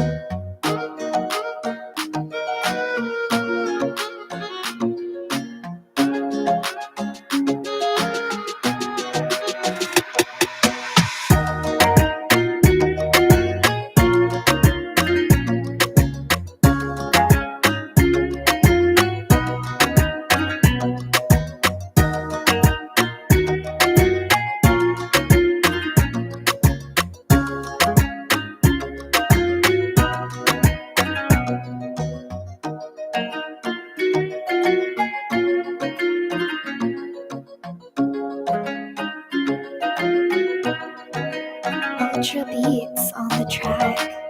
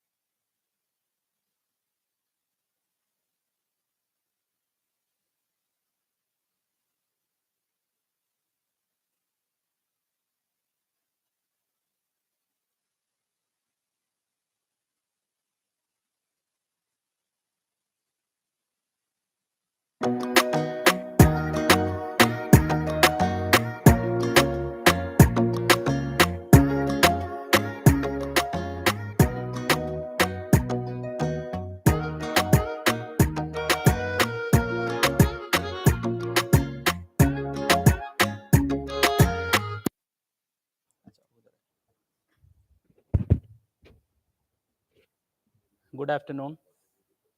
Clear है or which is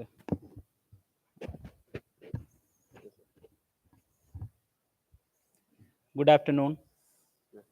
Clear?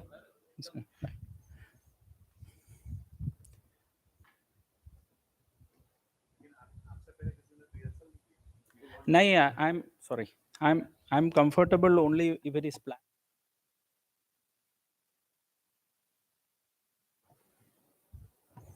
Good afternoon.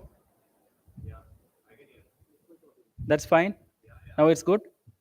Okay, thank you. Thank you, Vishal.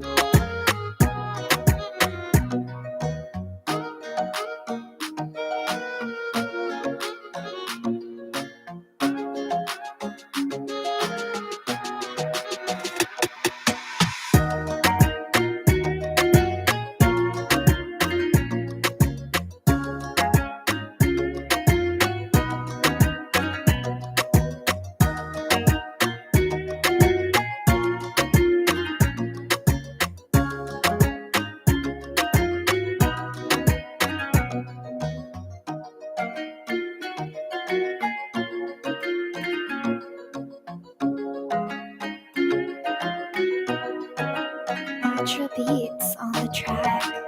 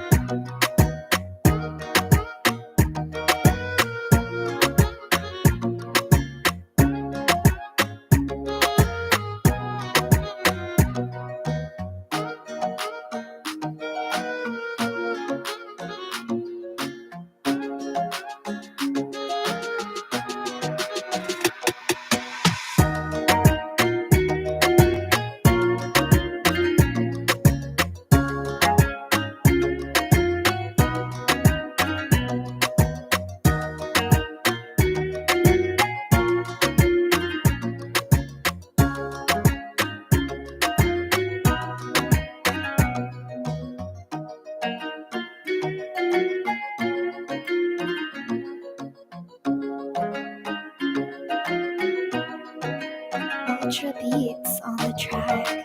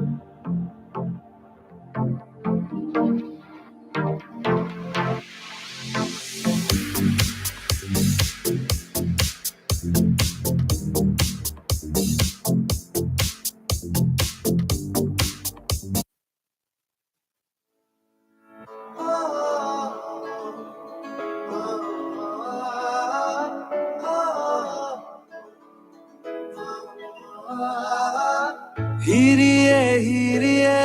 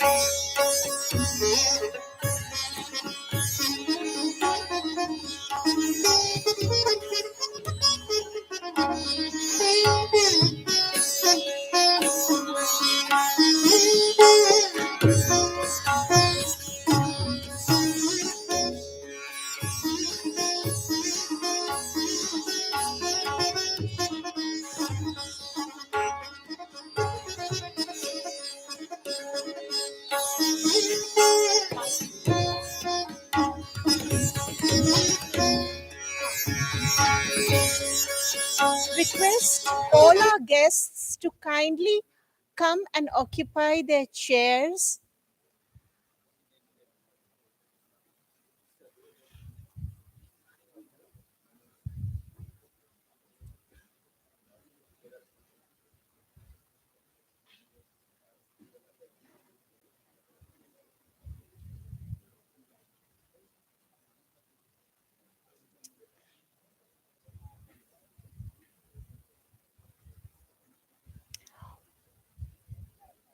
Welcome back.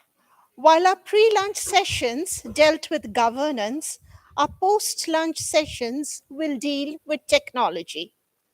Technology, like art, is a soaring exercise of the human imagination. We are changing the world with technology. To chair this panel, we have with us Sri S. Manikumar, CGM, NABARD Head Office. Other dignitaries on the panel include Sri S.K. Nanda, CGM, NABARD, Sri Pradeep M. Vora, Managing Director, Gujarat State Cooperative Bank, Sri Amit Razak, AGM, Bardwan DCCB, and Sri Vishal Sharma, Adverisk FinTech. Request the dignitaries to kindly come on stage.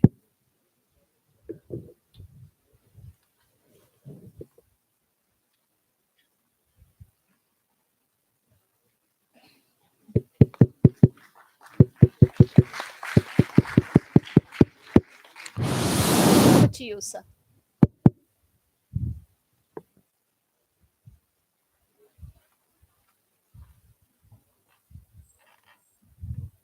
Good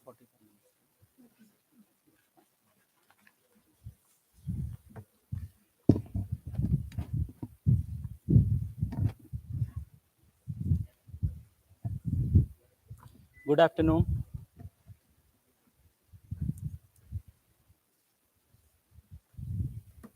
Morning. Yeah, good afternoon.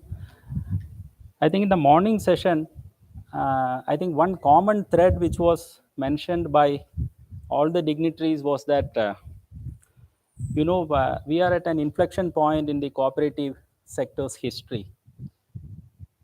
The ecosystem has become favorable, more favorable now, and we are poised for a takeoff.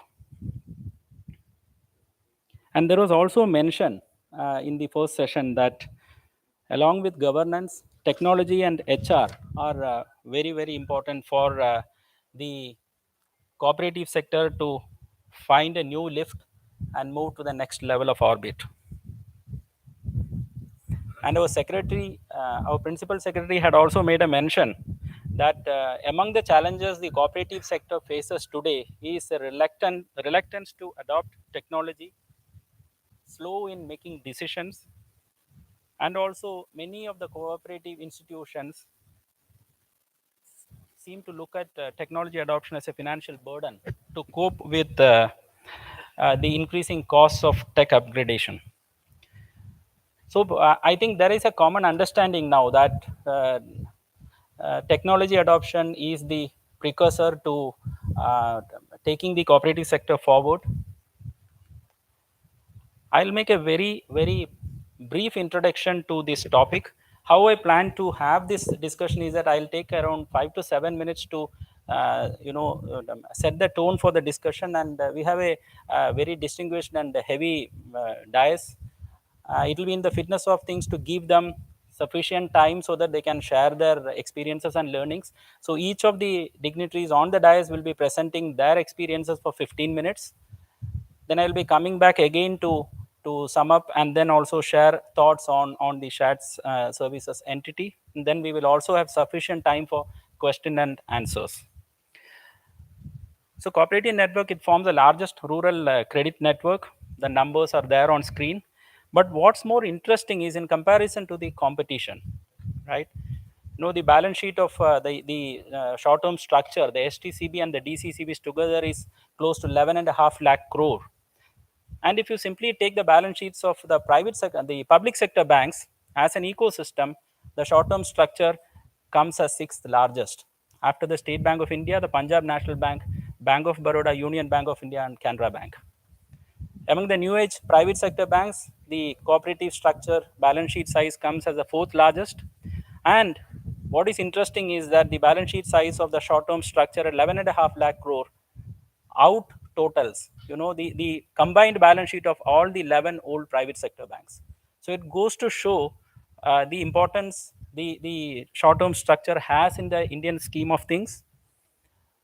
The ecosystem is being further bolstered by the government support with the dedicated Ministry of Cooperation, the ongoing huge initiative, impactful initiative of PAX computerization, and the recap support which is also being extended by the state governments. But having said that, the ecosystem is favorable, there is a lot of tailwinds.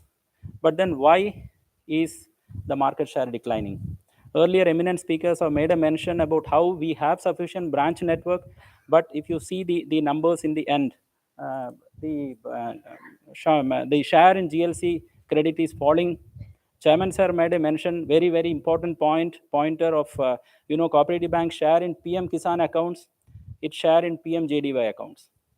And once we go ahead with the KCC deduplication, again, there could be a shocker. We do not know where we will, end up in terms of numbers. But why is this very critical for the cooperatives? Technology, of course, is going to be a game changer going ahead. But for cooperative banks, it is still more important. Why is it so? Cooperatives are member-driven institutions defined by specific geographies within which they can perform, they can operate. The ironical part is the competition can come into your territory, but you cannot go out of your territory. So you're operating with a strategic disadvantage. And your clientele is very defined. And your smallness is also a strength, it's also a weakness. While you have the local understanding and knowledge of your clientele, the smallness sometimes hampers in adoption of technology. Our financial heft is so weak that we are not able to bear the capex for additional IT investments. And nowadays, customers look at banks which are offering a lot of technological innovations. The fact is still that the age profile of any of your customers, if you see, they are on the wrong side of 35 or 40. So can we look at something like a life cycle banking with them? Can we walk together with our client as he or she moves through the various stages of their life cycle? So then the relationship becomes deepened and matured. Sadly, the answer is no. And that is cause for us to think through why and how we can try to restate the relevance of cooperatives amongst the clientele and the geography in which we operate. A quick look at the present technology landscape. Most of the banks are on CBS, quite a few of them under the NABARD assisted CBS project. A couple of banks are not on CBS, Jammu, Daman and Diu, but all the others are on CBS, and they are also offering latest banking products. And NABARD as a mentor is always there to give them those insights. Just some numbers. These numbers are already there in the booklet which has been shared, I believe, with all of you. Good numbers, but again, when an analysis was done, as is assessment, as of today, reveals cooperative banks a lower penetration in front-end technology services, be it mobile banking, internet banking, UPI, Aadhaar Pay, AEPS, and eKYC services. And voices from the field state that there is lot of attrition, there is a lot of expectation from the clientele to go in for technology enabled services. And if we don't do that, if we don't adopt that, what is the consequence? Twofold. One is customers moving away. Already we have seen that when PMJDY and the DBT came in, the better part of the customers left the cooperative fold. We are not able to give new age services. The youngsters are the banks are not able to attract the youngsters into its fold. Customer satisfaction comes down and cost of operation increases. There was an analysis which was made by the Boston Consulting Group recently when we asked them to study the cooperatives. They said that the average operational costs of cooperatives are 20 to 25% more than the competition. Now here we have a defined operational area restricted by geography, cost going up, less adoption of technology. Now you have a killer combination where your performance metrics naturally drops, right? But having said that, there are a lot of benefits which computerization has provided. The cooperatives 10 years back is not the cooperatives we see today. It's continuing to provide efficient and effective services. Costs have come down, but whether it has come down commensurate to their investments in technology is a question all of us have to answer. MIS has improved, but still there is a lot of scope for improvement. Decision making has improved, and of course, from the first session, we also came to know that the regulatory oversight, the supervisory oversight of NABARD, with a lot of technology has enabled banks to submit, returns in using tech solutions. But having said that, PAX computation is definitely going to give us that sort of second wind to take the technology part forward. And this in this particular panel presentation, we will be looking at how PAX computerization can help in reviving and bringing in a second lease of life to the cooperative structure. Have my dear friend and colleague, Mr. Nanda, CGM of Institutional Development Department, about head office, who will be making that presentation. Also have Vishal Sharma, who is the founder and CEO of Advarisk. Advarisk is a very interesting startup, a fintech which is actually into collateral document management. They have very nice use cases of how they can provide their offerings which can help banks automate processes which are presently manual, especially with regard to documentation of loan and credit applications. So Mr. Vishal will share his insights, followed by we have two practitioners from the field, Mr. Pradeep Vora, Managing Director, Gujarat State Cooperative Bank, and Mr. Amit Rajak from Burdwan DCCB, West Bengal, who will be sharing their best practices. So I will first request Mr. Nanda to come in and share his thoughts on PAX computerization. Each of the panelists will take 15 minutes. I will request the audience to hold your questions. We will give sufficient time for a very healthy interaction, because this particular session and the topic is extremely critical as we go ahead and look for a second, reinvention of cooperatives 2.0. With this small, brief introduction, I would request Mr. Nanda to come over and present his paper. Thank you so much.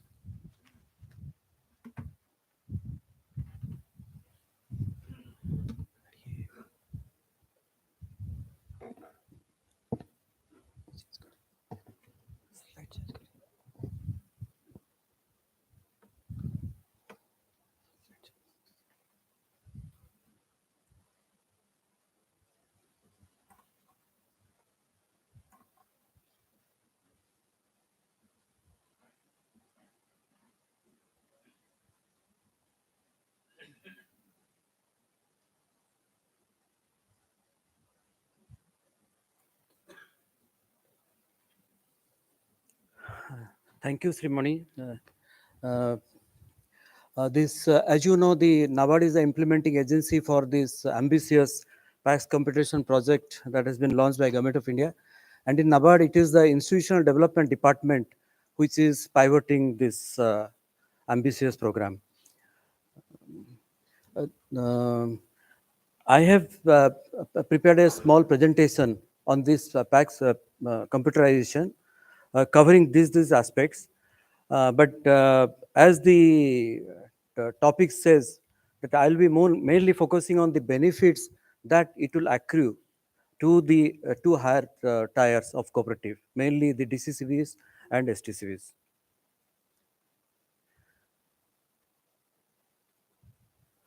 If we see the objectives of PAX computerization, as in the forenoon, our chairman have also made a mention that this particular initiative, it will bring the accuracy and transparency.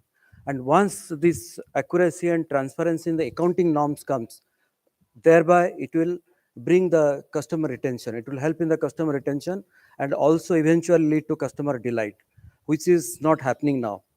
As in the forenoon, we discussed a lot. It will also bring in implementation of sound MI system and compliance system.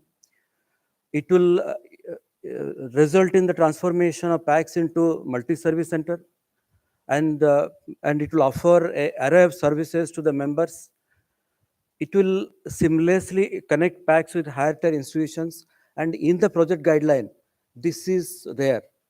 Right now we are into digitization phase, but once this digitization phase is complete, the next phase of this PAX computerization will be the integration of the higher tier, the DCCB, CBS of DCCB and STCB. Then obviously it will enable the real-time monitoring of PAX operation by DCCBs, and most importantly, it will have a universal access to financial services.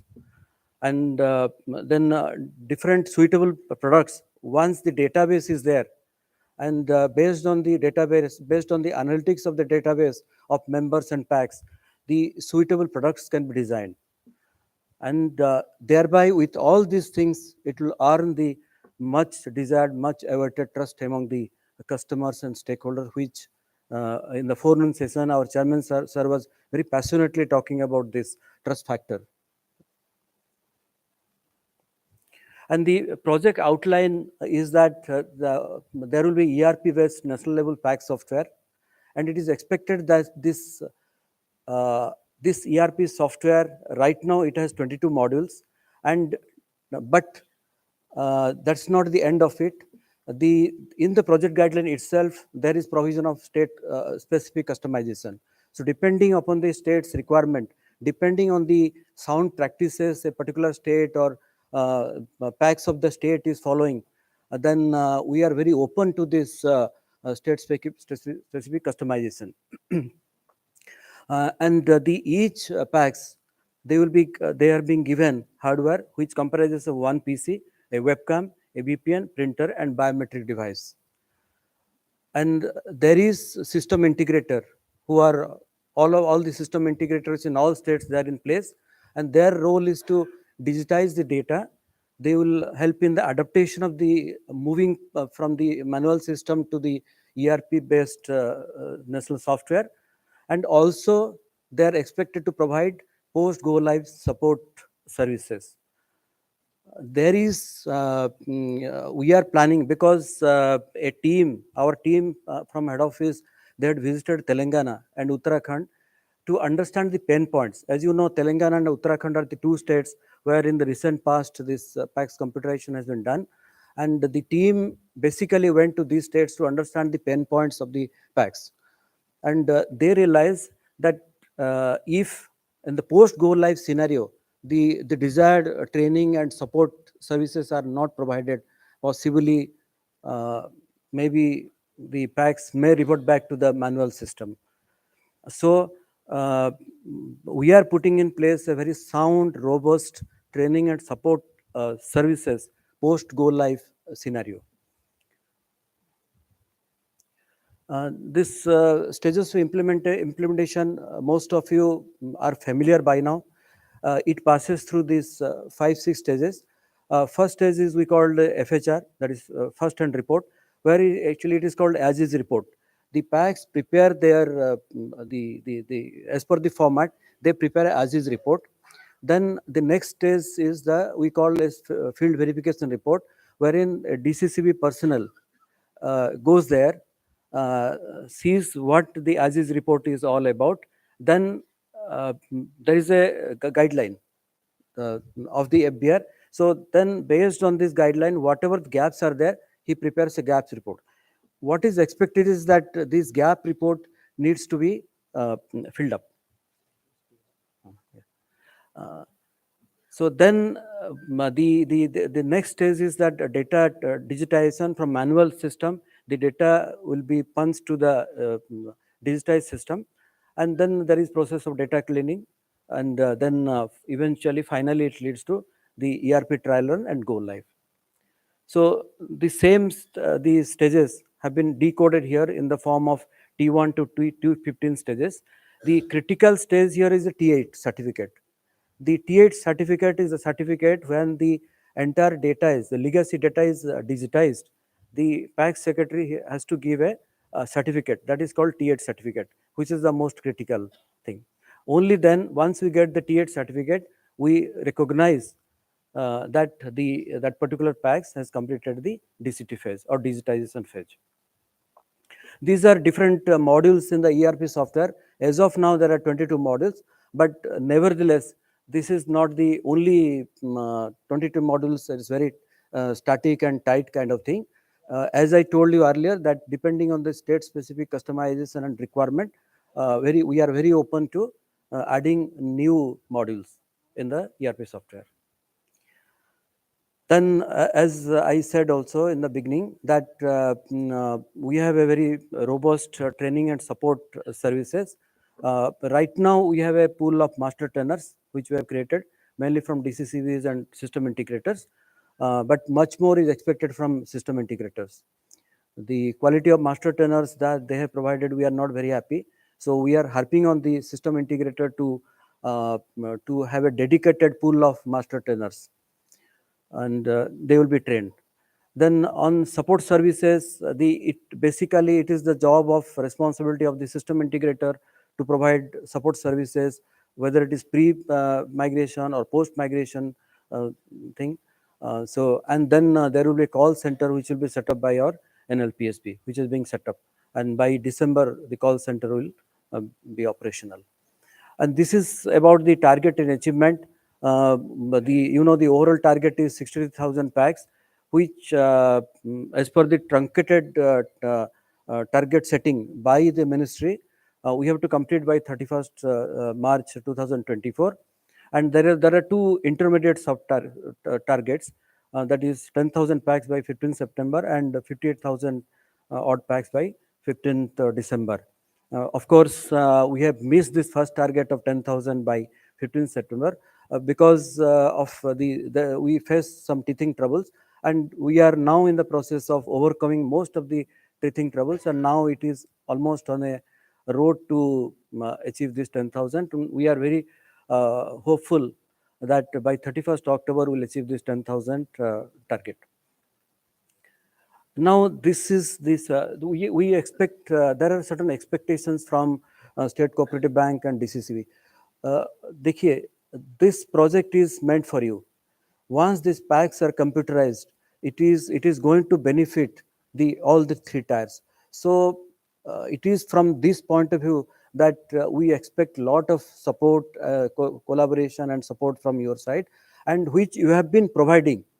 There is no qualms about it that during this difficult phase, all DCCBs, state cooperative banks as state nodal agency, you have been providing a great deal of support to NABARD in this implementation.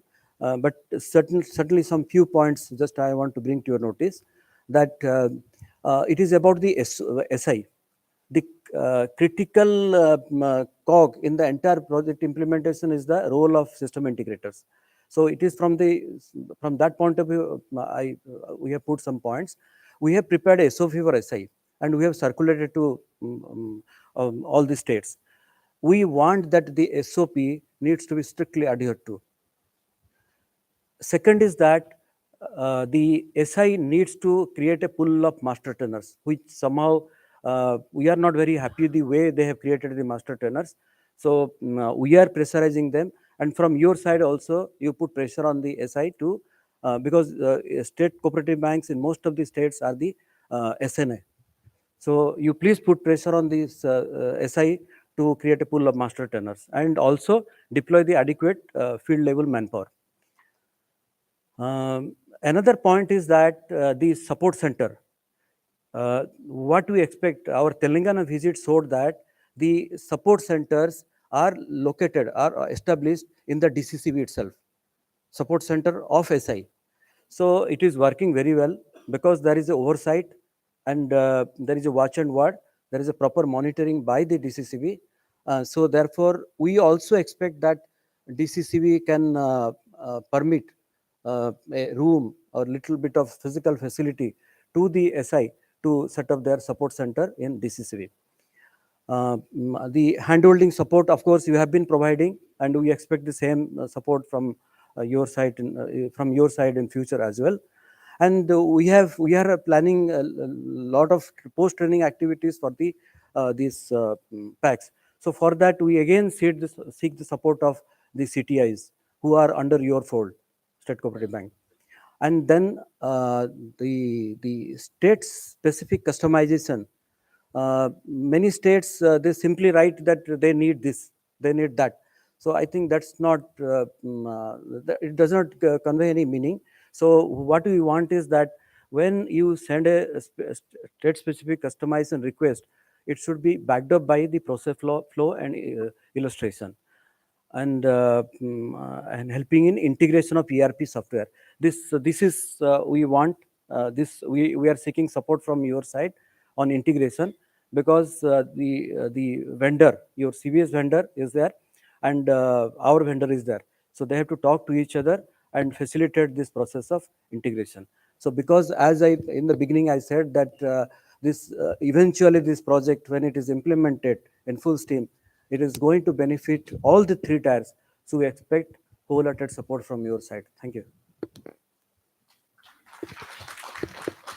Thank you, Nanda. I think that was very brief. Yes, PAX computation is now going to give us open up a new vista of opportunities. In addition to that, you might have seen Reserve Bank of India, coming out and then talking about fintechs joining with the banks in enhancing the quality of tech-based offerings in terms of products and services to the customers.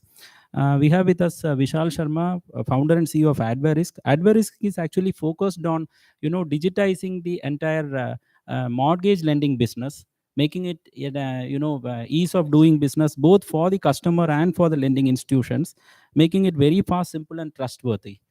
I'll request Vishal to kindly tell us what is it Advarisk is doing and how your offerings can add value to that part of the business processes in the cooperative banks which are still manual.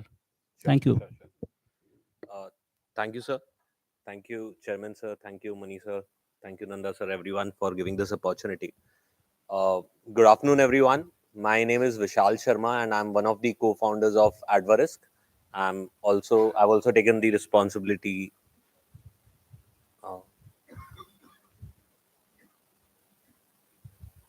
Thank you.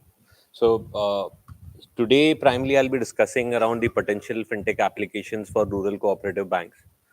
I'll like to start this present. The way I'll transition this would be I'll take you through an example, live example of a customer wherein we have implemented an end-to-end journey, and I'll showcase how we added value there, and how the entire fintech ecosystem is evolving, and what all RCBs need to take care of is what we'll discuss during this particular presentation. And then towards the end, I'll also take an opportunity to highlight what all Advaris does, and subsequently then we can look at where we can add value as well. So we all know, right, RCBs are vital allies to the government and helping transform the overall Bharat's economy vision, reduce the overall income disparities primarily through financial inclusion, and make every Indian part of the entire financial ecosystem, right, the financial mainstream.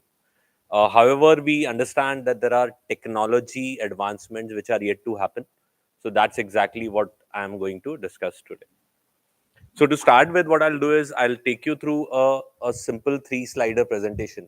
This is a super confidential presentation which I made available for all of you after requesting to that particular financial institution. So this is primarily a large private bank journey of small ticket sizes loans, particularly KCC is what we'll be focusing on. So this is their app particularly. If you look at it, so to start with, I would like to tell you this entire journey starting from the customer logging in till disbursement takes only 8 minutes. 8 minutes when the customer actually goes through the entire terms and conditions. If he doesn't go through the terms and condition and simply signs it, it will take only 3 minutes. Yeah. So it all starts with a customer simply logging in through his mobile number, and then obviously sharing the OTP. Then he enters the details to get started, which is primarily a PAN number, is what the financial institutions consume. Post verification of the PAN, they would then ask for more details around that particular borrower, and then go on to the address verification, as in they'll ask for the address as well. So post these 5 simple steps, it then goes to the next step, which is asking around the land details of the particular farmer. So once he enters the land detail, the app automatically goes, fetches it from the government portal, extracts data from it, transliterates it into English, and then processes the application further for understanding what all crop he wants to grow, right? Once they have captured the crop detail, it immediately routes this information to the business rule engine. Business rule engine then fetches a satellite imagery report to understand what kind of crops he had grown in the past, and accordingly looking at the crops which he is going to grow in the future, right, they come up with a scale of finance and come up with a amount which needs can be disbursed to that particular borrower. This is a simple loan offer made. Once he accepts that loan offer, then they actually throw out the terms and conditions around that particular loan. And the next slide, which primarily is into e-signing of that particular loan, and ultimately he gets this amount in his account, which is this is an existing customer journey, and simply this further gets extended to opening a loan account once this is a new customer. So this is where, so the objective of actually highlighting, showcasing this was where the ecosystem is moving, right? How is it shaping up? Today, a particular, and probably Axis is one of the first private banks to achieve this. This is where the ecosystem is headed. So as Sir also rightly mentioned, right, a turnaround time of 1 month versus a turnaround time of 4 minutes. I'm sure the 4 minutes guy will win. Yeah. I think I'm done. Yeah, thank you. So, thank you, sir. What primarily I want to highlight is that where the ecosystem can add value, or where all the financial technology companies are focusing. So there are 2 major underwriting parameters in lending. One is income and second is collateral. So income primarily would help you assess. So talking from the perspective of farmer purely, right? So the income side will help you assess through, so you can assess the income side through crop data. what all crop he is growing, calculating the scale of finance, and then arriving at what kind of yield he had, and then estimating what kind of loan can be given, right? Repayment capability also you can estimate based on the crop yield. Second is the collateral. So collateral will be useful in both the cases. Less than 1.6 crore probably, wherein you will not take it as a mortgage, but more than 1.6 wherein you will also take that property as a mortgage, right? What the entire fintech ecosystem is focusing on is purely the credit life cycle. So starting from origination, today, I'm sure you would have heard of companies like Paisa Bazaar, these bureaus, right, which are helping financial institutions originate a loan. When I say originate, do a lead generation for them. Similarly, there is onboarding, right? You onboard an individual through a KYC. We just saw that in the journey of the large private bank. It happens in matter of seconds. Similarly, onboarding a property, earlier the way it used to happen is that either a credit manager would verify whether the property is through the government portal, whether the document submitted is genuine or not, or probably he'll send it to a lawyer for a detailed study or due diligence if the ticket size is higher, right? So all this is what the entire fintech ecosystem is now focusing on. So they are automating the onboarding journey of a property. You can now onboard a property in matter of seconds rather than actually waiting for days for a lawyer to revert. Third is the due diligence around a property. Again, when I say due diligence around the individual or the borrower, as well as the due diligence of the property, right? If it is backed by a property, that also is becoming instant now, or you can say close near to real time rather than real time. Then the monitoring aspect of it. So initially, I'm sure the large corporate loans, everybody used to monitor, call for documents on a monthly basis and review them. Now, even a individual agriculture loan is what the financial ecosystem has started monitoring with the help of fintechs. So I'll explain in detail what is it that is happening in this ecosystem. And finally, recovery. Recovery, I'm sure you would have heard of multiple solutions which are sending out SMSs, which are helping collect through UPI, etc. But there are now also solutions coming up in the ecosystem which will help you understand the intent of the borrower as well, as in he wants to pay or not. Just to give an example, say profiling a borrower whether he has net worth to repay or not. In spite of having a net worth, if he's not repaying, means there is an intention issue. Yeah. So all these things are today possible using technology, and that's what the entire fintech ecosystem is providing. Just few startups which I tried mapping and their journeys. I can share this presentation eventually. So multiple companies in lead generation, KYC, credit data. I'm sure you would have heard of all the bureaus. Alternate credit data is also available. Customer data analysis, which is also an account aggregator, which is now shaping up. And then the collateral side, and finally the recovery side, right? Now, although all this have been into ecosystem for a long time, right? The companies like Perfios actually started in 2011. Paisa Bazaar started in 2010, and it is evolving across, right? What I would like to take you through what has evolved during the last 2 years, primarily because of a lot of intervention by the government as well, right? So the way I look at it is in India particularly. So if you are outside India, right, you'll say there is data and there is data intelligence. But in India, the way I look at it is first there is data divided into three parts, which is availability, accessibility, and usability. So a lot of data in India is available, probably sitting with the state governments for ages now, but it is not accessible. So that's what a lot of startups are trying to bridge, solving for the accessibility of that data, and thirdly, usability of that data. So I'll be now taking you through the example of the collaterals particularly. So starting with the example of origination. So origination initially, what happens today, we were trying to originate by reaching out or having a small seminars, or say, I'll not call it seminars, but some events in villages, right? Calling out farmers to borrow a KCC. Now what the ecosystem has as a solution available is there are companies which have the pan India property databases, and they are using those property databases to give you intelligence that in your village of operation, which are the farmers, who own more than 10-acre land parcel or a more than 5-acre land parcel and have never borrowed. So this is something which can be utilized by the financial institutions, particularly the DCCBs, the PACs, the STCBs as well, to further reach out to more and more customers, right? They can use this as a lead generation tool. Second is the onboarding, which we already saw in the access journey, right? That instead of you taking the documents from the farmer, the bank looks at it like this, that I take the document, I process it in a week. The TAT is 7 days. But the fact is the farmer takes another 10-15 days to actually get hold of those documents, right? So the overall TAT for the farmer is already 3 weeks. So how do we actually avoid taking documents from the farmer altogether and just take the address from him and use the government databases to fetch that data, translate it, and convert it into English? Is the second application which I would like to highlight, urge you to use.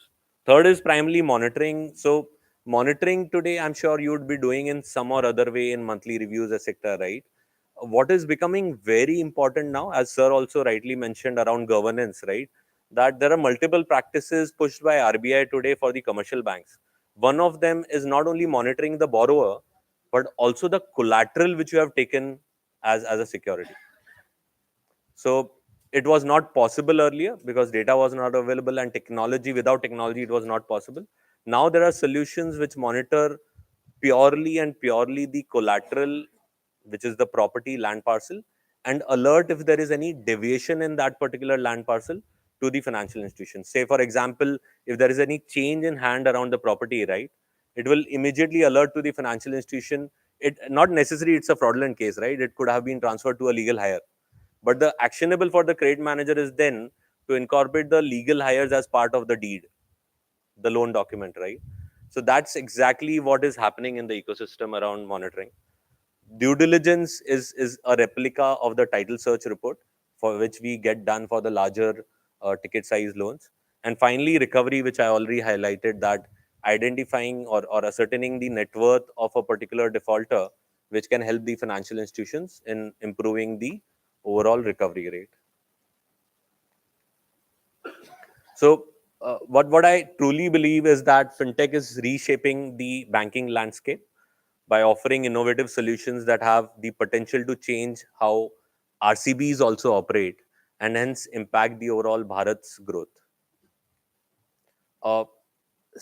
Although we discuss a lot of qualitative points, right? But what I see purely as a measurement from a KPI perspective, from a commercial perspective, right? How technology will help RCBs is purely reduce risk and reduce cost, right? Cost, because now you're putting less resources on per sanction. The overall operational efficiency has improved because you're sanctioning more loans per employee now.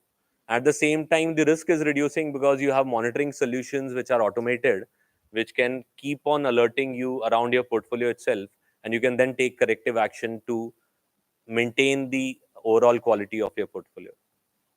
Then the other softer aspects basically improve overall efficiency, improved customer experience. I understand this is something which sir also highlighted is very important. Just imagine, right? Your customer sitting at his home, availing the facility, renewing the facility, getting all the money in his account sitting at home is a much better customer experience other than actually even he moving out of the home, right? So that's exactly what will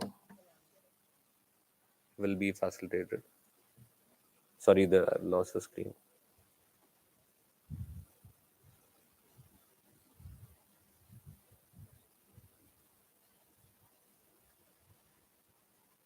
Yeah, it's back. So ultimately, what RCBs can do is actually they have a lot of potential, right? They have a very huge network across ecosystem. Is what they can use technology and further enhance it, reach out to the underserved ones, can streamline their own operations by using technology. They can be more cost effective in the entire ecosystem and make the financial inclusion a reality in our country, right? And overall drive the economy. I'll quickly cover about Advaris. Advaris is actually India's largest collateral management platform. We provide multiple services around collateral itself. Happy to connect and discuss. We work with more than 50 plus financial institutions, almost all the 12 PSU banks, private banks. We recently onboarded 3 RRBs as well. In all, I strongly believe that RCBs hold the potential to bridge the financial divide in the country and drive the rural prosperity for our country and transform the economic landscape of India as a whole. We are, as Sir mentioned, right, cooperating and collaborating. We are also exploring opportunities. We are actually working on certain things wherein we can build solutions, a common API stack which has satellite data, which has land records data, which has KYC, which has soil testing data, like for companies like Krishi Tantra and full stack agri companies, right? Also like Unnati on our platform, and which can be then availed by all the DCCBs and STCBs through a API or a platform route. Yeah. Thank you very much for your time. Thanks, Vishal. That was very excellent way of putting it. You know how technology can help, bridge the gap in so far as manual processes are concerned. And what is interesting is that point he made of, how we can actually mix and match the offerings of various fintech and agri-tech entities. Like from a RCB perspective, rural cooperative bank perspective, if you're going to give a crop loan, I was talking to a bank officer the other day, a banker from a public sector bank, and he was indicating that they spend something, north of 400 rupees to monitor each KCC loan, right? And that's a big number. And the major portfolio of short-term cooperatives is crop loan. So imagine that you are giving a crop loan. The entire process of onboarding the farmer with the farm, the crop data, the farmer data, everything is actually run through the platform. The crop which is there on the field also gets monitored using satellite data, weather advisories, everything is given. Time to harvest is also known through that.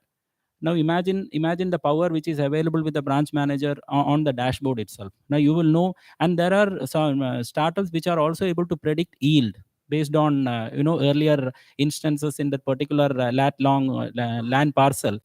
And once you know the expected market arrivals, you can also look at warehouse financing as another option. See, the possibilities are endless if we merge and marry these technologies onto a single platform.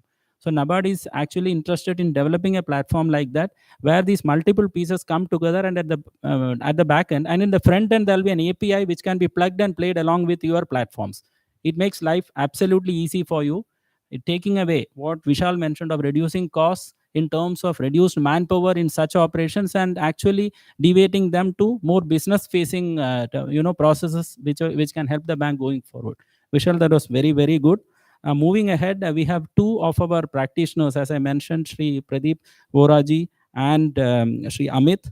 I will request Pradeep Voraji. Yeah, sure. विशाल, एक चीज मुझे आप बताएंगे कि जैसे आपने अभी शुरू में बताया एक्सिस बैंक की जो ऐप दिखाई आपने, जहाँ पे एप्लीकेशन करता है फार्मर केसीसी लोन के लिए, तो जो डेटाबेस में से लैंड रिकॉर्ड्स वो फेच करेगा, तो वो उसके लिए क्या बैंकों को कुछ एमओयू या कुछ एग्रीमेंट करना पड़ेगा, या where it will fresh from? So primarily, all this data is public goods, except obviously the KYC data. These databases are already available in the government domain. Earlier, yeah, it's not usable. Yeah, yes, sir.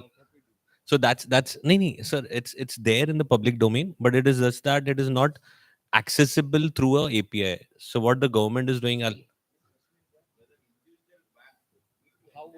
no, sir. So that's exactly what I'm trying to say. So I'll come to the basics, sir. So there is a Royal Stamp Act, right, which is Angrez bana ke gaye the. So which primarily mandates any transaction around a property to be disclosed in public as a notification. This data around properties and properties transaction. नहीं, आपको कोई MOU नहीं करना sir.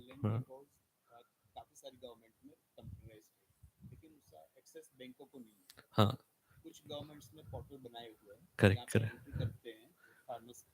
Behalf of farmers PACS या banks entries करती है, तो वहां पे वो एक्सेसिबल होता है। अदरवाइज क्या होगा, बैंकों को कहाँ से कैसे या So, sir, आपके that's exactly the API which we have built in between.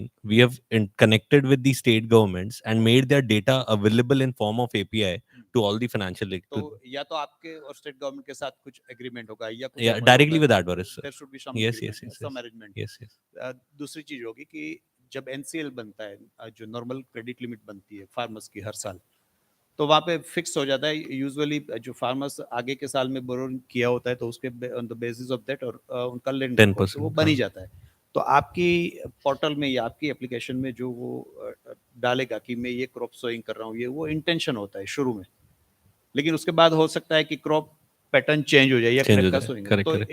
In that case what will happen? So, sir, there are Third question, last satellite question. companies. हाँ.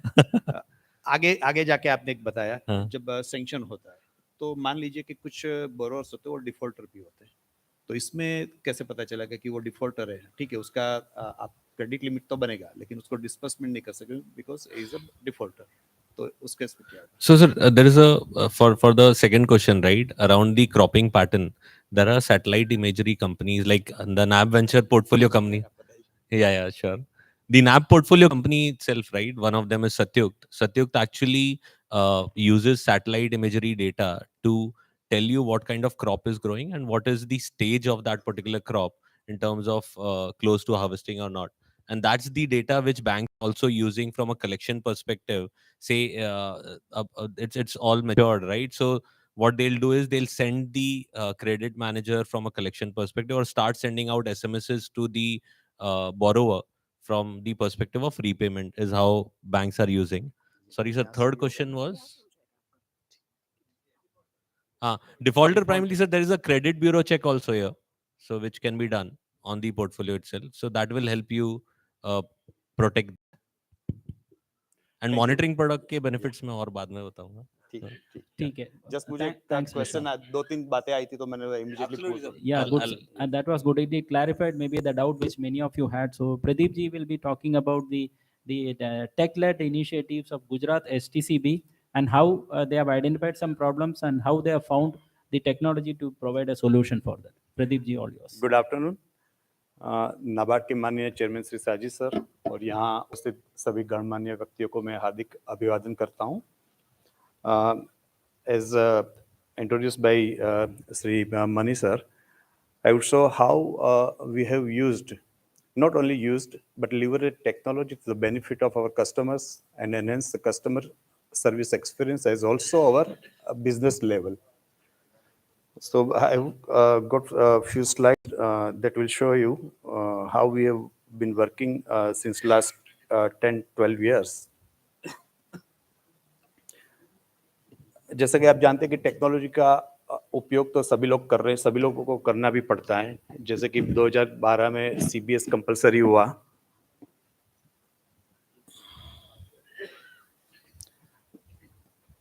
लेकिन ठीक है, utilisation of technology is not important, but उसको कैसे leverage करना, ठीक है ना? नहीं, ये दैट विल गो, ठीक है। तो हमने खाली यूज नहीं करना, लेकिन उसको लीवरेज कैसे करना है in the larger interest of entire cooperative credit structure, वो मैं कुछ बता। यहाँ अच्छा स्क्रीन पे नहीं आ रहा है, यस।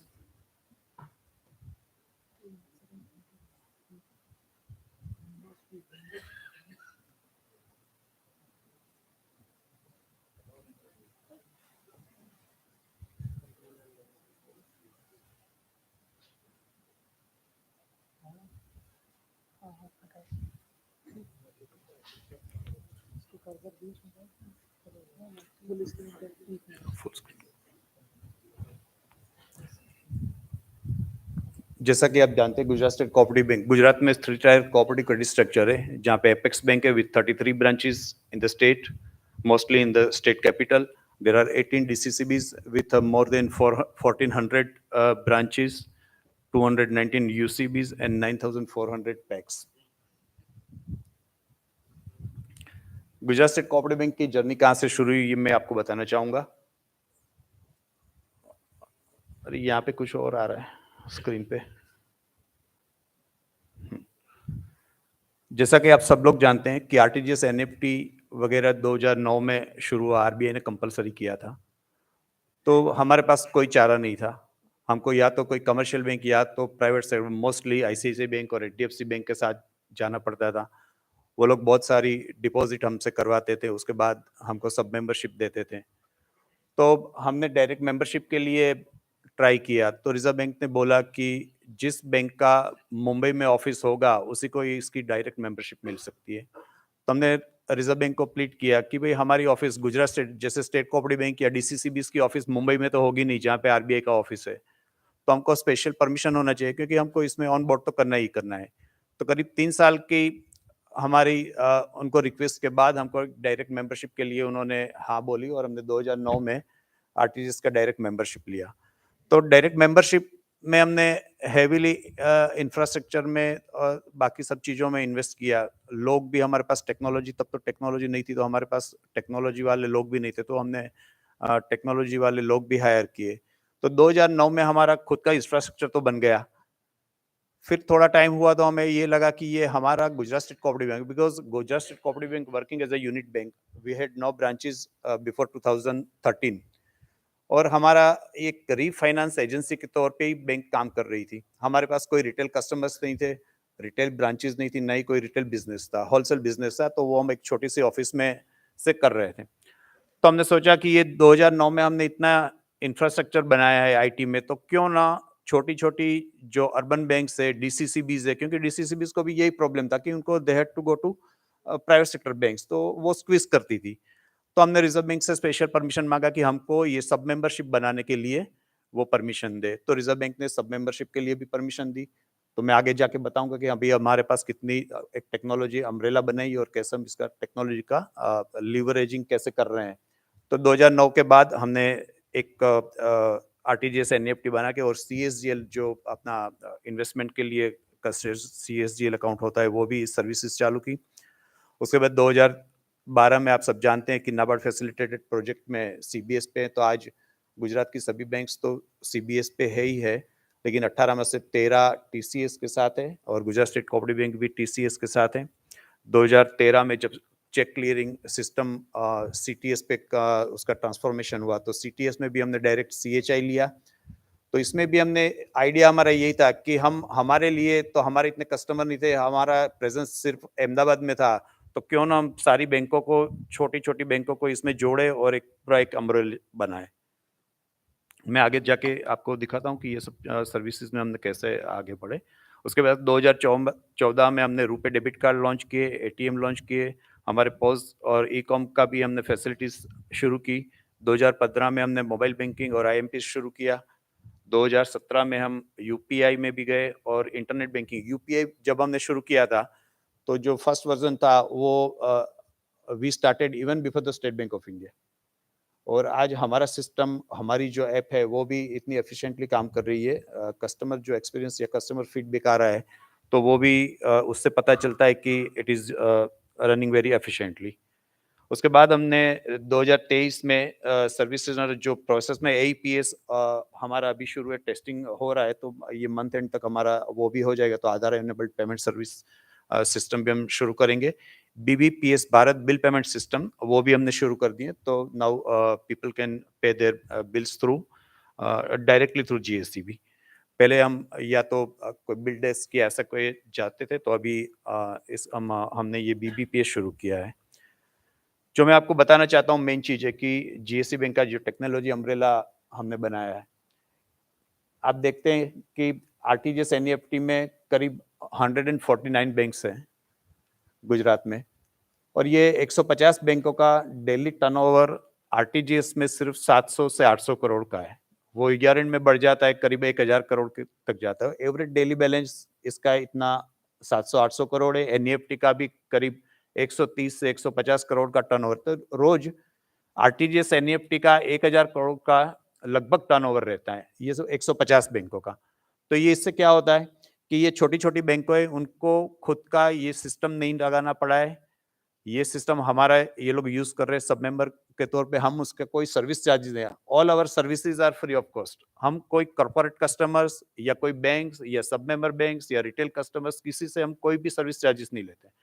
उनको बदले में ये इतनी अच्छी सर्विस देती है कि वो लोग नेचुरली हमारे साथ अटैच होते हैं। तो ये 150 बैंक है, उनका फ्लोट रहता है हमारे पास, और जो उनके सेटलमेंट फंड्स जो रहता है उसी से हम ये हमारा जो खर्चा है वो भी निकाल देते हैं, बदले में हम सर्विस चार्जेस से चार्जेस नहीं करते हैं। सीटीएस आप देख रहे हो कि सीटीएस में large number of banks 160 banks हमारे साथ जुड़ी हुई है, और उसका डेली करीब, अभी चेक्स तो नहीं है लेकिन 45,000 चेक्स की फाइल्स आती है, और उसका डेली 350 से 350 करोड़ का टर्नओवर रहता है सीटीएस में। तो चेक क्लियरिंग सर्विसेज भी पूरे गुजरात में ज़्यादातर बैंक हमारे साथ जुड़ी हुई है। एटीएम भी है, एटीएम में डेली 13 करोड़ के करीब एवरेज ट्रांजैक्शंस होते हैं। यूपीआई में 50 करोड़ के ट्रांजैक्शन रहते हैं डेली। आईएमपीएस में भी आप देख रहे हैं कि 15 करोड़ के ट्रांजैक्शंस रहते हैं। इसके अलावा भी ये सब सारी सर्विसेज है, उसमें हम लोग बैंकों को ज़्यादा से ज़्यादा हमारे साथ जोड़ने की कोशिश कर रहे हैं। तो हमारा बेसिक चीज़ ये है कि ना हमने हमारे लिए ये टेक्नोलॉजी अपनाई है, लेकिन पूरे सेक्टर के लिए जो भी हमारे साथ आना चाहता है कोऑपरेटिव सेक्टर में, वो सब हमारे साथ आता है। तो उनको उनकी ज़रूरियातें भी पूरी होती है, और साथ में हमारा बिजनेस भी बढ़ता है, और साथ-साथ सब चलते हैं, तो साथ-साथ ग्रो करते हैं। और सबसे बड़ा फ़ायदा ये होता है कि ये जो प्राइवेट बैंक्स हैं, वो उनको स्क्वीज़ करना बंद कर रही है। तो अभी यूनिटी इतनी ज़ोर से है हमारे यहाँ कि कोई भी बैंक आती है तो पहले हमें मिलने आती है कि हमें यहाँ पे जाना है, ये क्या करें, ऐसा करते हैं। यूजुअली ये हालत है अभी। फिर हमने एक रोबोटिक ऑटो लॉकर, ये हिंदुस्तान में पहला लगा हुआ है, एक आध जगह और कोई क्रेडिट सोसाइटी में लगा हुआ है। तो ये 3 लेयर सिक्योरिटी इसमें 24/7 है, ऑल डेज काम करता है, ह्यूमन लेस है। तो आप बूथ में जाते हो, एक कार्ड स्वाइप करके उसके बाद पिन डालते हैं, और उसके बाद कीज लगाते हैं, तो लॉकर एक बूथ होता है, वहीं पे आ जाता है वॉल्ट में से, आपको कहीं जाना नहीं पड़ता है। तो हमारे पास करीब 500 लॉकर से ही है, और लोग इसका अच्छा बेनिफिट ले रहे हैं। फाइनेंशियल हाइलाइट्स टेक्नोलॉजी के यूज में मैं क्यों दिखाना चाहूंगा, क्योंकि मैंने पहले ही बताया कि हम लोग टेक्नोलॉजी को यूज नहीं कर रहे, लेकिन उसको लिवरेज कर रहे हैं। तो कैसे हमारा बिजनेस भी बढ़ा है। अब 2009 से हमने टेक्नोलॉजी जोर से अपनाई है। तो 2009 में आप देखेंगे और 2023 में देखेंगे बैंक का डिपॉजिट कितना था, लोन्स एंड एडवांसेस कितने, तो टोटल बिजनेस 5,000 करोड़ से कम थे, अभी 19,000 करोड़ के करीब है। बैंक का नेट प्रॉफिट भी 105 करोड़ है। ये 105 करोड़ का प्रॉफिट हम पूरे सेक्टर में, हमारे चेयरमैन का एक विजन है कि कोऑपरेटिव में profit is the last motive. Profit हम प्रॉफिट के लिए काम नहीं कर रहे हैं, और जो भी कमाते हैं ये इसी सेक्टर में जाना चाहिए। Farmers is the last beneficiary. तो फार्मर्स लास्ट माइल जो बेनिफिट मिलना चाहिए फार्मर्स के अपग्रेडेशन के लिए, उनका जो लाइवलीहुड है वो भी अच्छा रहे। तो फार्मर्स, पैक्स और डीसीसीबीस तीनों को मजबूत बनाएंगे, स्टेट कोऑपरेटिव बैंक भी अच्छी तरह से मजबूत बनेगी, और पूरा सेक्टर अच्छी तरह से काम करेगा। तो ये हम 105 करोड़ लाने से पहले जो ग्रॉस प्रॉफिट है उसमें से काफी हम प्रोविजन किए हुए हैं कि डीसीसीबीस, पैक्स और पूरे सेक्टर के लिए क्या क्या काम करते हैं। तो काफी सारे हम उसमें काम कर रहे हैं।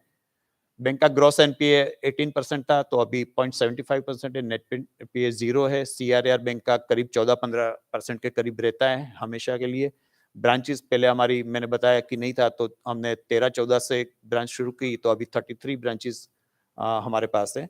आपको बताना चाहूंगा कि हमारे पास 2009 में सिर्फ 2500 कस्टमर्स थे, वो भी स्टाफ या एक स्टाफ मेंबर्स या स्टाफ के जो रिलेशन में, जैसे मैंने बताया कि एक रिफाइनेंस एजेंसी की तरह ही काम करती थी।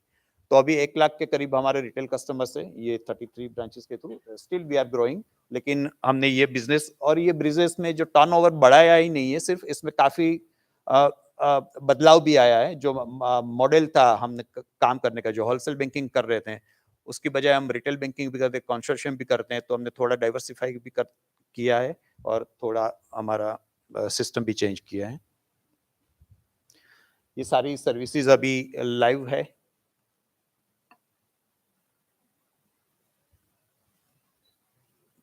हमने कुछ टाइम पहले व्हाट्सएप बैंकिंग भी शुरू किया है। बीबीपीएस भी शुरू हो गया है। UPI PSP is under process. Aadhaar e-KYC और एपीएस टेस्टिंग है, ये मंथ एंड तक हो जाएगा। और ये सारी सर्विस में जहाँ जहाँ पॉसिबल है हम लोग सब मेंबरशिप बनाते हैं, सभी छोटी छोटी बैंकों को भी इससे हेल्प मिलती है और उनके कस्टमर्स को भी बेनिफिट मिलता है। सर्विस चार्ज नहीं लेने का एक बड़ा फायदा जो हमारे साथ सब मेंबर बैंक्स है उनको ये है कि वो उनके कस्टमर्स को भी फ्री ऑफ चार्ज सब सर्विसेज दे सकते हैं और उनके लेवल पे ग्राउंड लेवल पे वो compete कर सकते हैं स्मॉल फाइनेंस बैंक्स और प्राइवेट सेक्टर बैंक्स से। हमारी करीब 55 लोगों की एक आईटी की टीम है, डेडिकेटेड आईटी की टीम, तो उनके भी रोल्स डिफाइन किए हुए और वो भी उनके हिसाब से जो भी जहाँ भी रिकंसिलेशन या जो भी चीज़ें करनी पड़ती है वो लोग कर रहे हैं। की सब फंक्शन से जो आगे की स्लाइड में दिखाए वही है।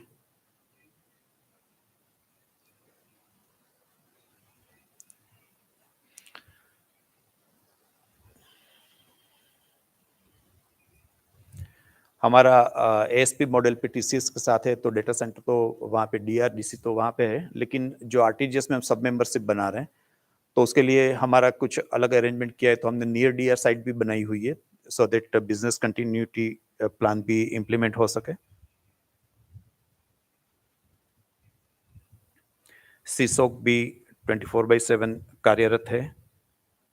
प्रिविलेज एक्सेस मैनेजमेंट जो लॉग्स वगैरह जो आरबीआई और नाबार्ड के रूल्स के हिसाब से जो करना पड़ता है दैट वी आल्सो डूइंग।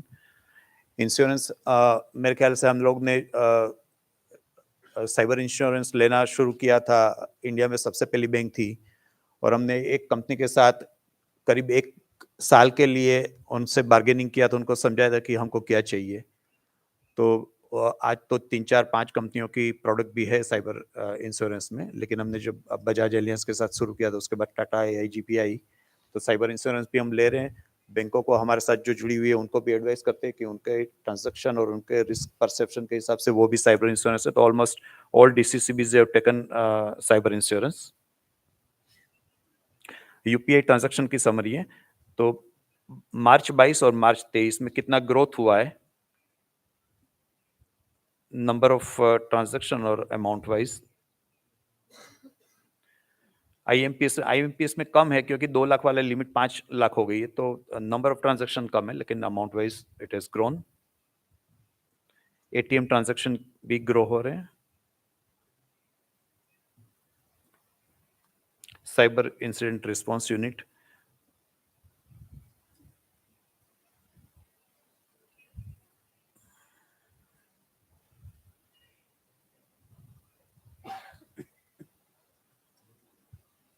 जो आगे भी स्लाइड्स में बताया वही कुछ चीजें जिस जो ईमेल के लिए नाबार्ड का सर्कुलर है तो हमने वो भी लिया हुआ है। बायोमेट्रिक ऑथेंटिकेशन है, यूपीआई ऑटो पे किया है, रुपए platinum contactless card tap and पे वाला हमारा आ गया है, तो ये दिसंबर से हम इसको इश्यू करेंगे। व्हाट्सएप बैंकिंग भी we have started. Internet mobile banking 2 factor authentication के साथ चल रहा है। ये हमारी साइबर सिक्योरिटी जो एडवाइजरी प्रैक्टिसेस है, जो भी एडवाइजरी आती है तो इमीडिएटली हम इसको इम्प्लीमेंट करते हैं। हमारी आईटी टीम इम्प्लीमेंट, इसका एक सैंपल दिया हुआ है। नाबार्ड से या सी साइट से या सर्टिन से जो भी आती है तो इमीडिएटली उसको करते हैं। कुछ अवार्ड्स भी हैं। Thank you. Thank you, Pradeep ji. I think that was very excellent and focused. A couple of very interesting things. What they showed one number. Chairman sir was also making a mention in his address in the morning that business has grown and that this is growth with responsibility, right? Raghupati ji was talking about governance, how they have also taken pains to ensure that cyber insurance is taken, cyber awareness is created, and taking the ecosystem forward together. That's a very interesting concept of technology umbrella where you brought the UCBs and the DCCBs together. So that was very nice. Going ahead, I will request Mr. Amit Rajak from Burdwan DCCB to share their insights and learnings on adopting technology. What are the problem statement they tried to solve, and what was the learnings there from Amit?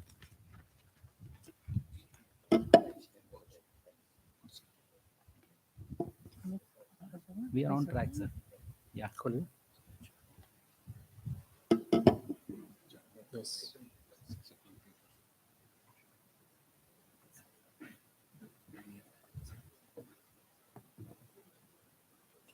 ये भी काम करेगा। Hello, ये बहुत ही बड़ा मंच है हमारे लिए, क्योंकि हम एक छोटे से डीसीसीबी से आते हैं जो कि वेस्ट बंगाल में सिचुएटेड है। हमारा बैंक का नाम है the Bardhaman central cooperative bank. Honourable chairman NABARD, यहाँ के जो सीजीएम सर्स हैं, जो भी डिफरेंट एससीबी से आए हुए हैं, डीसीसीबी से आए हुए हैं और पैक्स से आए हुए हैं, उनको हमारे हार्दिक शुभकामनाएं।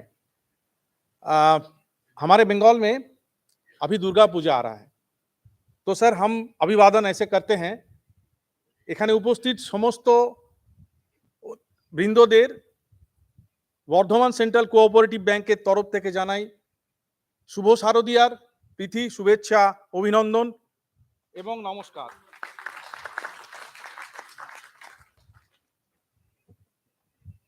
सर, हमारा जो बैंक है ये सिर्फ एक जन पे नहीं है, इसको हम बोलते हैं team BCCB, Bardhaman central cooperative bank BCCB, team BCCB. So आज का जो प्रेजेंटेशन है वो भी मैं अकेले नहीं दूंगा, मेरे दो कॉलीग्स आए हुए हैं यहाँ पे।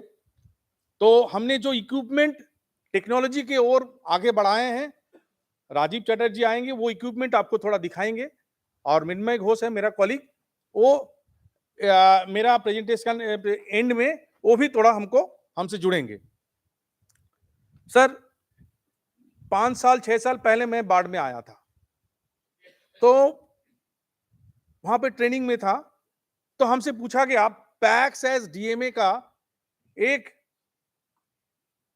सामने आ रहा है, एक पॉलिसी नाबार्ड ले रहा है, तो हम कर पाएंगे? तो मैंने उठ के बोला था यस, हम कर पाएंगे।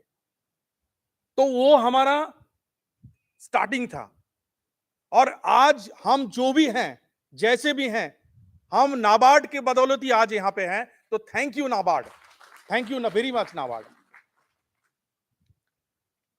सर, ये पैक्स एज डीएमए जब हमने काम किया था, हमने 3 महीना में ऑलमोस्ट 3.5 लाख अकाउंट ओपन किए थे। एक दिन में 50 से 60 कैंप हमने बनाया थे, वो भी पैक्सों में जाके, गांव में जाके, जहां पे उस टेक्नोलॉजी का ये एडॉप्शन था, जो भी फार्मर पैक्स में है उनका एक अकाउंट डीसीसीबी में होना चाहिए। तो हमने प्रॉपर केवाईसी लेके उस दौरान 3.5 लाख अकाउंट लगभग 3 महीना में हमने ओपन किया था। तो सर, आज हम जो हैं, ये पैक्स और पैक्स एज डीएमए का जो अंडर में जो सिचुएशन था उसके लिए हम हैं, क्योंकि वो 3.5 लाख अकाउंट से हमारा कासा बढ़ा है। वो 3.5 लाख अकाउंट के बदौलत ही आज हमारे यहाँ पे ऑलमोस्ट बैंक का 10 लाख अकाउंट है, 10 लाख के करीब अकाउंट है हमारा। सर, कुछ चीजों पे मैं गौर करना चाहूंगा। हमारे खुद का आईएफएससी कोड है, हमने ये खुद पाया है, मतलब आरबीआई ने हमको अलॉट किया है, हमारा खुद का आईएफएससी कोड है। हमारा खुद का डेटा सेंटर है जो कि स्टेज 4 का है, वो भी हम 2010 साल से ये चला रहे हैं, हमारा खुद का डेटा सेंटर है। We are direct member of RTGS NEFT, we are also direct member of NACH as well as UPI. जो मर्चेंटाइज पॉज आप लोग देखते हैं, कोई भी आप दुकान में जाएंगे तो वहां पे पॉज मशीन होता है, जहां पे आपका कार्ड स्वाइप आप करते हैं और आगे जाता है। मैंने स्लाइड को आगे छोड़ दिया, क्यों छोड़ा? सर, कल हमने मणि कुमार सर से थोड़ा बात किया था, तो उन्होंने बोला आपको ये बोलना है कि आप क्यों टेक्नोलॉजी अडॉप्ट किए हैं, what is the reason behind it. तो सर, अगर ये स्लाइड में जाएंगे तो सर वो बता नहीं पाएंगे, तो स्लाइड मैंने छोड़ा है, और Mrinmoy will go through the slides at the end. तो मार्चेंट जो पॉज है सर, हमने पे स्विफ्ट और पेटीएम के साथ टाई अप किया हुआ है।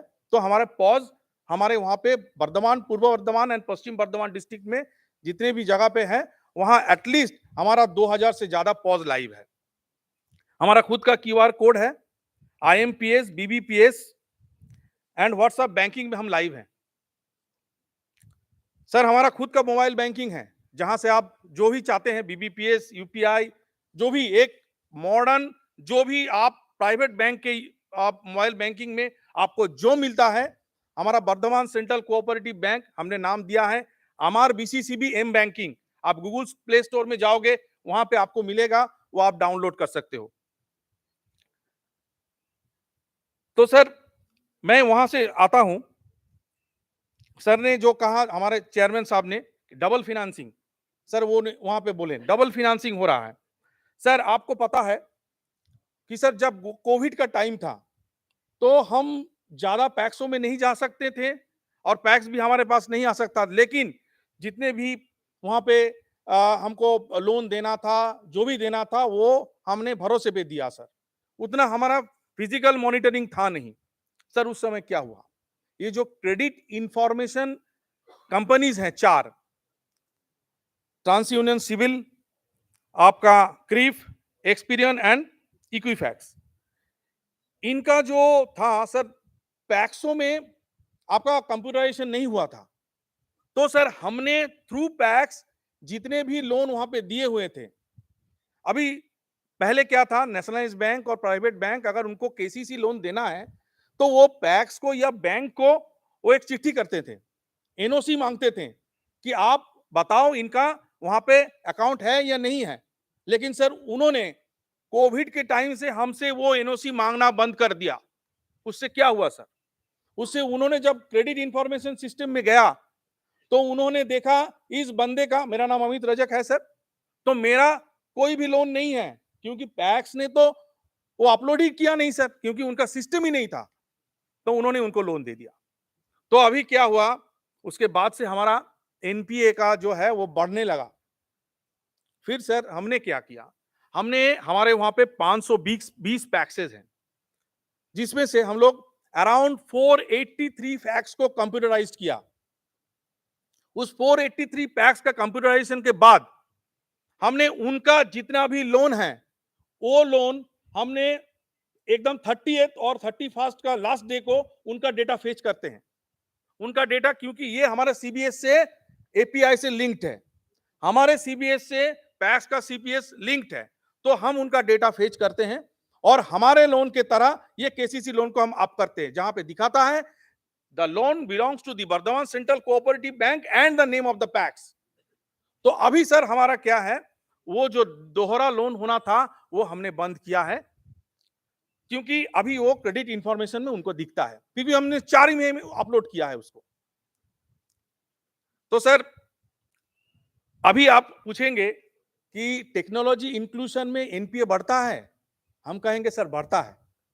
अगर आप टेक्नोलॉजी को इंक्लूड करोगे at this time in case of cooperative bank, तो आपका एनपीए बढ़ेगा। कैसे बढ़ेगा सर, अभी जितना भी फार्मर है हमारा, जितना भी फार्मर है ऑलमोस्ट 3 लाख 3.5 लाख के करीब, जो भी लोन लेने आता है, जो भी क्रॉप का लोन लेने आता है, उसका सिबिल चेक किया जाता है, क्रेडिट इंफॉर्मेशन चेक किया जाता है।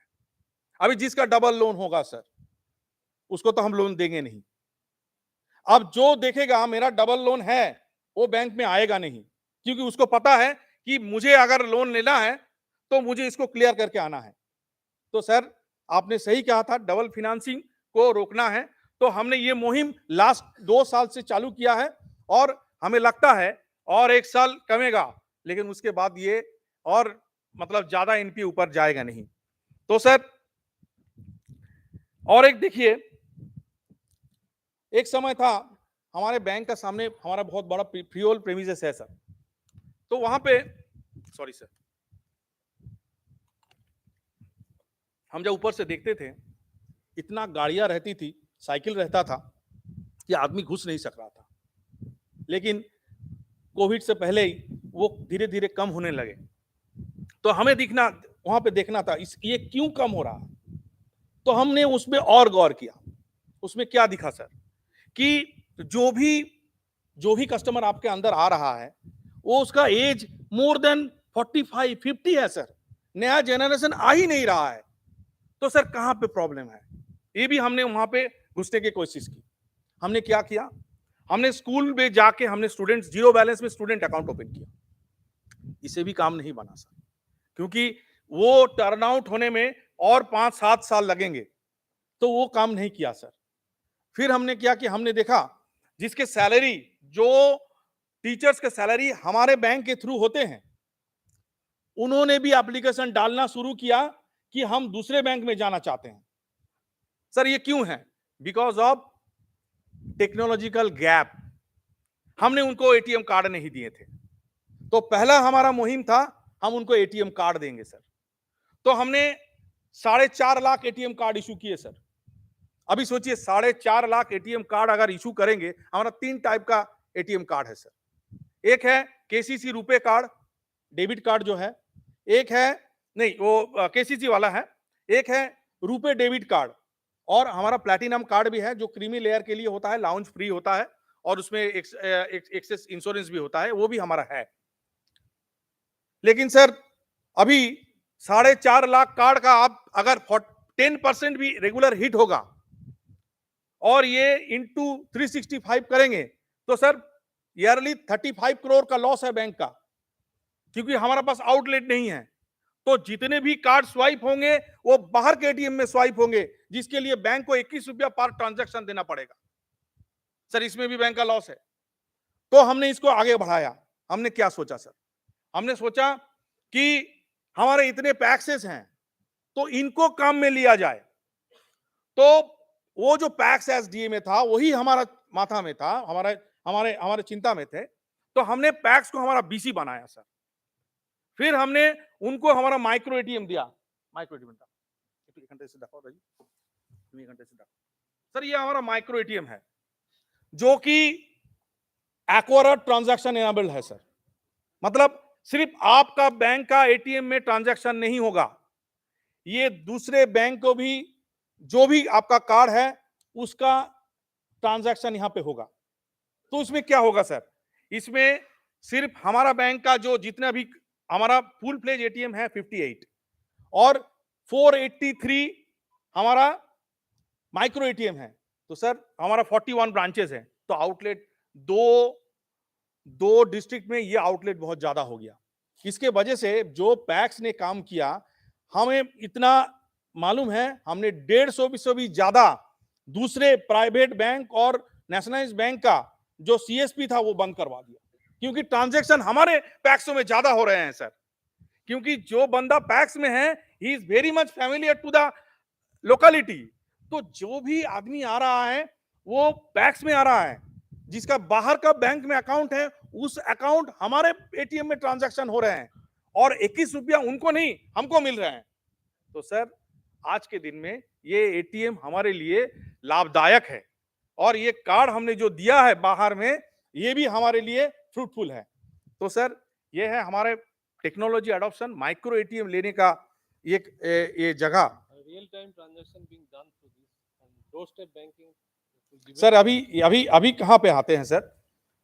कोई बंदा जो पैक्स में है उसका कोई मतलब पैक्स में बैठ के वो आरटीजीएस एनईएफटी डायरेक्ट कर सकता है। तो पैक्स का कोई मेंबर का लड़का बाहर पढ़ने गया है तो सर वो बेंगलोर में पैसा भेजेगा, वो पैक्स के डायरेक्ट भेज रहा है, पैक्स को डायरेक्ट भेज रहा है पैक्स से। और अगर कोई बाहर में नौकरी करने गया वो अपने माँ को पैसा भेजेगा, तो कहीं भी से भी वो डायरेक्ट पैक्स में रुपया भेज रहा है। ये टेक्नोलॉजी हमने अडॉप्ट किया है सर। और हमने क्या किया सर?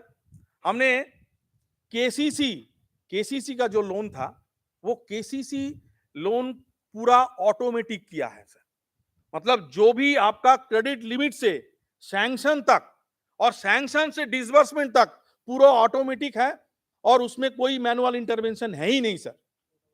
पहले हम क्या करते थे, अगर लोन हमको देना है हम क्या करते थे sir? KCC account debit to the PACS का सेटलमेंट अकाउंट, वहां पे पूरा रुपया जाता था। लेकिन sir thanks to PACS SDA में हमने जो फार्मर्स अकाउंट यहाँ पे ओपन किए थे, हम अब क्या कर रहे हैं? KCC account debit to the PACS settlement account, simultaneously PACS settlement account debit to all farmers credit account. तो रियल टाइम में उसके पास पैसा जाता है, उसको एसएमएस जाता है, और उसके पास सर एटीएम कार्ड है, वो जहां कहीं भी जाके वो पैसा उठा सकता है sir. This is our success. ये हमने किया है सर। और मैं आगे नहीं इतना बोलूंगा सर। मैं थोड़ा अब हमारा जो पीपीटी है उसका थोड़ा प्रेजेंटेशन हम मिनमय को बोलेंगे, रिक्वेस्ट करेंगे थोड़ा पीपीटी को गो थ्रू कर दीजिए. Amit, another 2-3 minutes, okay? Sir, I'll finish within 3 minutes. Sir, I'll tell you something about our bank to carry on the things forward. See, we were established in 1917, and till date we started off with our CBS in 2010, and we had adopted core banking 2000. We have our own data center. Our data center is a 4-tier data center, and we had created in such a manner so as we could share it with all other cooperatives, maybe from other sector or maybe in India. We have a tier 4 data center, sir, and we have space there, rack space there. So if you all want to contact us for your data storage somewhere in India, you can always take it from us. We are not in a competitive market. We will give it to you for just simple maintenance cost and nothing else. So to go into our technology governance, sir, we are basically based on some principles. First principle is our policy, wherein we go for policies, training, adaptation, implementation, security, and service. This is what we plan on. So before going into any kind of technical planning or IT related services, bank always makes a proper policy for that. So this is basically our structure. We have our own data center.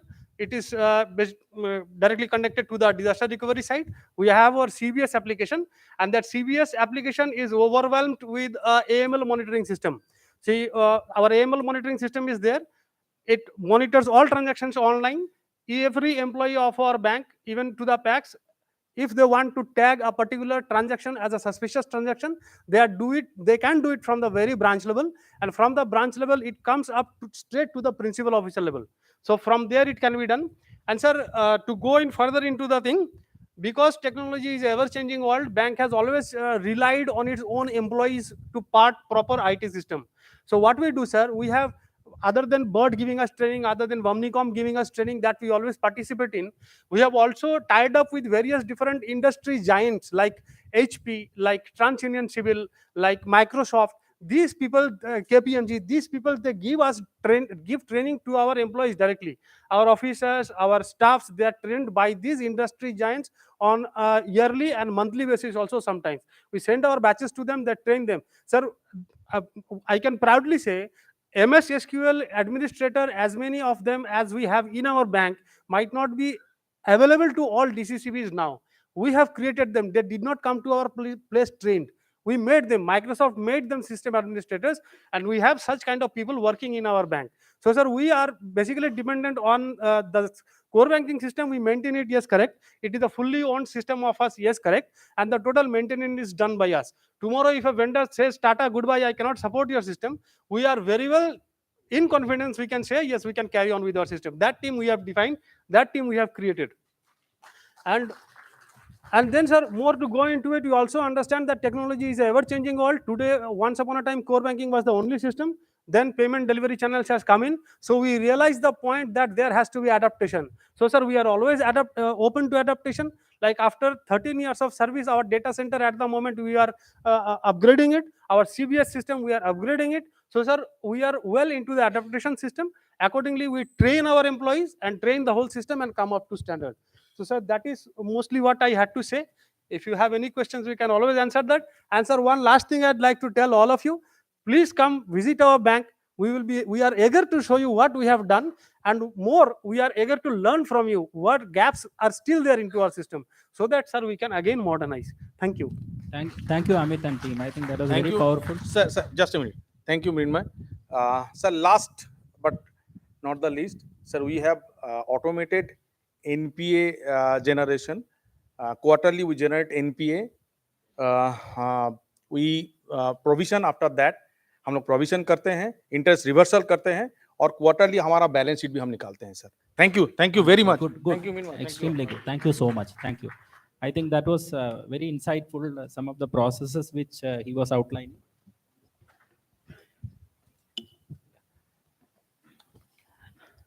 Yeah, we had actually heard the practitioners talking about the best practices.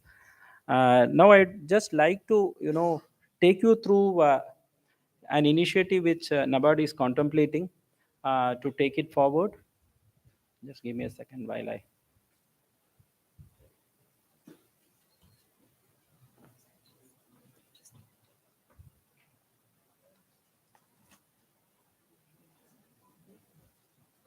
Yeah.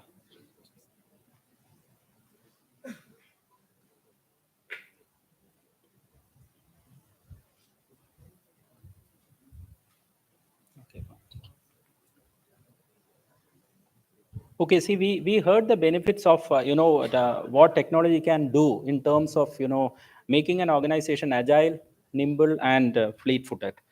But having said that, all of us, be it an STCB or a DCCB, has been tussling with technology adoption. Lot of challenges. I'm not going to go through the full list. It's non-exhaustive anyway. There are certain challenges which banks, as cooperative banks, we are facing. In terms of our processes, in terms of multiple legacy software, which is there, different platforms, migration challenges. Happy to learn that Burdwan has actually, digitalized the process of NPA calculation, but many operations still remain manual in many of the banks, limited resources, high capex. A lot of challenges are the non-availability of qualified IT personnel, both within the bank and also an awareness at the board and top management level regarding, adopting IT, augmenting the IT resources, and high vendor dependence. These are all challenges we come across quite often. More so, my faculty friends from Bird will be aware when you're taking sessions on IT, many of the complaints emanate from these challenges which we are seeing on screen. So how do we go about overcoming these challenges? When we are going to go forward to adopt, better technology, more latest technology, these challenges are going to manifest and remain manifold. So how do we try to overcome that? We're just trying to craft a vision of cooperative banks for the future. You may all recall our Honorable Chairman making a mention in the morning in his address when he said that going forward, by the end of Amrit Kal 2047, we are looking at cooperatives to contribute to 40% of our country's GDP. So we want to visualize cooperative banks as a preferred bank for rural India going forward. We want the bank to be an entity which can provide the complete suite of modern banking services, right? Be it tech-driven, be it products, be it processes, and have an end-to-end digitization across all tiers, right from the PACs up to the STCBs, and to push for inclusive banking while maintaining sustainable operations. So we are looking at growth, we are looking at profitability, and we are also looking at positioning cooperative bank in a different orbit. So, to do that, see, when we revisit our, high school science, we say that if you have to move from one orbit to another, you need to, generate that much of acceleration so that the internal gravity you are able to overcome so that you can shift to the next orbit. That gravity can be in terms of, the challenges which I had highlighted in the previous slide. So what do we need to do if we have to go to the next orbit, right? Technology, technology, and technology. There is no other mantra for change, right? Transformation is required, and for which we would like to, what Chairman Sir used to always say, that NABARD has to play the role of an ecosystem developer. We cannot be a mute spectator. We need to walk hand in hand with cooperatives and see that they are facilitated in adopting the latest technologies. My friend Mr. Nanda made a mention of PACs and upgradation through the computerization process. Both the State Cooperative Bank, Mr. Pradeep and Mr. Amit from Burdwan, spoke about CBS and how their surround and the cling along apps with CBS has enabled you to streamline your business process. Chairman sir always makes a mention of, go one step beyond India stack and talk about the Bharat cooperative stack. Can we look at building on the cooperative stack, riding on the PDI, the public digital infrastructure, and see whether we can provide more of, the facilities and support. Mr. Pradeep's question also was on that, how you can leverage the land data, and the banks getting access to it and making the entire onboarding process seamless and painless from a customer's perspective. I would like to add one more layer of, innovativeness to that. I would request the direction of the House to the last box where we have put something called a shared services entity. Our Chairman sir made a mention in his opening remarks today about how and why we need to create a facility which can enable the banks to onboard the latest of technologies, to augment your existing tech capabilities by looking at new applications which come in, but in a manner which is painless. I was talking to quite a few of our friends from the cooperative bank during lunchtime, and suffice it to say that whenever we talk to a banker now, we get the feeling we are talking to a technology person, right? They talk less of debit and credit, they talk more about switches and servers. And this is a language now which has got into the RCB lexicon. But sadly, the data points also show that over a period of time in banking performance, in terms of actual loans lent, in terms of share in ground level credit flow for agriculture, these cooperatives are found wanting. Now that is what they have been created for. Should we not ensure that they focus on the mandate for which they have been created, and in the process they get digress, the focus moves away because they also need to adopt technology. And this is where I feel probably we need to look at having an entity which can bring the various technological solutions which are available into one platform, and give it as a ready to consume offering to the cooperatives. Why we are talking of such a mechanism? See, just if you look at this slide, banks like SBI, which has created YONO, or Kotak Bank, which created 811, the app 811, I think in remembrance to demonetization, right? November 8th, they called it 811. They have spent north of 800 crores, SBI, and higher than 500 crores by Kotak to develop these apps. Now, I believe my friends here in this hall will all agree, in this auditorium will agree that it is beyond the financial heft of any of these banks to invest such sort of capex in building such infrastructure. The one-time app development cost is pretty heavy. Integration, annual maintenance, and not to talk of the entire process of onboarding. We are all public entities. We need to ensure that we have very transparent onboarding processes, including following CVC and other procurement state spelled procurement guidelines, whether it will be possible for us to do it. Agreed that cooperative banking need a transformation. We need to make operations cost efficient, at the same time ensuring that the capex is kept minimum and the opex also is kept at reasonable levels. Not to compromise on security architecture, risk and fraud management. These are very critical, as because NABARD wears various hats. Our chairman, sir, when he came in the first address, he said he was talking on from a developmental hat. When he came back second, he was wearing the regulator's hat. And that's an unenviable job for a DFI like NABARD. We need to keep switching hats, but all in the interest of developing the sector. Vishal made a mention about enhanced customer experience. So too, Mr. Pradeep made how they wanted to provide chargeless, free of charge banking and ensure that the benefits pass on to the customer. So that is also possible if we can try to depress costs. And Vishal's presentation, you may recall, spoke of reducing the risk as also reducing the cost by adopting technology. And if we have a mechanism which is working outside of the regular banking setup, where you can onboard the best of talent in trying to see that this tech platform comes into being. And trust me, this is not a thing which we are trying for the first time. It's already been successfully done in quite a few countries. We have successful examples of such experiments in Germany and the US. So we had discussed in detail with experts in this field, and we feel that NABARD as an ecosystem developer is eminently positioned to set up a shared services entity. We have experience of running subsidiaries. Nobody knows a rural ecosystem better than NABARD. We have the access to the tech and also the regulatory ecosystems to bring in the expertise. We can set up this sort of an entity and the underlying issues. While on that, I would like to say my department is presently talking to the various banks which are on the Wipro Finacle cloud in trying to renew the contract and onboard a new system integrator. So we have multiple rounds of discussion. Many of the people in this room are aware. You have been party to those discussions. The challenges we are facing in trying to address and then come up with a very good RFP which can meet the requirements of the RCBs. Now it's a very huge process because we are now relying on the tech expertise presently available with the banks and also the expertise available with NABARD and including those whom we have onboarded as external experts. Now all these things will be a thing of the past. If we can come together and set up this shared services entity, which will be a one-stop shop where we will leave the banks to do what they have been created for, banking, and take away the pain point of identifying technologies, identifying vendors, finalizing procurement process, onboarding those people, ensuring that the project is managed, and then the solutions are developed and installed in the respective banks.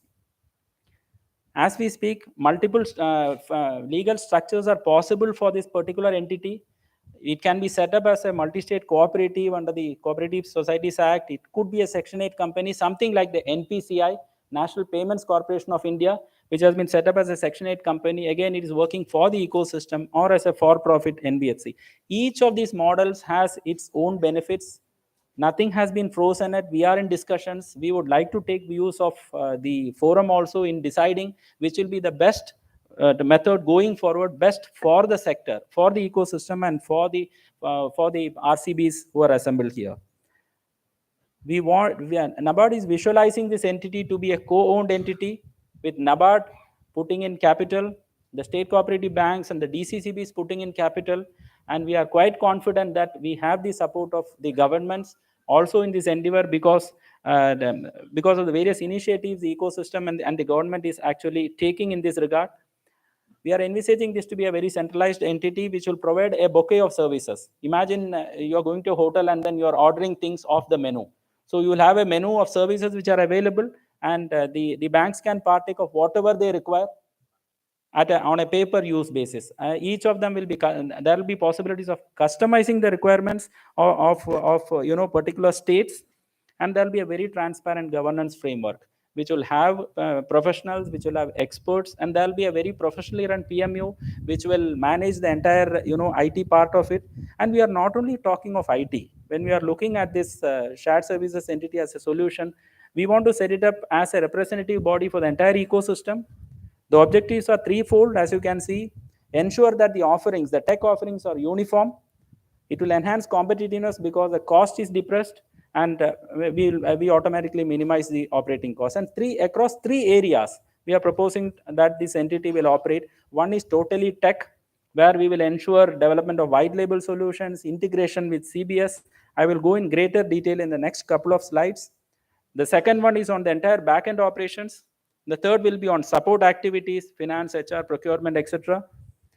All this, the enablers for this will be the very strong tailwinds we are getting from the government in terms of policy support, positive signals coming in from the regulator, governance structure backed by a battle-tested regulatory framework will be one big enabler, and API-led connectivity, where a platform and a bouquet of services are provided, and it will be merely plug and play for each of the banks involved here.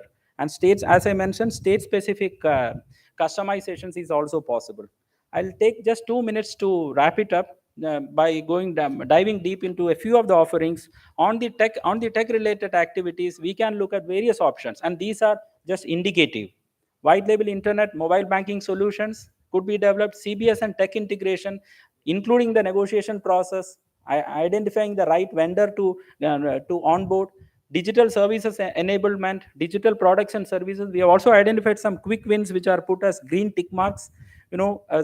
These are a flavor of the tech-related activities which this platform can look into. At the back-end side on operations, we can look at centralized call center operations, complaint management, transaction reconciliation, on credit operations, on loan application processing, card issuance and management, on collections, having feet on the street model, having the warm body on the other side, who can be the point of connect for the last missing mile with the customer. Cash management, cash replenishment are all activities which can be taken up by this entity.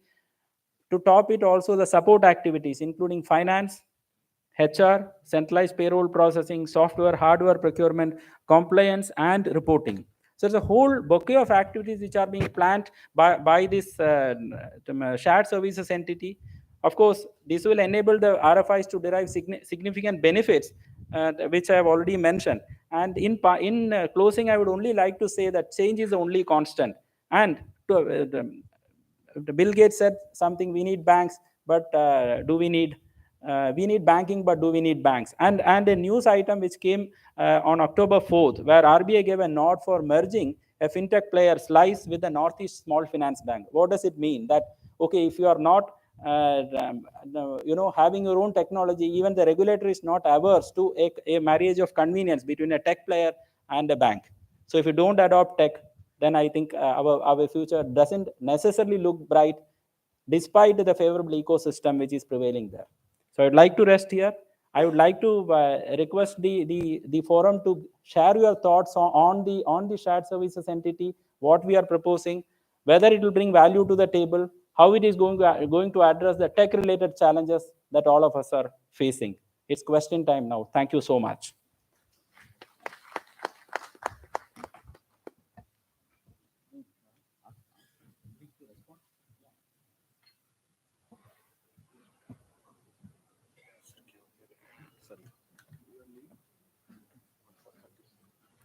No, we started with, can I get that Advaris का one slide was there, no? Advaris का जो presentation में, वो जो fintech applications का एक first slide था ना? That you should, yeah. Okay. So now, any first responses from them? Any first responses? Anything you want to hear? Any negative points? Yeah, please tell. I wanted to hear negative. Yeah, first tell, start with positive. Just give the mic. First introduce, please. I'm the Managing Director, State Cooperative Bank, Maharashtra. Okay. I'm with the option that is suggested by NABARD and well explained by Manikumar Sarji. That it's the option of having a shared services for the district central cooperative banks.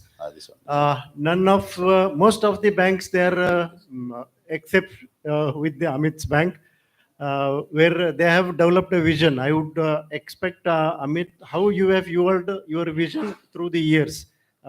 Towards after you can share with us, Okay. so that we'll get encouragement. Yeah. We'll get, sir.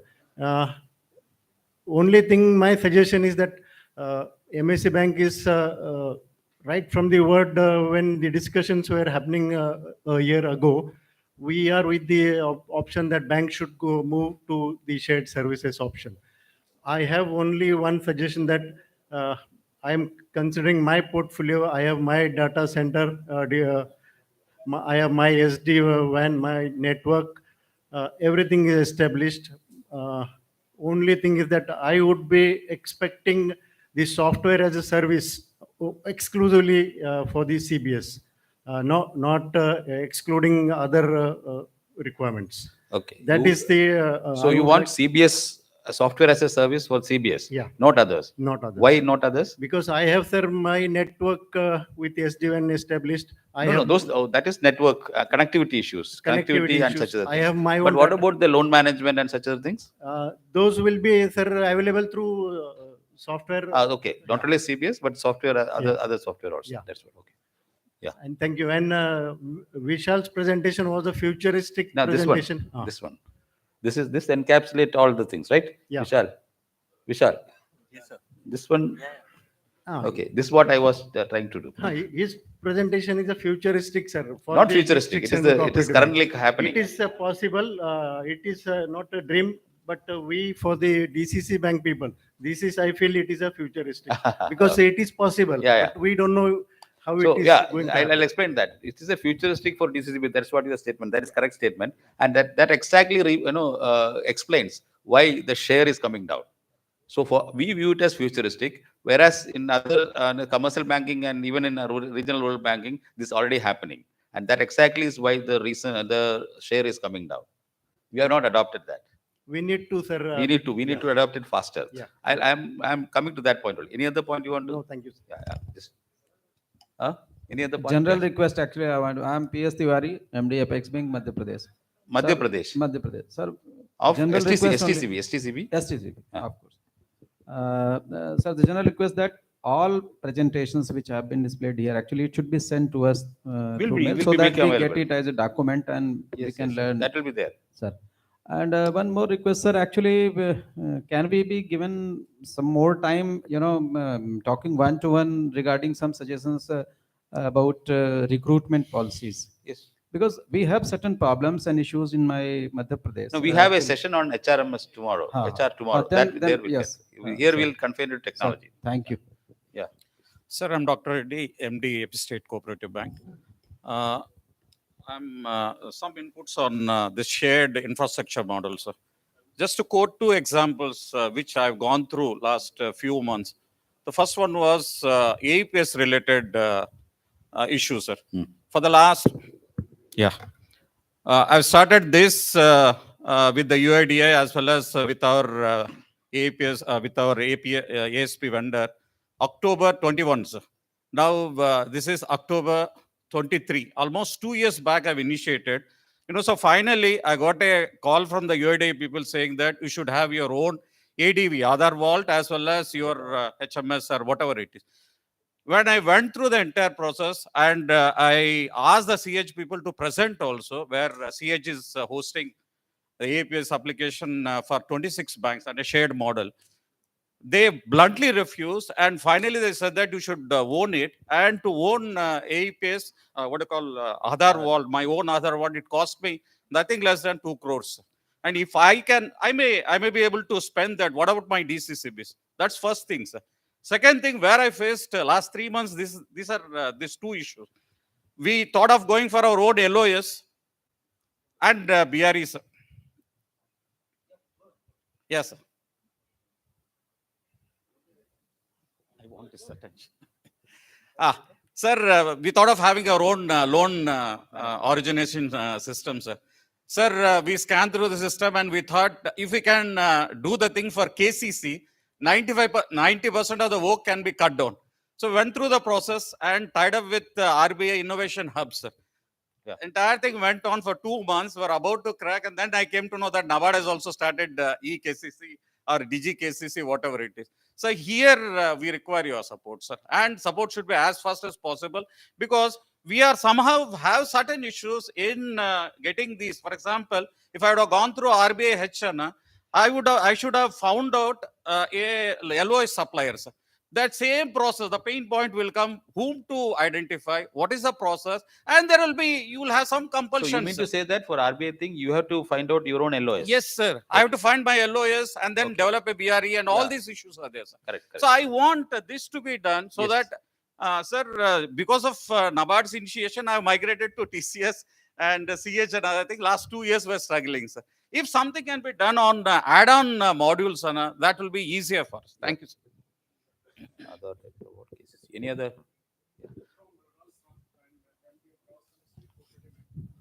Yeah, Mike. I will say for PAX computerization, there is no problem on FHR and FVR and DTC. I will say for after DTC and pre-migration, there are many issues of related to software. Please resolve them, as I will request to about any one person of the software vendor should be deployed in every state, especially Rajasthan, because there are many accounts in Rajasthan. That is a main issue. We are not going to be alive now. And second thing I will say to NABARD and request that is related to before lunch period, NABARD should release the short-term policy in the time, because we are taking the refund from NABARD in high rate of interest in 7.65. Yes. Okay. Thank you. Sir, I'm CEO Suresh Belagavi, Karnataka.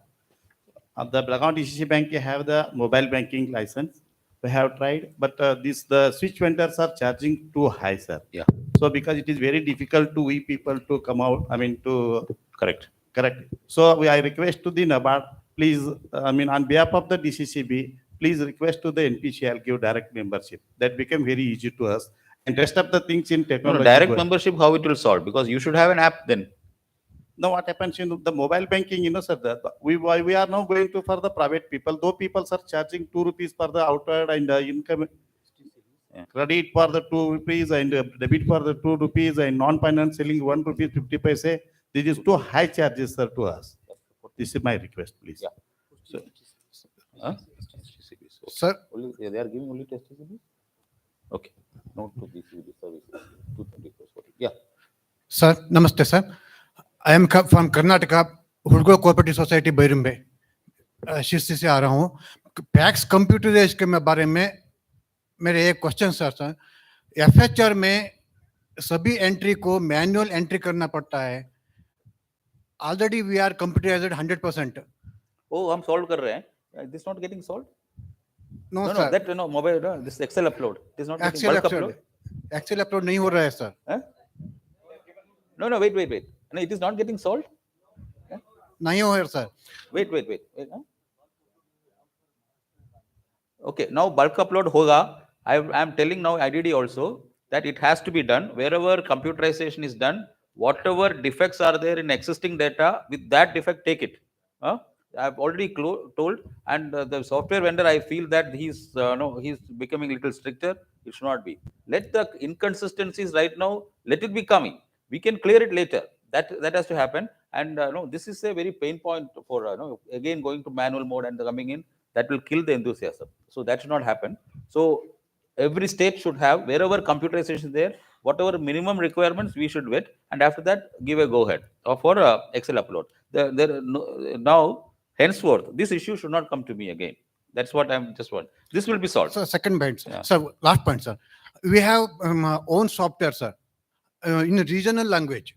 Even single transaction is come to the Kannada medium.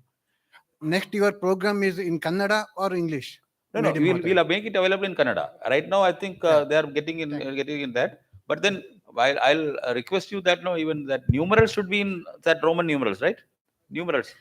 That language is Kannada. Okay. So PAX computerization issue, we'll deal it separately, because that is, so one thing I'll tell you, that PAX computerization, whatever we are doing, it is the minimum thing which we want now the data to be coming in. I'm not seeing it as the end of digitization. That the process which we are doing needs a lot of improvement. Now what we have done is that in 2 states the same software was used, and without any business process reengineering or with minimum business process reengineering, they have made it. But we are not here to digitize the process which right now cooperatives are doing. If that we do, we will make the same mistake that public sector banks have done long back when they went for digitization. As a result, a top heavy software which is heavy, which is not amenable for change, will come in. Now that is where, this you show, that is where this is coming in, that this slide, the credit life cycle and credit parameters. So now one thing, by digitization, one thing which I want is that transparency in credit decisions. Whatever now the powers which is done at the society level will be done by the system. And I'll go one step ahead, that going forward, maybe 2 years or 3 years after, when we'll give sufficient time, and we'll also give support to cooperatives to come to digitization.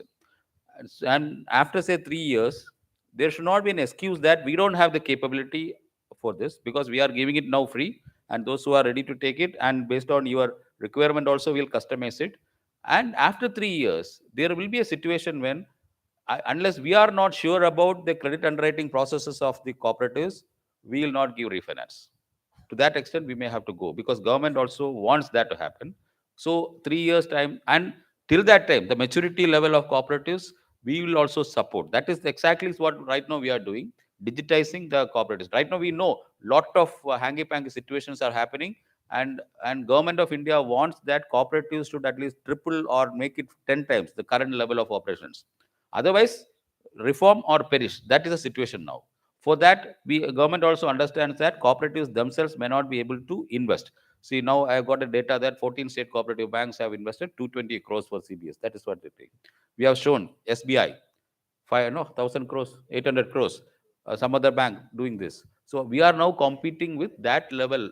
And I understand SBI YONO is now getting an upgrade at around 1,400 crores. State Bank of India. You are State's Bank of Bharat. I understand that now with 1 lakh packs, State Bank of India is having 22,000 branches. You have 1 lakh packs, and then just put together 30,000 DCC branches. So you have more touch points, but your share, State Bank alone is having a business share of around 23% in the total banking sector. You have 10% share with 1 lakh branches. So unless transparency comes in, we will not be able to move further. Maybe next year, interest subvention will be through the system with 2%, which you are telling interest subvention. So system will calculate. It will not be dependent on. Right now, there are inefficient mechanisms, like you submit some audit reports to NABARD will countersign and give it to government will release. It will not happen maybe next year. Next year, your daily balances will get uploaded to this MIS Plus portal, and system will calculate and then give. One more thing will happen. I said that deduplication, KCC, that also will happen. So the choice will be that either you have to reform or leave it. Now I understand short-term structure is dependent on that 2% interest subvention plus that 3, this prompt repayment incentive. So now government will be a little stricter, and understandably, it is we should not misuse the system. Here, there is some breathing time for us now. Now, one is that Government has given some time. Second is that government is now supporting with the software. Over and above that, we need to do a lot of things. Government is now only giving you support for digitizing things. Loan origination system, somebody told, what somebody told. So all these systems individually, if you go, then it huge cost. So what the shared service entity, which is you told that NABARD owning that, will not own. We will give you some capital subsidy, but you have to manage. So the whoever is now wanting those services, we'll have a committee. Already some committee is there. That committee will manage. Even NCDC also. I have talked to NCDC. NCDC is also ready to give support, and Department of Cooperation also will give support. So government support will be there, NCDC support will be there, NABARD support will be there. We know that close to around 2,000 crore of investment need to be there, and Aadhaar data vault, that mobile banking license, these things individually. If you so now what we propose is that this entity will be licensed by RBI, and then as a service it will be given. Individual entities going for licensing, this entity will be licensed, and that is what the process which we are thinking. Now, for that, this life cycle, credit life cycle, credit decision is one important power which a society is having. He decides who to get, at what rate to get, when to get, and what are the terms and conditions. So that power will be to the software. It will be centralized. Are we ready to take that? That is the first question we have to do, because it will be very transparent.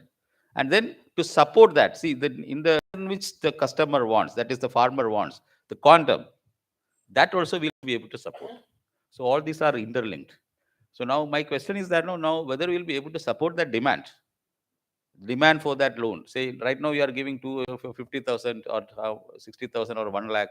He may need, and eligible also. He may need. See, going forward, one more thing, because of this digitization of the interest subvention, in many of the commercial banks also, the per capita KCC loan will come down, because you all know what all padding up they are doing from the scale of finance. If it is eligible for 50,000, they'll give 70,000 or even 1 lakh.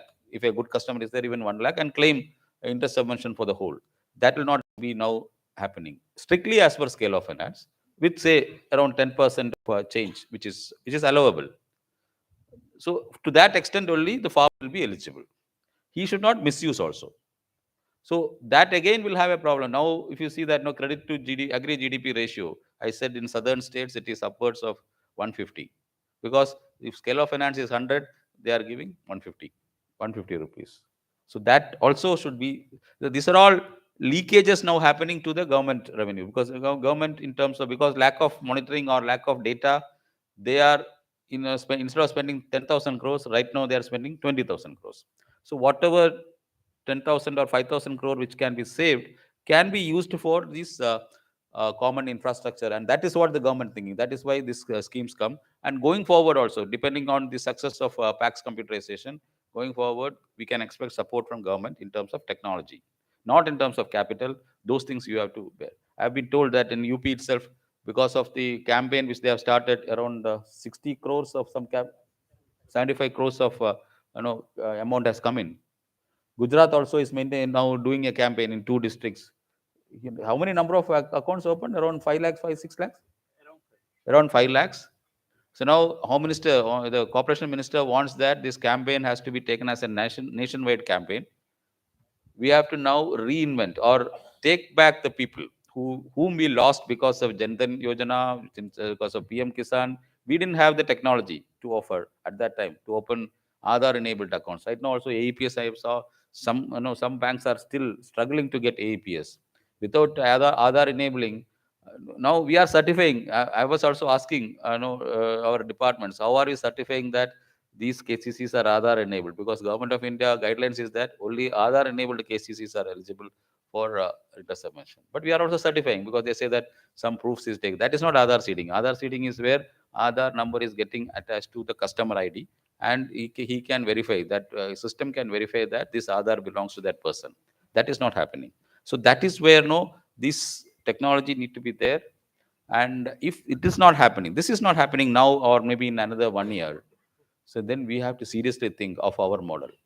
So PAX, They should transform into multi-service areas, not concentrating on lending, because right now the power of many of the packs is sanctioning loans. That power will be going.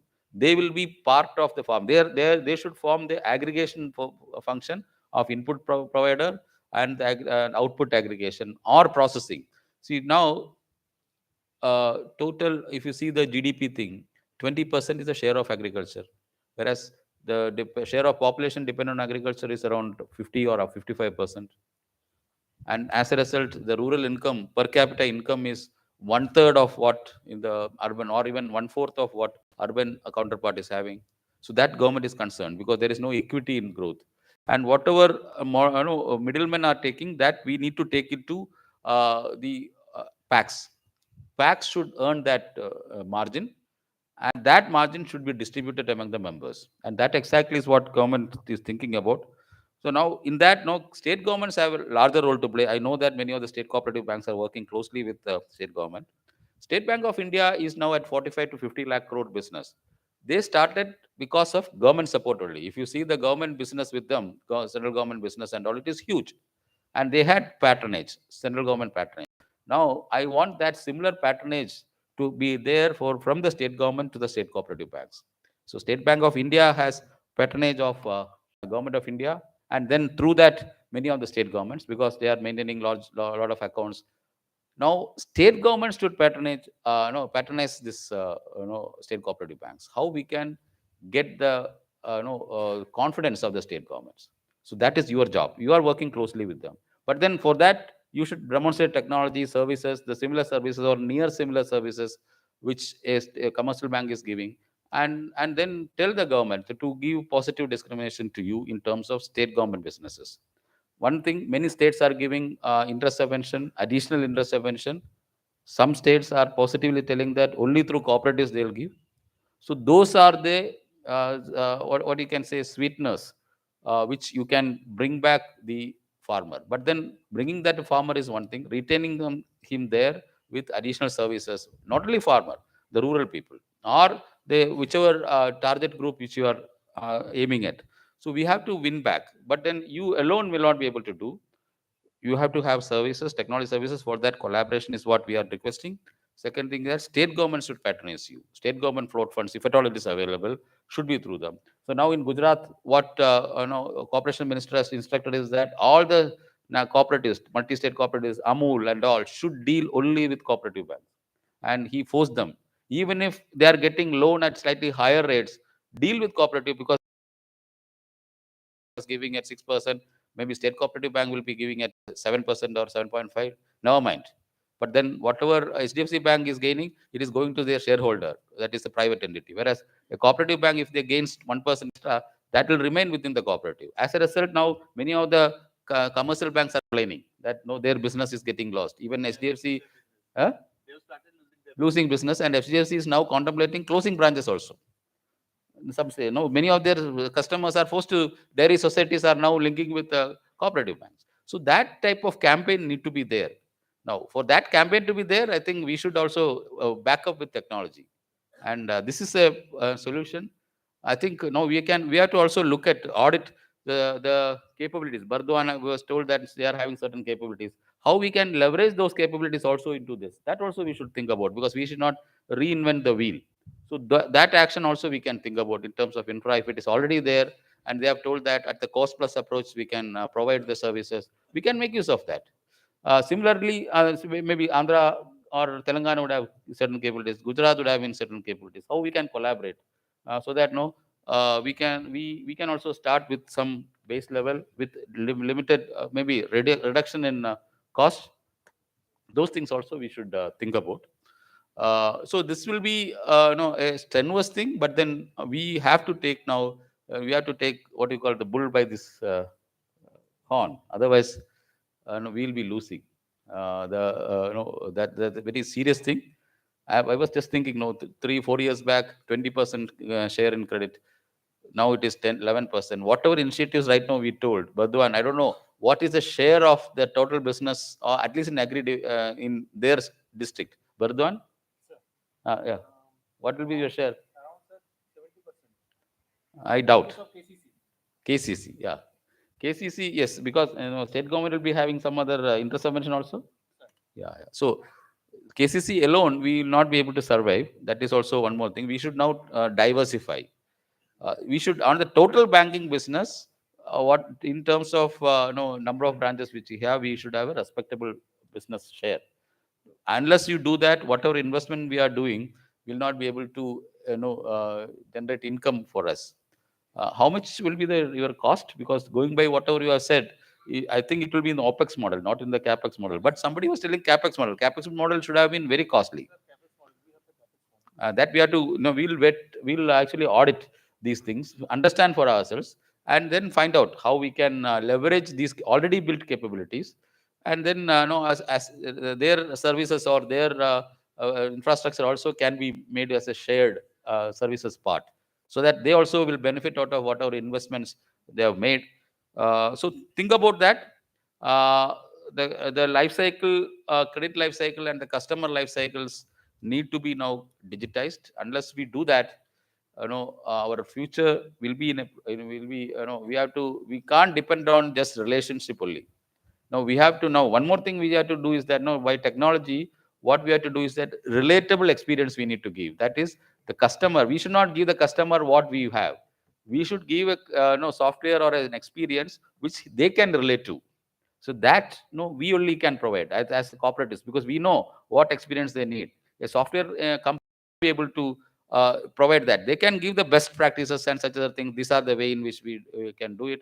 But the user interface, the user experience, we can only define. And once we crack that, I think it will be good for the customers also, and also to you in generating business. Any other thoughts? You can take it forward.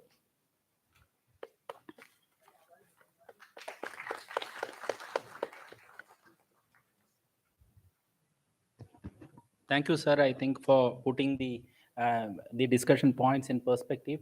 Any more thoughts from the audience?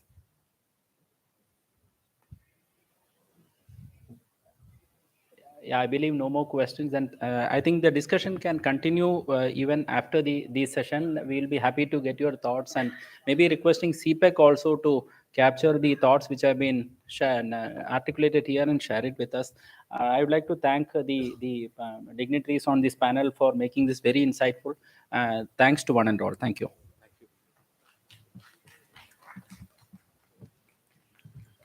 Just a minute. Institutional Development Department Head Office, as our hosts, have arranged for small mementos for our participants. I request our CGM, Shri J. Upadhyay, to please come on stage to hand over mementos. We have a memento for our CGM, Shri S. Manikumar, SSPID, NABARD Head Office.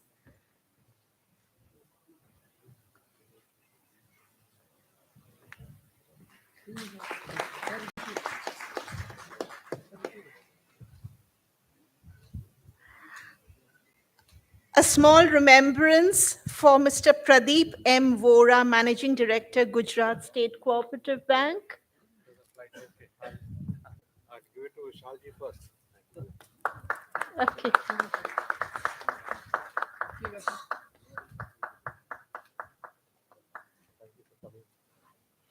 To Amit Razak, AGM, Bardwan DCC. Mr. Vora, you first. Okay.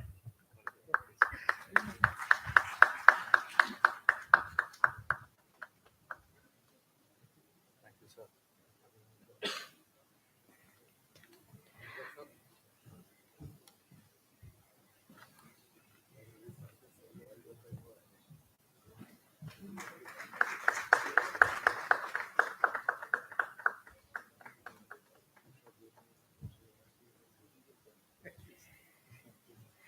We have another tea break to energize all of us before the last session. The tea break is for 15 minutes. Request the audience to kindly take their chairs again at 5:20 for the last session. Tea is right outside. Thank you.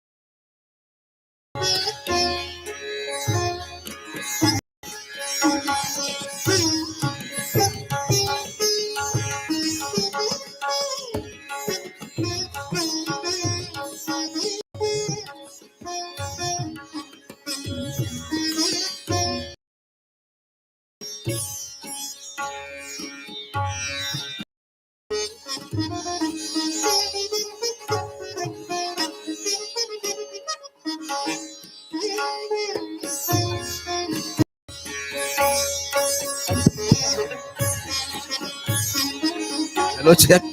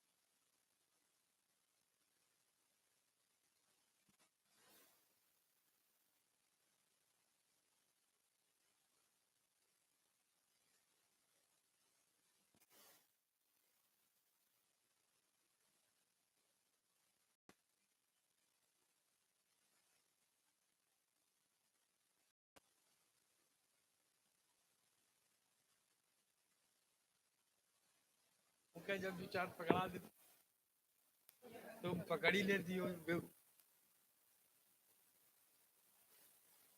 ये देख बंद करो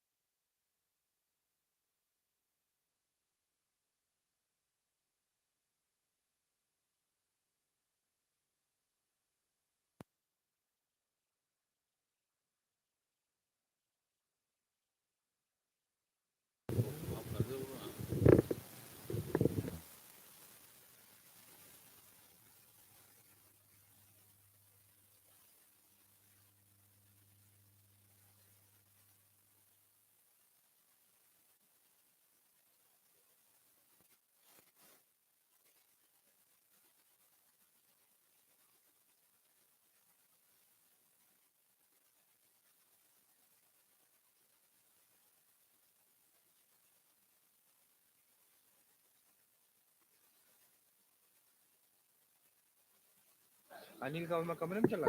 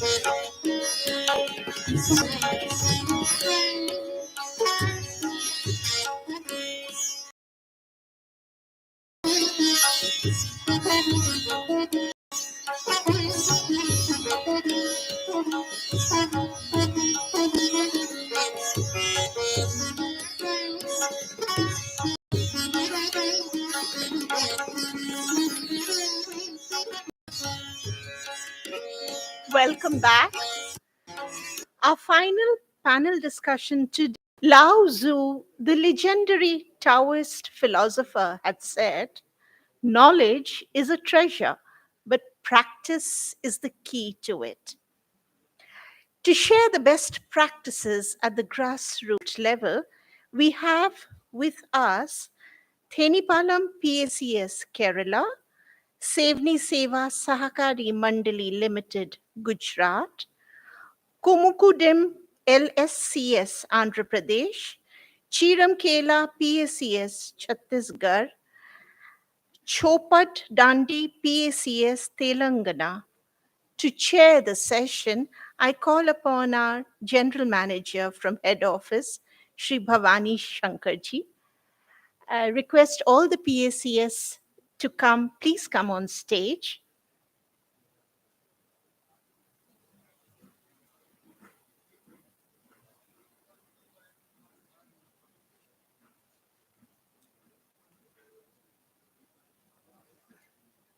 Pradeep Menon PK, President of Kerala PACS, Rajdeep Singh Praful Singh Desai, Secretary of Gujarat PACS, Chenuru SVK Sharma, CEO of Andhra Pradesh PACS, Sri Shamil Pradhan, Society Manager, Chiram Kela PACS, and Sri K. Tirupati Reddy, CEO, Chopa Dandi PACS, Telangana.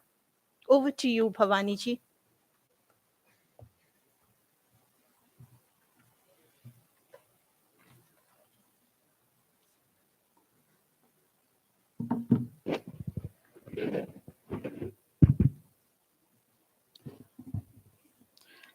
Very good evening to all of you. The Chief General Managers of NABARD, the MDs, CEOs of state cooperative banks, the CEOs of DCCBs, the CEOs of PACs from across the country. Welcome to the concluding session of the day, that is the best practices adopted, practiced by the PACs at the ground level. In the morning sessions, when an interesting data point that has come was 77% of the business of the DCCBs is through PACs. This single piece of information tells us very clearly that PACs are certainly the building blocks of the entire EST cooperative credit structure, and they actually make this structure. The second point, which was an alert given by our chairman, Shaji sir, was that deduplication is looming large. And he always tells us in our internal conversations that technology will not wait, and therefore there is an urgency. When we were deliberating on how to structure this particular session, we have, in consultation with some STCBs and the regional officers at NABARD, we tried to pick up some PACs who have done tremendously good work in the business diversification and technology as well. We have 5 speakers in this particular session. We have Shri Pradeep Menon, President of Thenipalam PACs, whom we have heard in the morning. Then we have Rajdeep Singh, Secretary, Sevni Seva Sahakari PACs, Gujarat.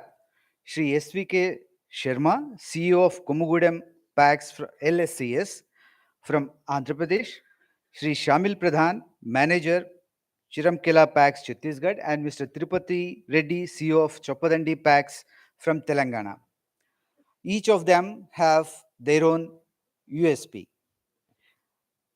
without taking much time, I welcome them for the session, and a little rejig on the sequencing. I have requested Mr. Pradeep, who had spoken in the morning, to come the last to cover whatever that is left. So I would begin with Mr. Rajdeep Singh, Secretary, Sevni Seva Sahakara PAX, and I would request Mr. Rajdeep to come for his presentation. Thank you.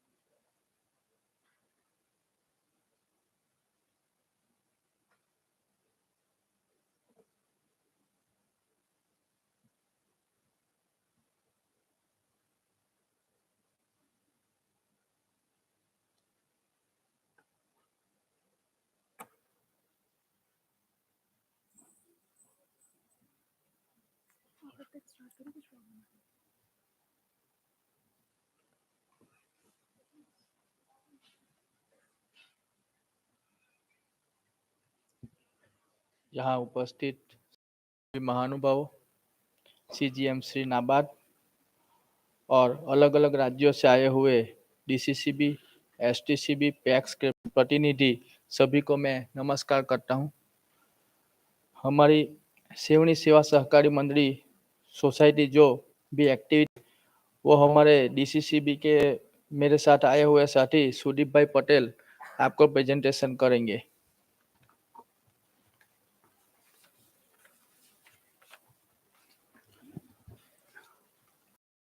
Namaskar, sir, and all participant present here. मैं दिलो दिल से मैं आपको ये stage मिला है आज हमारे सेवनी जो मंडली का जो प्रोग्राम है, जो मंडली जो भी एक्टिविटी मंडली करती है, वो हमारे डीसीसीबी के साथ मिलकर हम दोनों साथ में और हमारी गुजरात स्टेट कोऑपरेटिव बैंक के साथ एक्टिविटी कर रहे हैं। अभी जो भी एक्टिविटीज है उसमें हम ये अभी आप नाम तो श्री सेवनी सेवा सहकारी मंडली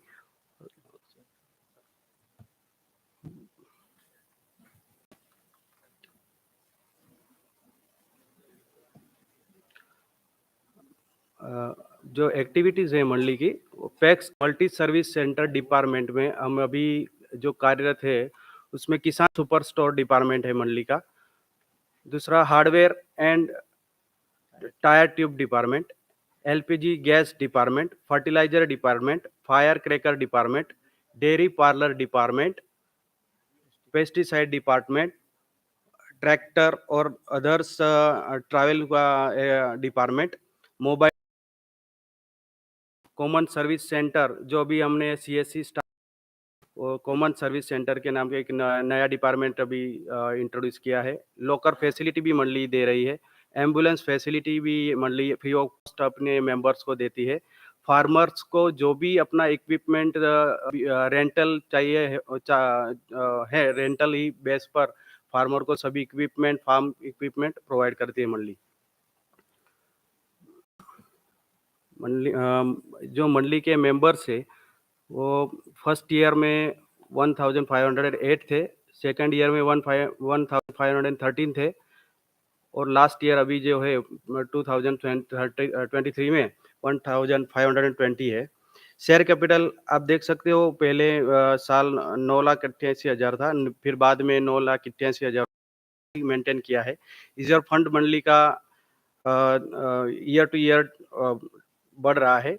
17,30,000 को था, 2022 को 18,52,000 था, 23 को 20,18,000 था। आप देख सकते हो कि मंडली का जो भी रिजर्व है वो बढ़ता जाता है।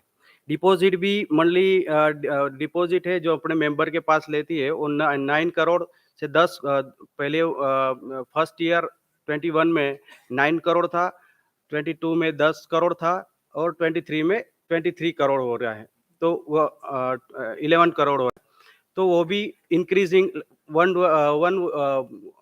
ईयर इंक्रीज हो रहा है।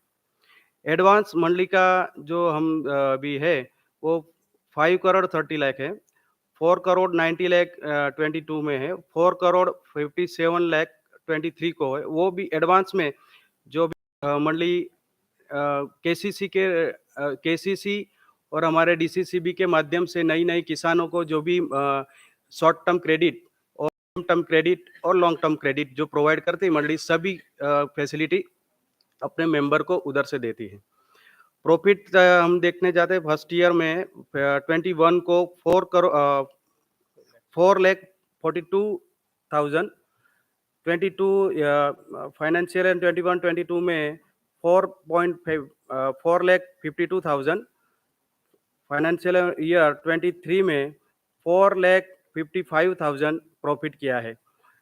मैं ज़्यादा अभी आपको मंडली के बारे में तो बताता हूँ कि मंडली तो है जो एक not a single year loss लेती है। ये मंडली में इतना डिपार्टमेंट है और इतनी फैसिलिटी है कि मंडली में year to year profit making ही हो रहा है और डिपॉजिट भी मेंबर रखते हैं।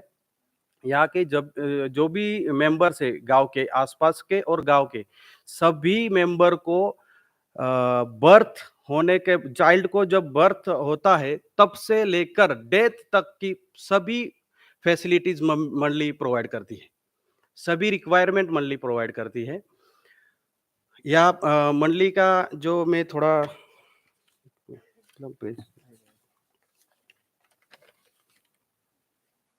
मंडली मेडिकल फैसिलिटीज जब भी कोई हॉस्पिटलाइज होने कोई भी मेंबर हॉस्पिटलाइज होता है तो मंडली फर्स्ट नॉन इंटरेस्ट क्लेम देती है 25,000 रुपीज। एडवांस में जो पैसा मंडली 25 रुपीज देती है उसमें 90 डेज तक कोई पण इंटरेस्ट रेट नहीं लेती है, बाद में मंडली 7 to 8% चार्ज लेके मंडली उसका रिकवर करती है। मंडली इसके साथ जो जुड़े हुए सभासद और फार्मर है उनके साथ जो भी खेती की जो प्रैक्टिस हो रही है, जहाँ पे क्रॉप है उनका जो पैटर्न क्रॉप है उसमें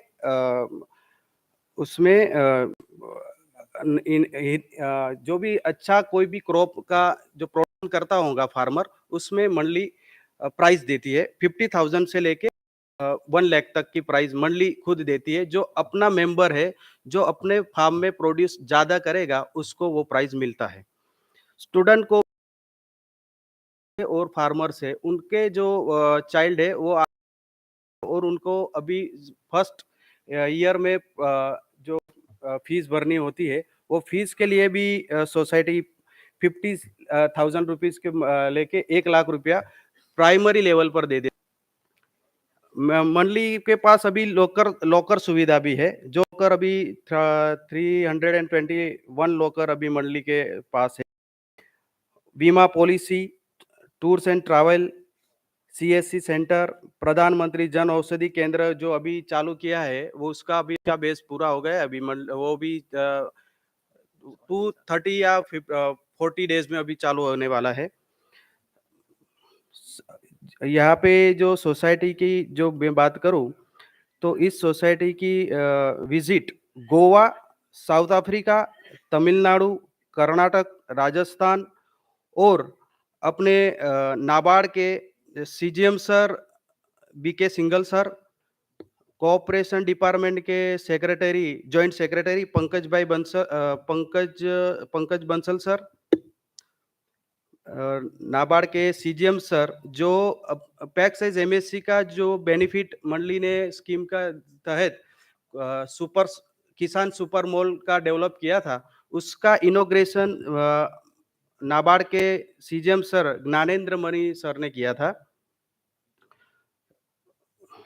मंडली की जो गुजरात में ये सेवनी सेवा सहकारी मंडली की प्रैक्टिस देख के नाबार्ड के जो सीजीएम सर थे ज्ञानेंद्र मणि सर, उनका वही एक मोटो था कि ये कार्य कर रही है वैसे सभी सोसाइटी गुजरात में क्यों ना करे। इसलिए डीडीएम जो भी गुजरात के डीडीएम सर थे 22 जो गुजरात लेवल में काम करते हैं उनको विजिट के लिए ये सेवनी सेवा सहकारी मंडली में एक दिन का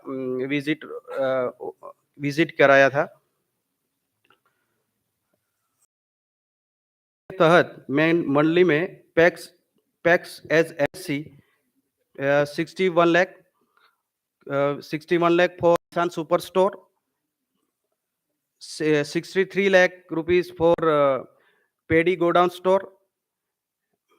ये सभी फैसिलिटी लेकर मंडली ने जो भी डेवलप किया है वो एक वीडियो के माध्यम से हम प्रेजेंटेशन करने वाले हैं। और ये प्रेजेंटेशन खत्म करने के बाद मैं थैंक यू बोलना चाहता हूँ अपने गुजरात स्टेट कोऑपरेटिव बैंक का और नाबार्ड और मेरी मंडली का जो हमारी डीसीसीबी के साथ रह के कोऑपरेटिव बैंक के साथ रह के वो जो भी फैसिलिटीज लेते हैं और हमारा रीपेमेंट और इस मंडली में किसी भी प्रकार का एनपीए और ओवर ड्यू भी नहीं है। एनपीए तो छोड़ो, ओवर मंडली का जो भी फाइनेंस है वो 0% एनपीए का है। Thank you very much. एक वीडियो देख ले।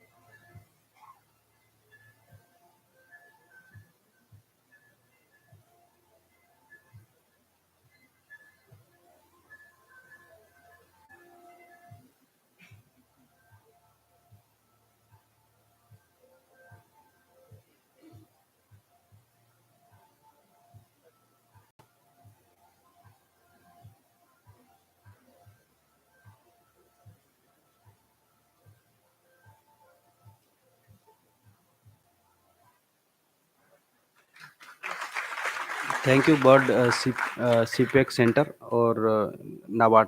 Thank you very much.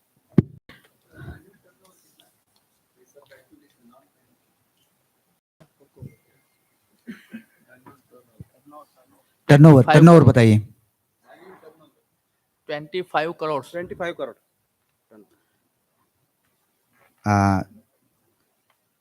Thanks, Evni PAX team.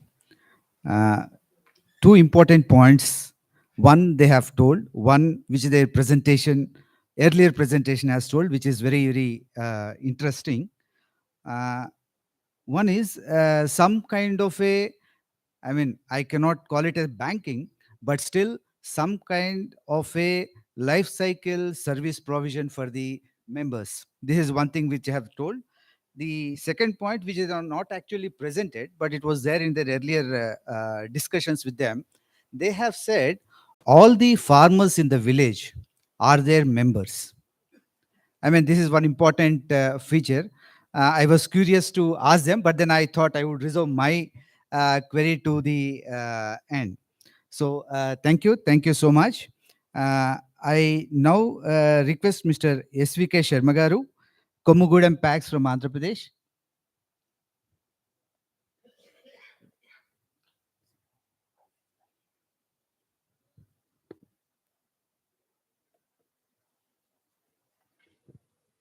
This PAX is from West Godavari district of Andhra Pradesh and have done a very, very extensive range of business activities they have taken up.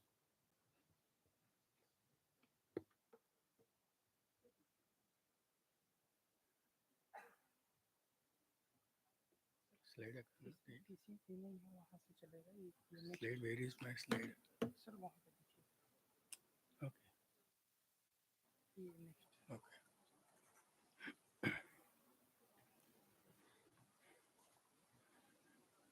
Good evening, all of you, sir. I am Krishna Sharma, CEO of Komugudu LSCS. Basically, it is a PSCS, but it was registered as LSCS, Large Scale Cooperative Credit Society. So we used to call as LSCS. Our society was established in 1956. We have 13 villages as area of operation.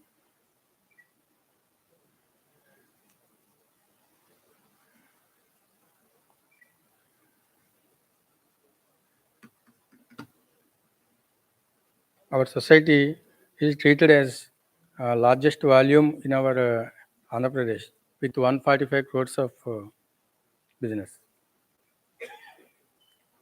Similarly, phenomenal and consistent growth is there.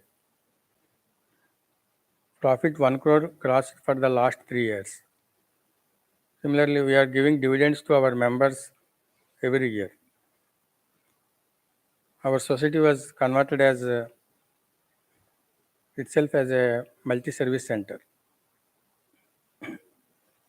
Actually, our society was computerized in the year 2000.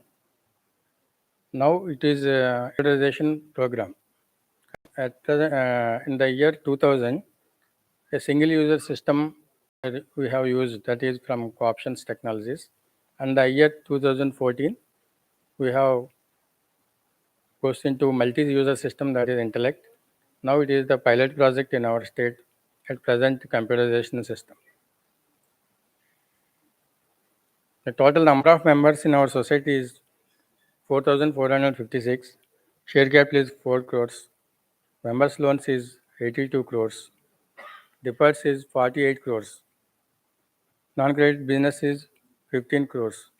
Total business is 145 crores. Profit is 1.10 crores. 1 crore 10 lakhs. Audit classification from the beginning it is A. And the best practices in our society is, one is good governance. Good governance coupled with the staff. So the efficient management will be possible. The managing committee is also proactive and committed to PAX development.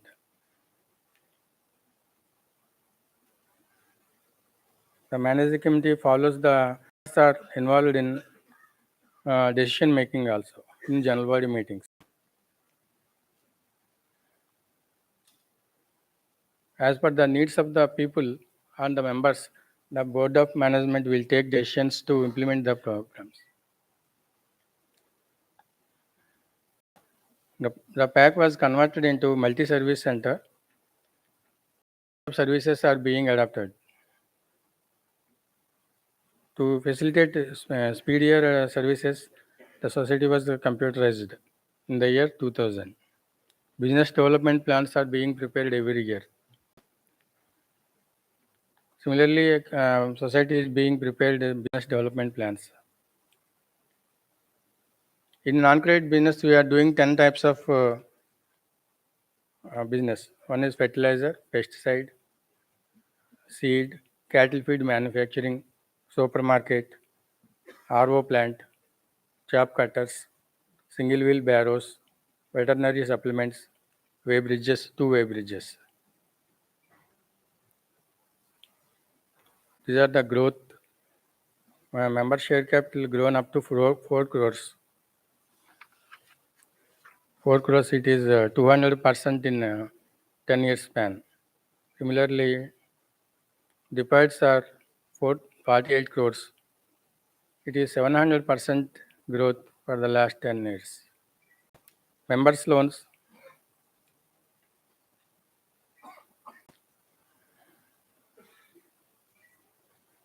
Members loans at present 82 crores. It is 400% growth for the last 10 years. Non-credit business is at present 16 crores. It is 72% growth. Similarly, profit is 38 lakhs to 1 crore 10,000. It is 200% growth. In multi-services activities, it is chop cutter. Chop cutter is useful for the cattle feed. The cattle, even in a few number, all kinds of fodder and banana pseudo stem cut into pieces, and so cattle can take the fodder easily without any wastage. These chop cutters are heavily used in North India, but in South India, like in Andhra Pradesh, it is not in practice. So we have brought 10 years ago from Nagpur, Maharashtra, and sold the needy people. And we have, it is a concept development.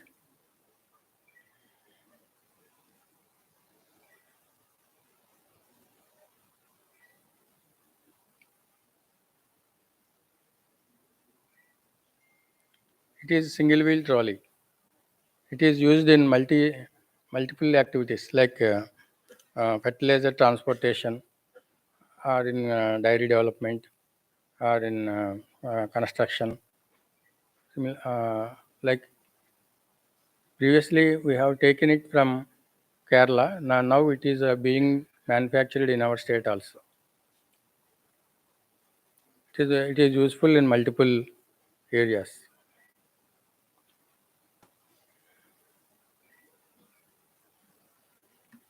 There is a supermarket also. All the needy are being sold with competitive price with the market, so that it is useful to the people nearby society.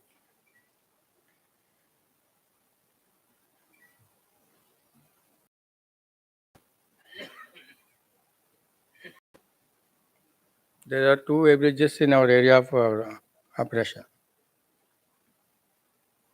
Before it was started, the farmers exploited by the traders. There is no way in the radius of 10 kilometers. So we have started way bridge, so the farmers will be benefited by correct weighing. After starting one way bridge, we have started another way bridge from nearby our village. 2 way bridges are there.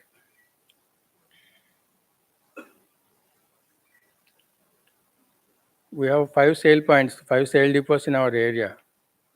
fertilizer and pesticides are being sold there. We have all we have licenses, we have dealership from all reputed companies, and we are purchasing from direct company. And we have cattle feed manufacturing unit also. There is a veterinary, there is a buffalo station is there. With the recommendations of the buffalo research station, we are being manufactured cattle feed in our society. Raw materials are being purchased from near, being sold on branding name of our society.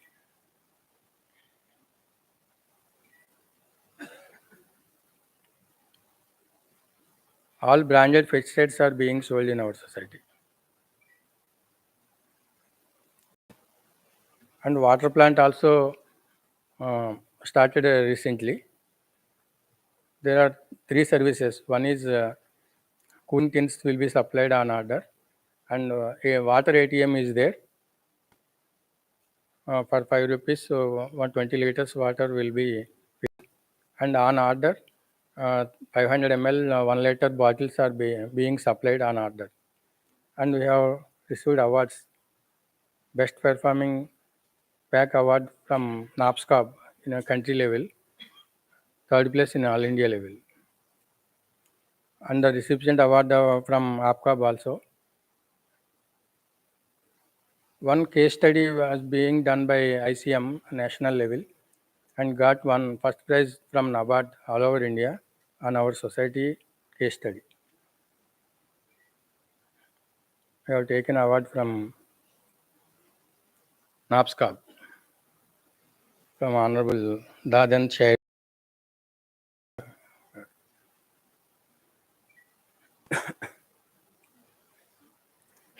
And social responsibility also, furniture to schools, prizes to school students, installation of trees in the sense treatment for cattle, drainage to villages, bio toilets to high school, donation to CM Relief Fund, and so on.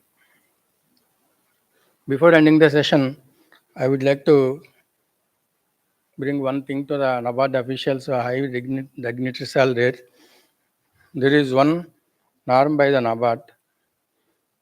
30% of the establishment income is below the gross profit. Similarly, establishment and contingent charges below 50% of the gross income. Here is the formula. What is gross income? Interest income minus interest paid. Interest paid, actual paid plus interest payable on the at the end of the year also added to the interest paid. But interest receivable is not added to the, not into taking into consideration. Naturally, interest paid will be more than the interest received amount. The societies which are having deposits, the position is more worse than the other societies, because interest payable on deposits is added to the interest payable on loans. So the figure will be high. So our percentages will go minus also. Even big societies like our society also not in a position to reach the norm. Our auditors are put a defect in the audit reports that the society is not within the norm. So please observe the matter, and you please take unnecessary steps to save the societies.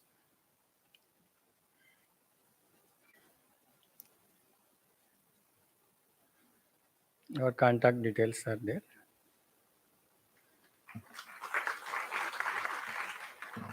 I thank you very much, our DCCB Eluru and APCOB MD sir and Bird and NABARD to giving me this opportunity to participate in the program. Thanks. Thanks, Andy Sharma garu. Thanks. If you see the West Godavari region of Andhra Pradesh is a paddy belt. And if you see the activities, they are into the most of the nodes of the paddy value chain. And that is the reason why, again, like in the previous presentation, in these villages, many of the farmers are their members. The other issue, Sharma Garu, the accounting issue, repayable, that we'll separately discuss, possibly with Srinath Reddy. And also, since you being the first society to be computerized on a pilot basis, this issue must get rectified. We'll handle that. So thank you very much. I would now invite Mr. Shamil Pradhan, Shiram Kela Pax. He's from Chhattisgarh. As all of us understand and appreciate, the Chhattisgarh, majority of the packs in Chhattisgarh are doing excellent work in procurement of food grains. And that is also supported by state government. And the PDS also, PDS activities also take through the packs.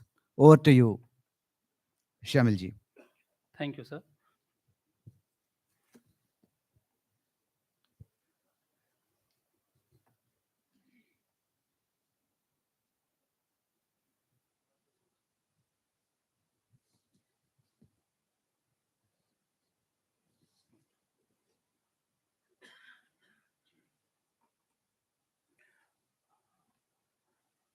आज national conference on best practices in rural cooperative banks, राष्ट्रीय सम्मेलन ग्रामीण सहकारी बैंकों में सर्वोत्तम जो प्रथाएं हैं उस पर आयोजित सम्मेलन में मुझे आज अपना पक्ष रखने का मौका मिला। इसके लिए मैं नाबार्ड आज उपस्थित सभी अधिकारियों का मैं धन्यवाद ज्ञापित करता हूं। मैं छत्तीसगढ़ के नक्सलाइट क्षेत्र, आपको ज्ञात है, नक्सल से प्रभावित क्षेत्र है, जहां संसाधनों का बहुत ही अभाव है।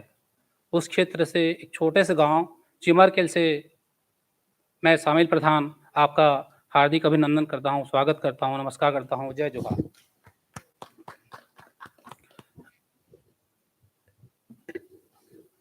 छत्तीसगढ़ में सहकारिता का गांव ग्रामीण क्षेत्र में बहुत ही विकट स्थिति है, परिस्थिति है। इसका भारत में, हमारे देश में इतिहास तो सभी को जानकारी। एक सपना देखा गया था कि में जो ग्रामीण स्तर में है वो समाज को मजबूत किया जाना बहुत ही अति आवश्यक है, क्योंकि 70% आबादी हमारे ग्रामीण क्षेत्रों में बसते हैं, जहां छोटे और सीमांत कृषक रहते हैं, मजदूर और कमजोर वर्ग रहते हैं, जिनकी ज़रूरतें बहुत ही छोटी रहती है और उन्हें अगर सक्षम बनाना है, सशक्त बनाना है, ग्रामीण क्षेत्रों में, ग्रामीण स्तर में टैक्स ही एक ऐसा साधन है, टैक्स ही एक ऐसी एक प्रकार से देखा जाता है, टैक्स ही हम उस क्षेत्र को सशक्त बना सकते हैं।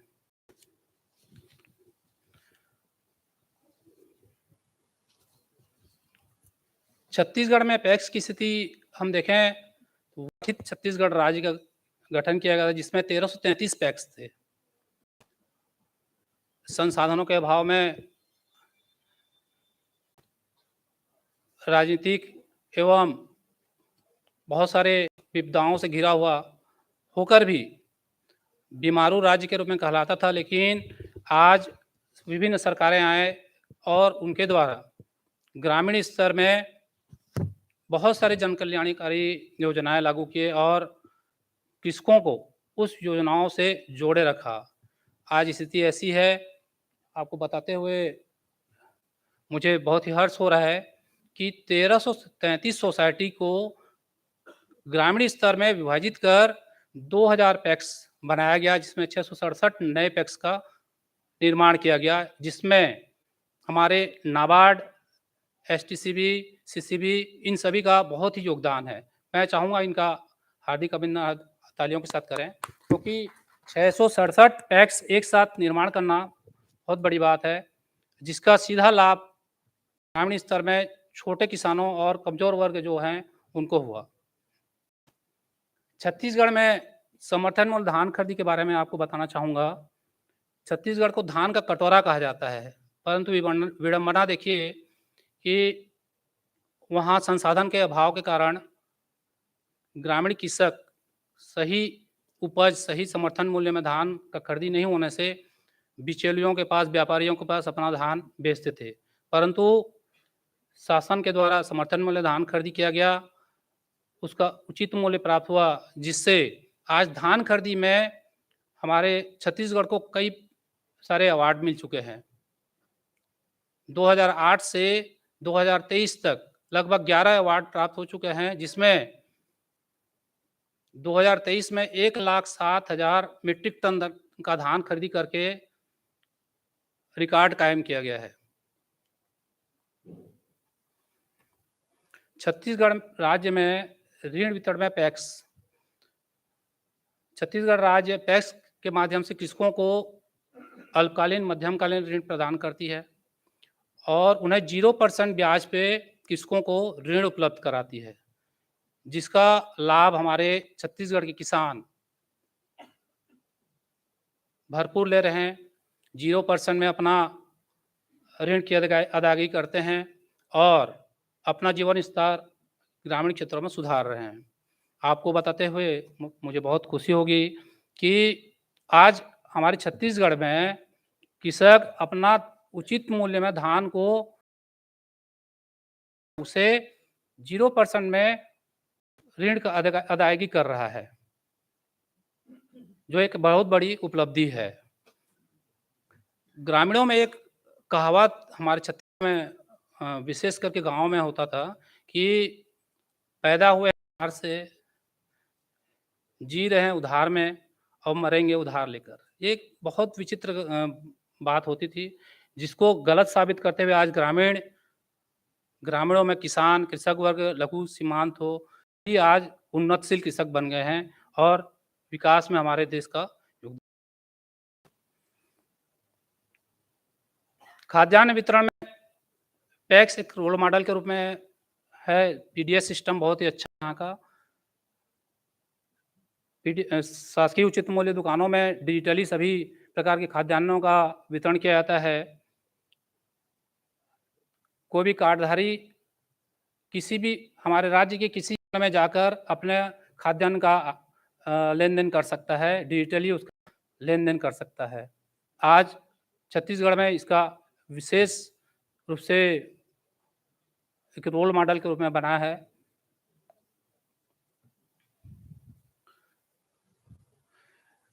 गोधन न्याय योजना, इसके बारे में आपको बताना चाहूँगा। छत्तीसगढ़ शासन के महत्व का अपना गोबर एक गड्ढे में फेंक के उसका सही उपयोग नहीं कर पाता था। शासन द्वारा उसका उपयोग करने के लिए गोठानों में समूहों को जोड़ा गया और उन समूहों द्वारा वर्मी कंपोस्ट का निर्माण कर उसे आज हमारे पैक्स के माध्यम से वितरण किया जा रहा है, जिसके कारण आज रासायनिक खाद का बहुतायत उपयोग किया जाता था, उसका उपयोग कम हो रहा है। साथ ही बढ़ावा मिलने का कारण यह है कि गांव में जितने बेकार महिलाएं थी, घर में बैठे रहते, अपना कामकाज, घर का काम निपटाते थे, वो आज इन समूहों के माध्यम से जुड़कर अपने लिए रोजगार का एक साधन बनाया है, जिसके कारण हमारे महिला सशक्तिकरण का एक अच्छा उदाहरण है। पैक्स कंप्यूटरीकरण के बारे में बहुत सारे अधिकारियों ने आपको बता ही चुका है। मैं इसके बारे में ज़्यादा न कहते हुए इसमें पैक्स कंप्यूटरीकरण के लिए एक चुनौतियाँ क्या-क्या हैं, इसके बारे में बताना चाहूँगा। पैक्स कंप्यूटरीकरण में देश में एकरूपता नहीं है। सॉफ्टवेयर अलग-अलग होगा तो संभवतः बैंकिंग उद्देश्य विफल हो सकता है, हावी है। कालातीत ऋणी सदस्यों से ऋणी वसूली में असमर्थता के कारण अपर्याप्त संसाधन होने के कार्य में संपादन करने में सहूलियत आ रही है। पैक्स में कार्यरत कर्मचारियों के हित में सही डिसीजन नहीं लिया जा रहा है। आपको बताते हुए मुझे दुख होता है कि हमारे छत्तीसगढ़ में पैक्स के कर्मचारियों को अभी भी वेतन 7,000, 8,000, 10,000 ऐसे वेतन पाते हैं, जिसके कारण उनका घर का परिवार चलना मुश्किल हो जाता है। लेकिन नाबार्ड और डीसीसीबी, एसटीसीबी इनके द्वारा अच्छा पहल किया जा रहा है पैक्स कंप्यूटराइजेशन, जिसके कारण संभव हो कि सोसाइटी के कर्मचारियों का उद्धार हो जाए। धन्यवाद। जय छत्तीसगढ़।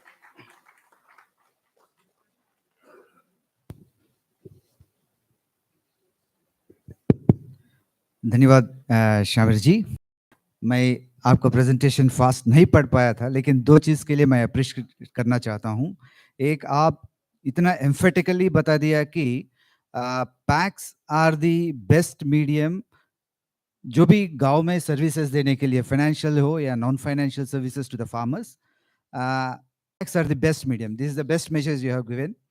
एंड दूसरा चीज़, मैं आपको और डीसीसीबी या एसटीसीबी को अप्रिशिएट करना चाहता हूँ कि the technology application into the food grain procurement process and even the PDS system.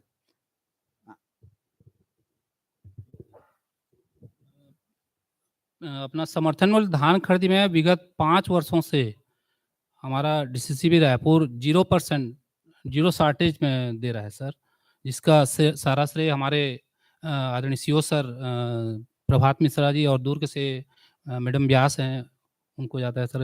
इनके निर्देशन और डायरेक्शन से हम आज 0% जीरो शार्टेज के कारण हमारा धान खरीदी का कार्य अच्छा सुचारू रूप से चलता है sir.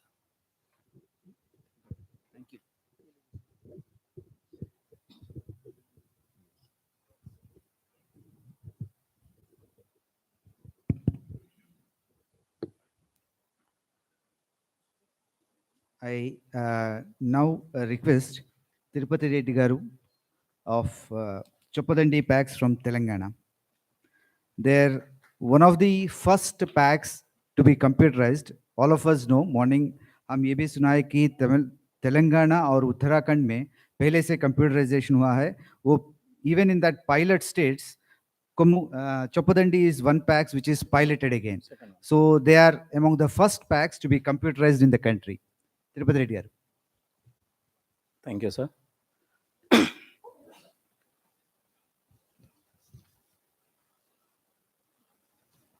Good evening to all.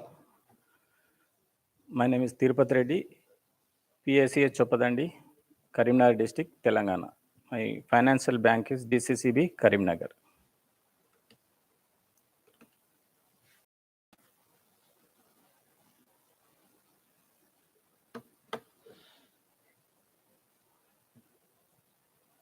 PACB established in 1952 and it started with 10 members with the share capital of rupees each 10 and area of operation is 9 villages.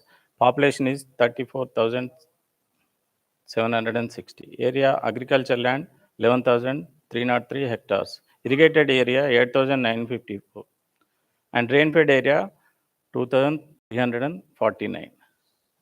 This is our society photo, sir. Office building, shopping complex in 20 guntas and petrol pump. I was Indian Oil Corporation petrol pump is have in 14 gundas and we have also have agriculture land 5 acres and we constructed in that land 1000 metric ton godam packs under packs as MSC and also government 100% subsidy से दिया 500 metric ton godam that is called as cover shed and total godowns in Choppadandi area of operation villages 10 godowns are that capacity is 3050 metric ton. These are the brief details from 2013-14 to 2022-23. Number of villages covered is 9, sir, and membership At the time of 2013-14, 2,503 members, and now is 3,473. Borrowing members 1,145, and now 2,190. We have staff in 2013-14, 12 members, now it is 17, sir. These are the key financials. Share capital 43 lakhs 17,000, now 2 crores 24 lakhs 72 lakhs 94,000, now it's 19 crores 69 lakhs. Borrowings from DCCB 7 crores 42 lakhs, now it is 46 crores 88 lakhs. Investments in 2019-14 42 lakhs, now it is 1 crore 62 lakhs. We have invested in IFCO and CRIPCO also, sir. They are giving 20% dividend to our PACs. We invest in IFCO 10 lakhs and CRIPCO also 10 lakhs. They give every year 2 lakhs dividend. Loans and advances are 6 crores 95 lakhs at the time of 47 crores 41 lakhs 13,000. In this, agri loans are 3 crore at the time of 2013-14, 3 crores 65 lakhs. Now it is 22 lakhs 55,000. Sorry, 22 crores 55 lakhs. Non-agri loans are 3 crores 30,000. And now it is 24 crores 85 lakhs.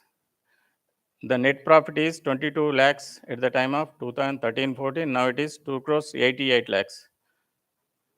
Audit rating is A, sir. Recovery in 13-14, 88%. From last 5 years, 100% in agri loans, and non-agri loans, 85%. These are the ratio non-agri loans and agri loans, sir. Growth of credit business, sir. Share capital increases 421%, deposits 866%, borrowings 262%, investment 286%, loans and advances 581%, profit is 1210%.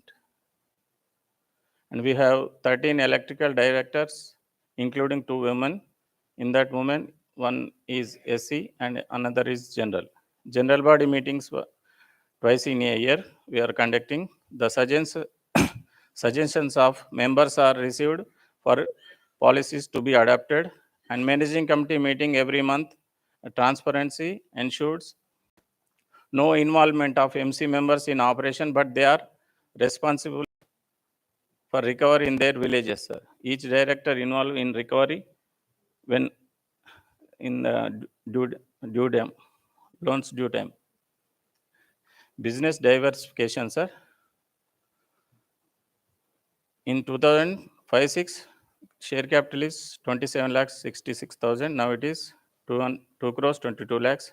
Deposits 8 crores 49 lakhs. Now it is 19 crores 69 lakhs. Borrowings and non-credit business, sir. We have a petrol pump. That is, the business turnover is 4 crores 52 lakhs. Now it is 11 crores 7 lakhs.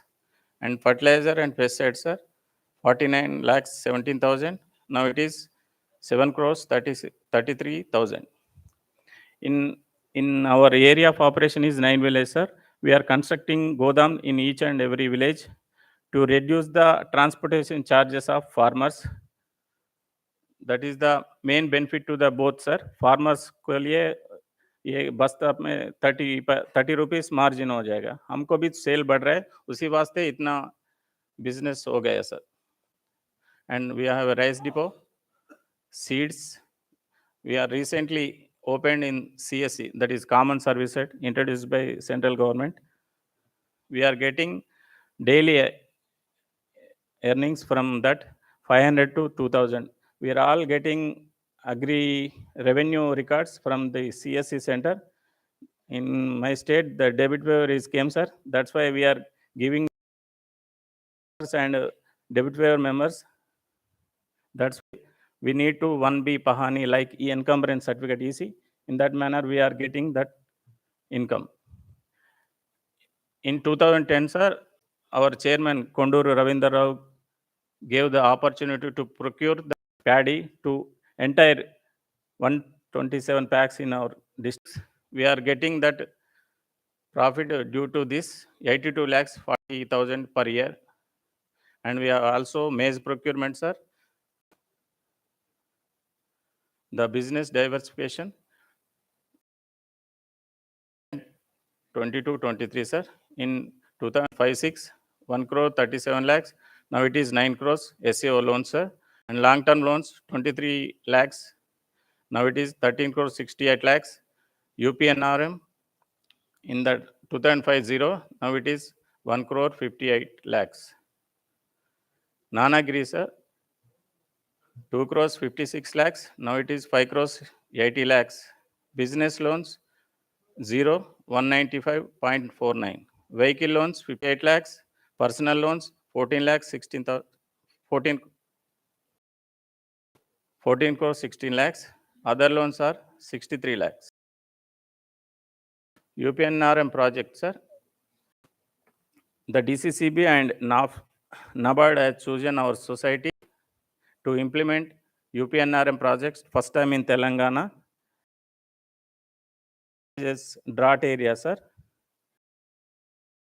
This project to implement the farmers' revenue in 5 years double. In place of NGO in India, the society implementing the scheme of UPNRM village under its area of operation. NABARD has assisted 166 crores and 33 lakhs of grant. The KDCC Bank role of project facilitating agency and PAX Chopadandi, the implementing agency. The UPNRM is successfully and the impact is seen in the alternative and assured income to the beneficiaries. The income levels have doubled in 3 years and members are happy with improved standards of living. These are some pictures under UPNRM. Different cultivations are they done. Intercrop, vegetable cultivation, dairy, fodder cultivation, azolla cultivation, sheep rearing, bond plantation, backyard poultry, farm ponds, agriculture, tank silt application. PNRM project in our PAX Chopadandi, Srimati Tulika Pankaj GM NABARD launched. These are the pictures, sir. Press note covered in Hindu and Telugu paper also. UPNRM project. The adoption, sir. First society computerization on pilot basis and accomplishing the task in 3 months in the year of 2016-17 audit through computer statements. All the data available at press one button. New modules are provided by vendor as and when required. It is of great help in recovery, interest calculation, subvention and all the other details. We are also using micro ATM, POS machines, common service center opened. The benefits of computerization at our PAX. Computerization of PAX was taken up at our society on pilot basis in 2016. After successful implementation at our society, the computerization of PAX was taken up in other societies of our district and also in entire the state of Telangana and our country. Optimum utilization of manpower, ease of doing in business at PAX, increase the business and profits, burden of manual posting in ledgers, day books, etc. reduced single entry in a computer. Calculation of installment, interest, penal interest and entries thereof are carried out automatically. SMS alerts to customers improved the recovery position and also information about transaction. Human resources. We have a 17-member staff. HR policy also implemented in our PAX. Staff is provided with uniform and biometric attendance. Health insurance provided to all our staff, 3 lakhs, and life insurance to all staff, 10 lakhs. Gratuity being paid even before implementation of HR policy. Taken the benefit of initiative NABARD in 2014 for diversification of business and so far availed 10 crores loan for the following purchases: gold loan, housing loan, small business loan, and personal.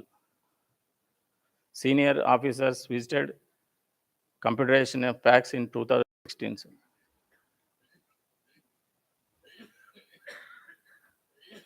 Impact of non-credit business. These are the fertilizer sales in 2013-14, 3 crores. Now it is 7 crores 33 lakhs. Pesticides 0. Now it is 1 crore 1 lakh. Seeds 9 lakhs 7,000. Now it is 48 lakhs 91,000. Rice 13 lakhs 20,000. Now it is 22 lakhs 20,000. Petrol pump 2 crores 82 lakhs. Now it is 65 94. This is the reducer.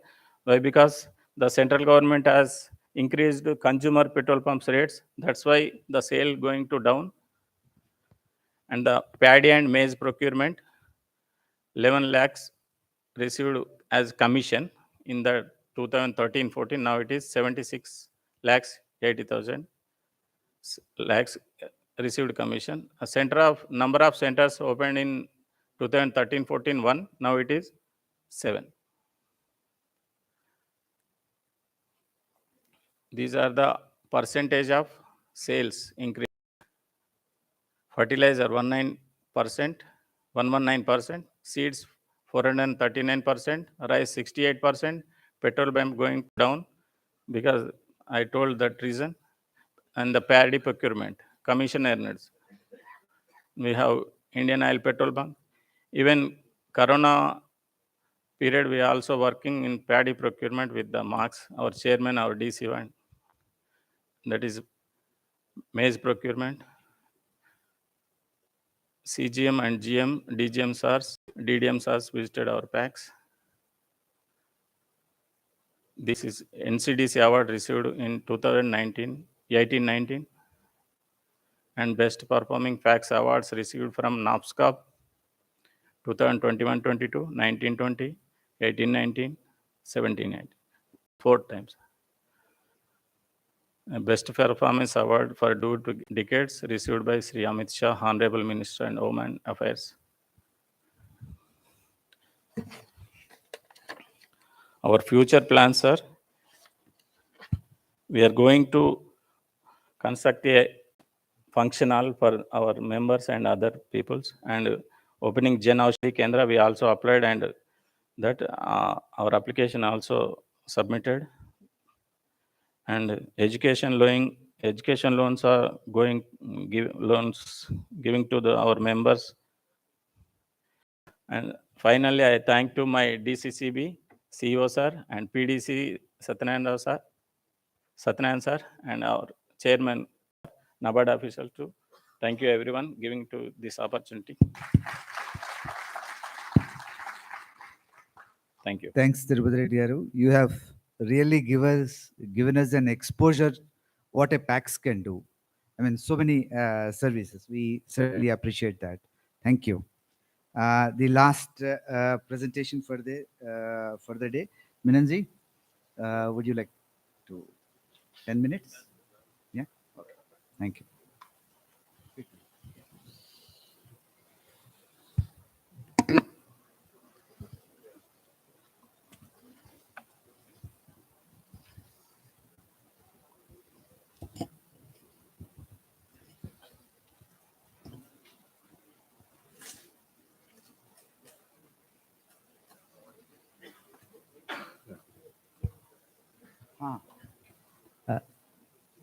I told you. Which is okay? This one, no? Yes. Next. Okay. Minanji,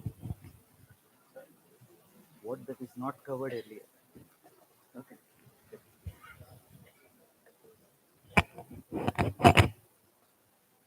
No need of slides, isn't it? No need of slides. As you please. As you please. As Make it fast. Okay. Did you say keep this one? Huh? Yes. Yeah. This one. This one? Which one? Yes, Okay. next wafer.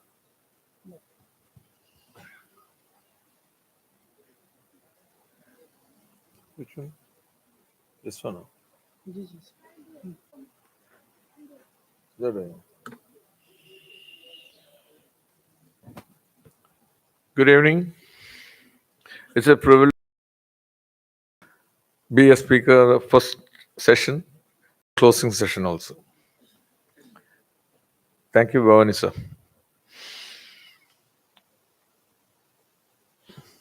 Almost the crust of our packs I have discussed the morning session itself. I think we'll go fast in the slides, isn't it? I told you it's three. Actually, it is consisting of three panchayats. We are working in only two panchayats. It has incepted in 2002 with a capital amount of 75,000. We are having around 4 societies, packs in the same area. In the same area, we are not the lone packs. There are another 3 packs also. So among these 4 packs, we were having a very big problem to survive. For the first 10 years, I told you in the morning, and the concept of computerizing and business correspondent activities, then only we survived among the other big giants.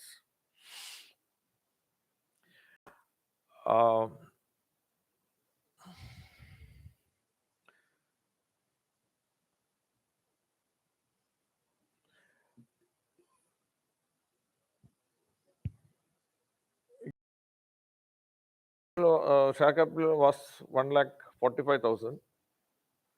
Same time, 2023, it 44 lakhs. Deposits, 1 crore 68 lakhs. The same came to 75 crores. You can see the difference, especially the first four years. Okay.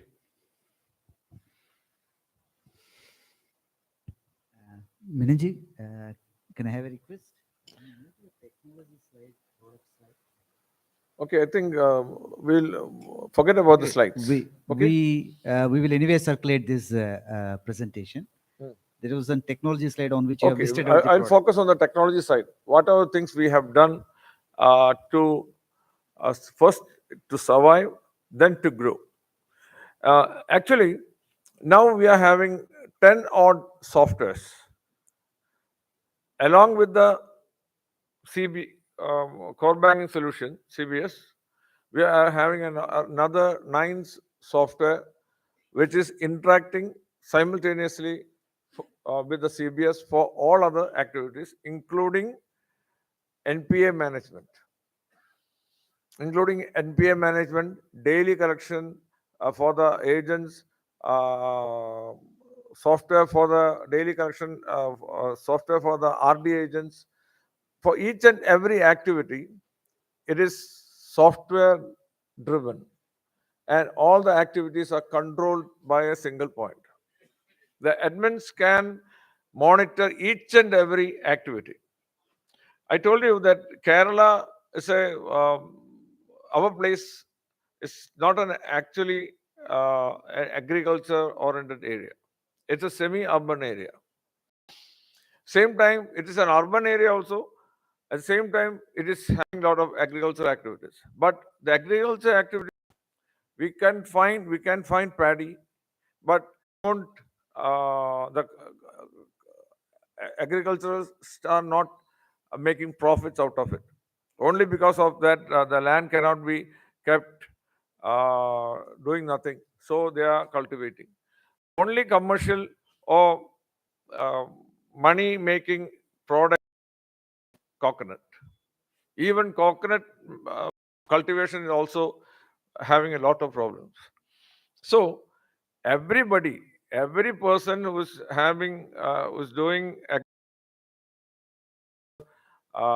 focus to, they are doing other jobs, doing business, or 30% of the people in Kerala have gone out, outer state, outer Kerala or outside condition in Kerala, prevailing condition of the society in Kerala. Especially we are from the northern part of Kerala, and most of the people are settled or doing works in Dubai, Saudi Arabia, and such places.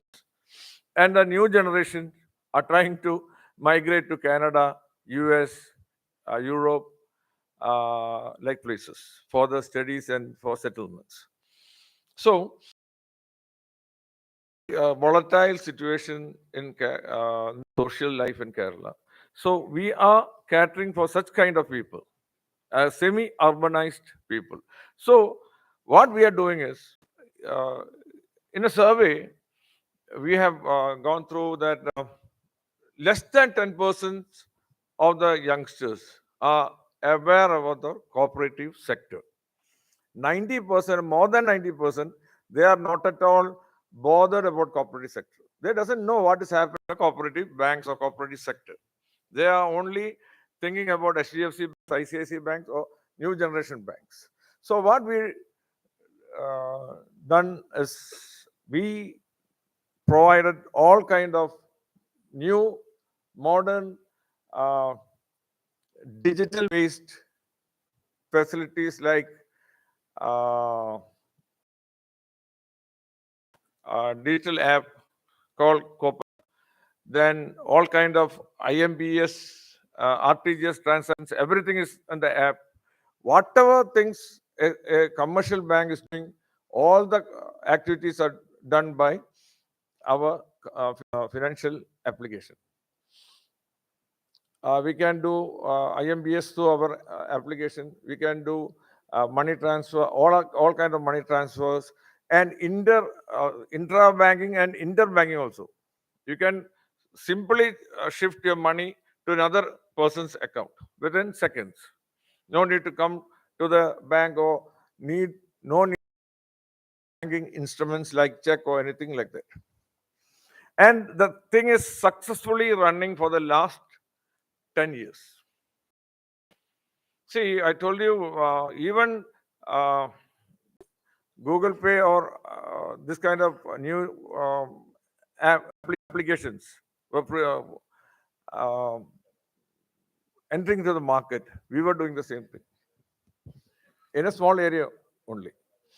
And this still we are prevailing in the same way.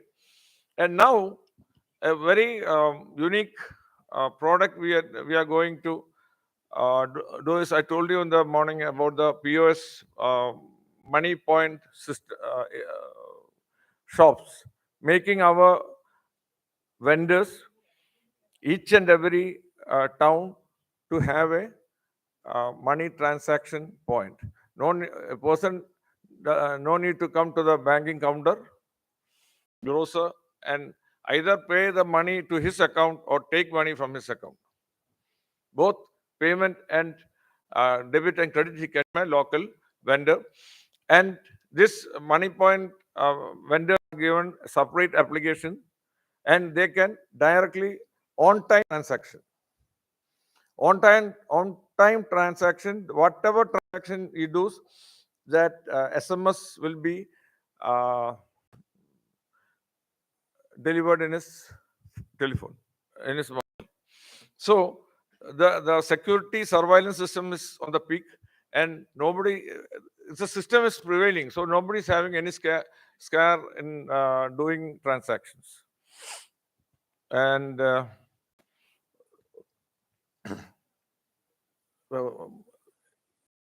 this year, what we have done, a special activity I told you about millet. We have entered a FMCG market. We have brought value-added millet products. Like in South India, I think you have heard about dosha, idli, puttu, all kind of breakfast items. Then noodles. All are made. Actually, we are under the process of starting a factory in our place. At present, we are taking it from white label production from Tamil Nadu and Karnataka. We have selected the best manufacturers in these places. We are taking it in white label, then packing it in our label, our brand, and we are promoting our brand. The brand is Diet Millet. I think at the end you can find that there at the end.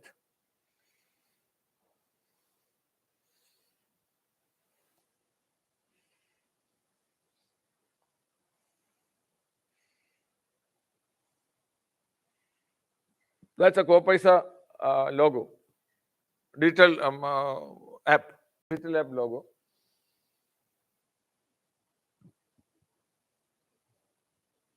Everything is made. Payments are made by QR codes. I'm going to close it at the last.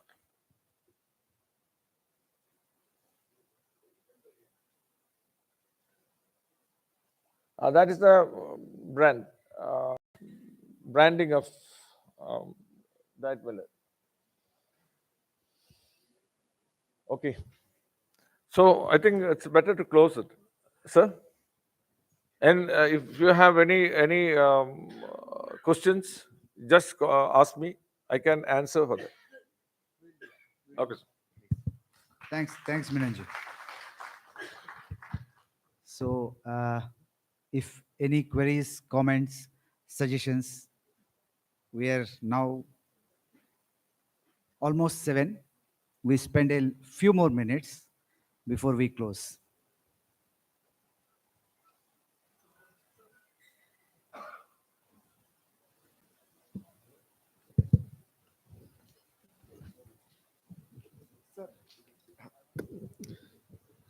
नमस्कार sir, मैं Prabhat Mishra, chief executive officer, district central cooperative bank, Raipur, Chhattisgarh से। अभी सामिल जी ने जो presentation दिया धान खरीदी के बारे में, गोधन न्याय योजना के बारे में, उसमें थ्योरेटिकल पोर्शन कुछ ज्यादा हो गया था सर। मैं कुछ सांख्यिकी जानकारी आपको बताना चाहता हूँ। जिला सहकारी केंद्रीय बैंक रायपुर के अंतर्गत 5 जिले आते हैं और 550 पैक्स कार्यरत हैं। इनके माध्यम से 6,75,265 किसानों से 29,10,836 मीट्रिक टन धान की खरीदी हुई थी, पेडी प्रोक्योरमेंट हुआ था, और 7,317 करोड़ का भुगतान जिला सहकारी केंद्रीय बैंक के माध्यम से किसानों को किया गया था।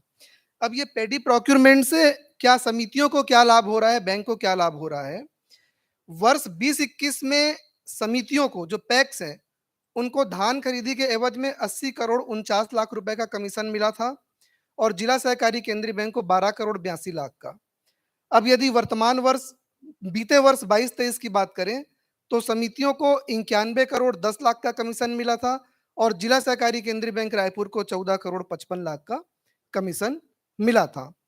पैक्स कंप्यूटराइजेशन की बात करें सर तो जिला सहकारी केंद्रीय बैंक रायपुर के अंदर 550 समितियां आती हैं जिनमें सभी का एफएचआर हो चुका है और एफईआर हो चुका है और डीसीटी 1 का फेज 17 तारीख तक 100 समितियों का 100 पैक्स का कंप्लीट हो जाएगा और हम लोगों का प्लानिंग है कि ये मंथ समाप्त होते होते हम पूरे 550 पैक्स का डीसीटी करके ईआरपी गो लाइव मॉड्यूल में आ जाए। इस पेडी प्रोक्योरमेंट के चलते लिंकिंग के माध्यम से जो रिकवरी होती है छत्तीसगढ़ स्टेट में इन समितियों की रिकवरी लगभग 92 से 95% रिकवरी जो है थ्रू दिस पेडी प्रोक्योरमेंट ही होता है। तो धान खरीदी के बारे में इतना है सर। और दूसरा गोधन न्याय योजना के बारे में जिन्होंने बताया कि किसानों से 2 रुपए प्रति किलो के हिसाब से जो उनके गोधन हैं उनसे प्राप्त गोबर का क्रय किया जाता है और उनको वर्मी कंपोस्ट का वितरण किया जाता है ताकि छत्तीसगढ़ राज्य में जो रासायनिक खाद पर निर्भर खेती है उसका परिवर्तन जैविक खेती के रूप में हो सके। धन्यवाद सर। Thank you. या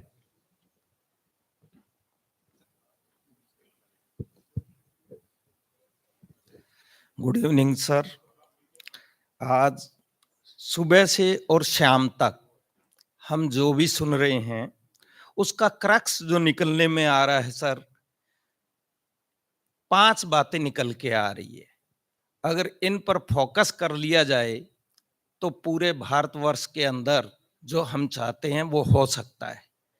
माननीय प्रधानमंत्री जी बहुत सी स्कीम ला रहे हैं, लेकिन इन सभी के लिए 5 ही बातों की आवश्यकता है: good governance, motivated dedicated staff, managing committee should be proactive, involvement of members, and technology will not wait for us, implementation should be immediately.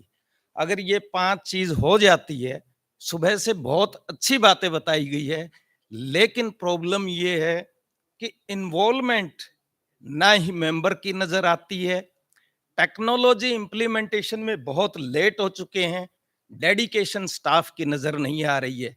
अगर ये चीज हो जाए, एक दफा मैं यहाँ आया था तो शिखा त्रिपाठी मैडम ने कम से कम हमें इतना मोटिवेट किया था कि भाई कुछ इस बैंक के लिए किया जाए, कुछ ऐसे प्राध्यापक तैयार किए जाएं जो हमारे को मोटिवेट कर सके हर स्टेप पे। Thank you so much. Very well summarized. The day is summarized. So I'll just take 2 minutes to conclude.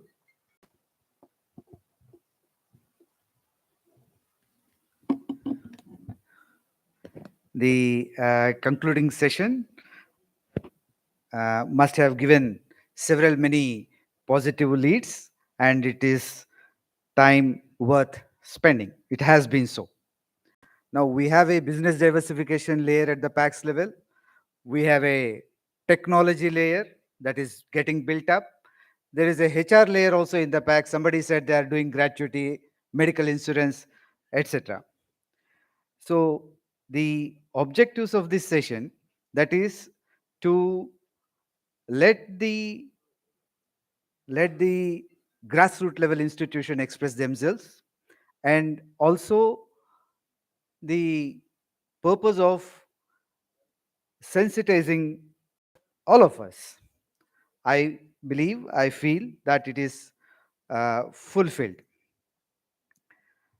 So thanks to all of you for waiting till it's almost 7. So a good round of applause for the people who have come from nook and corner in having told us the latent potential of a PAX is all about. So thank you very much.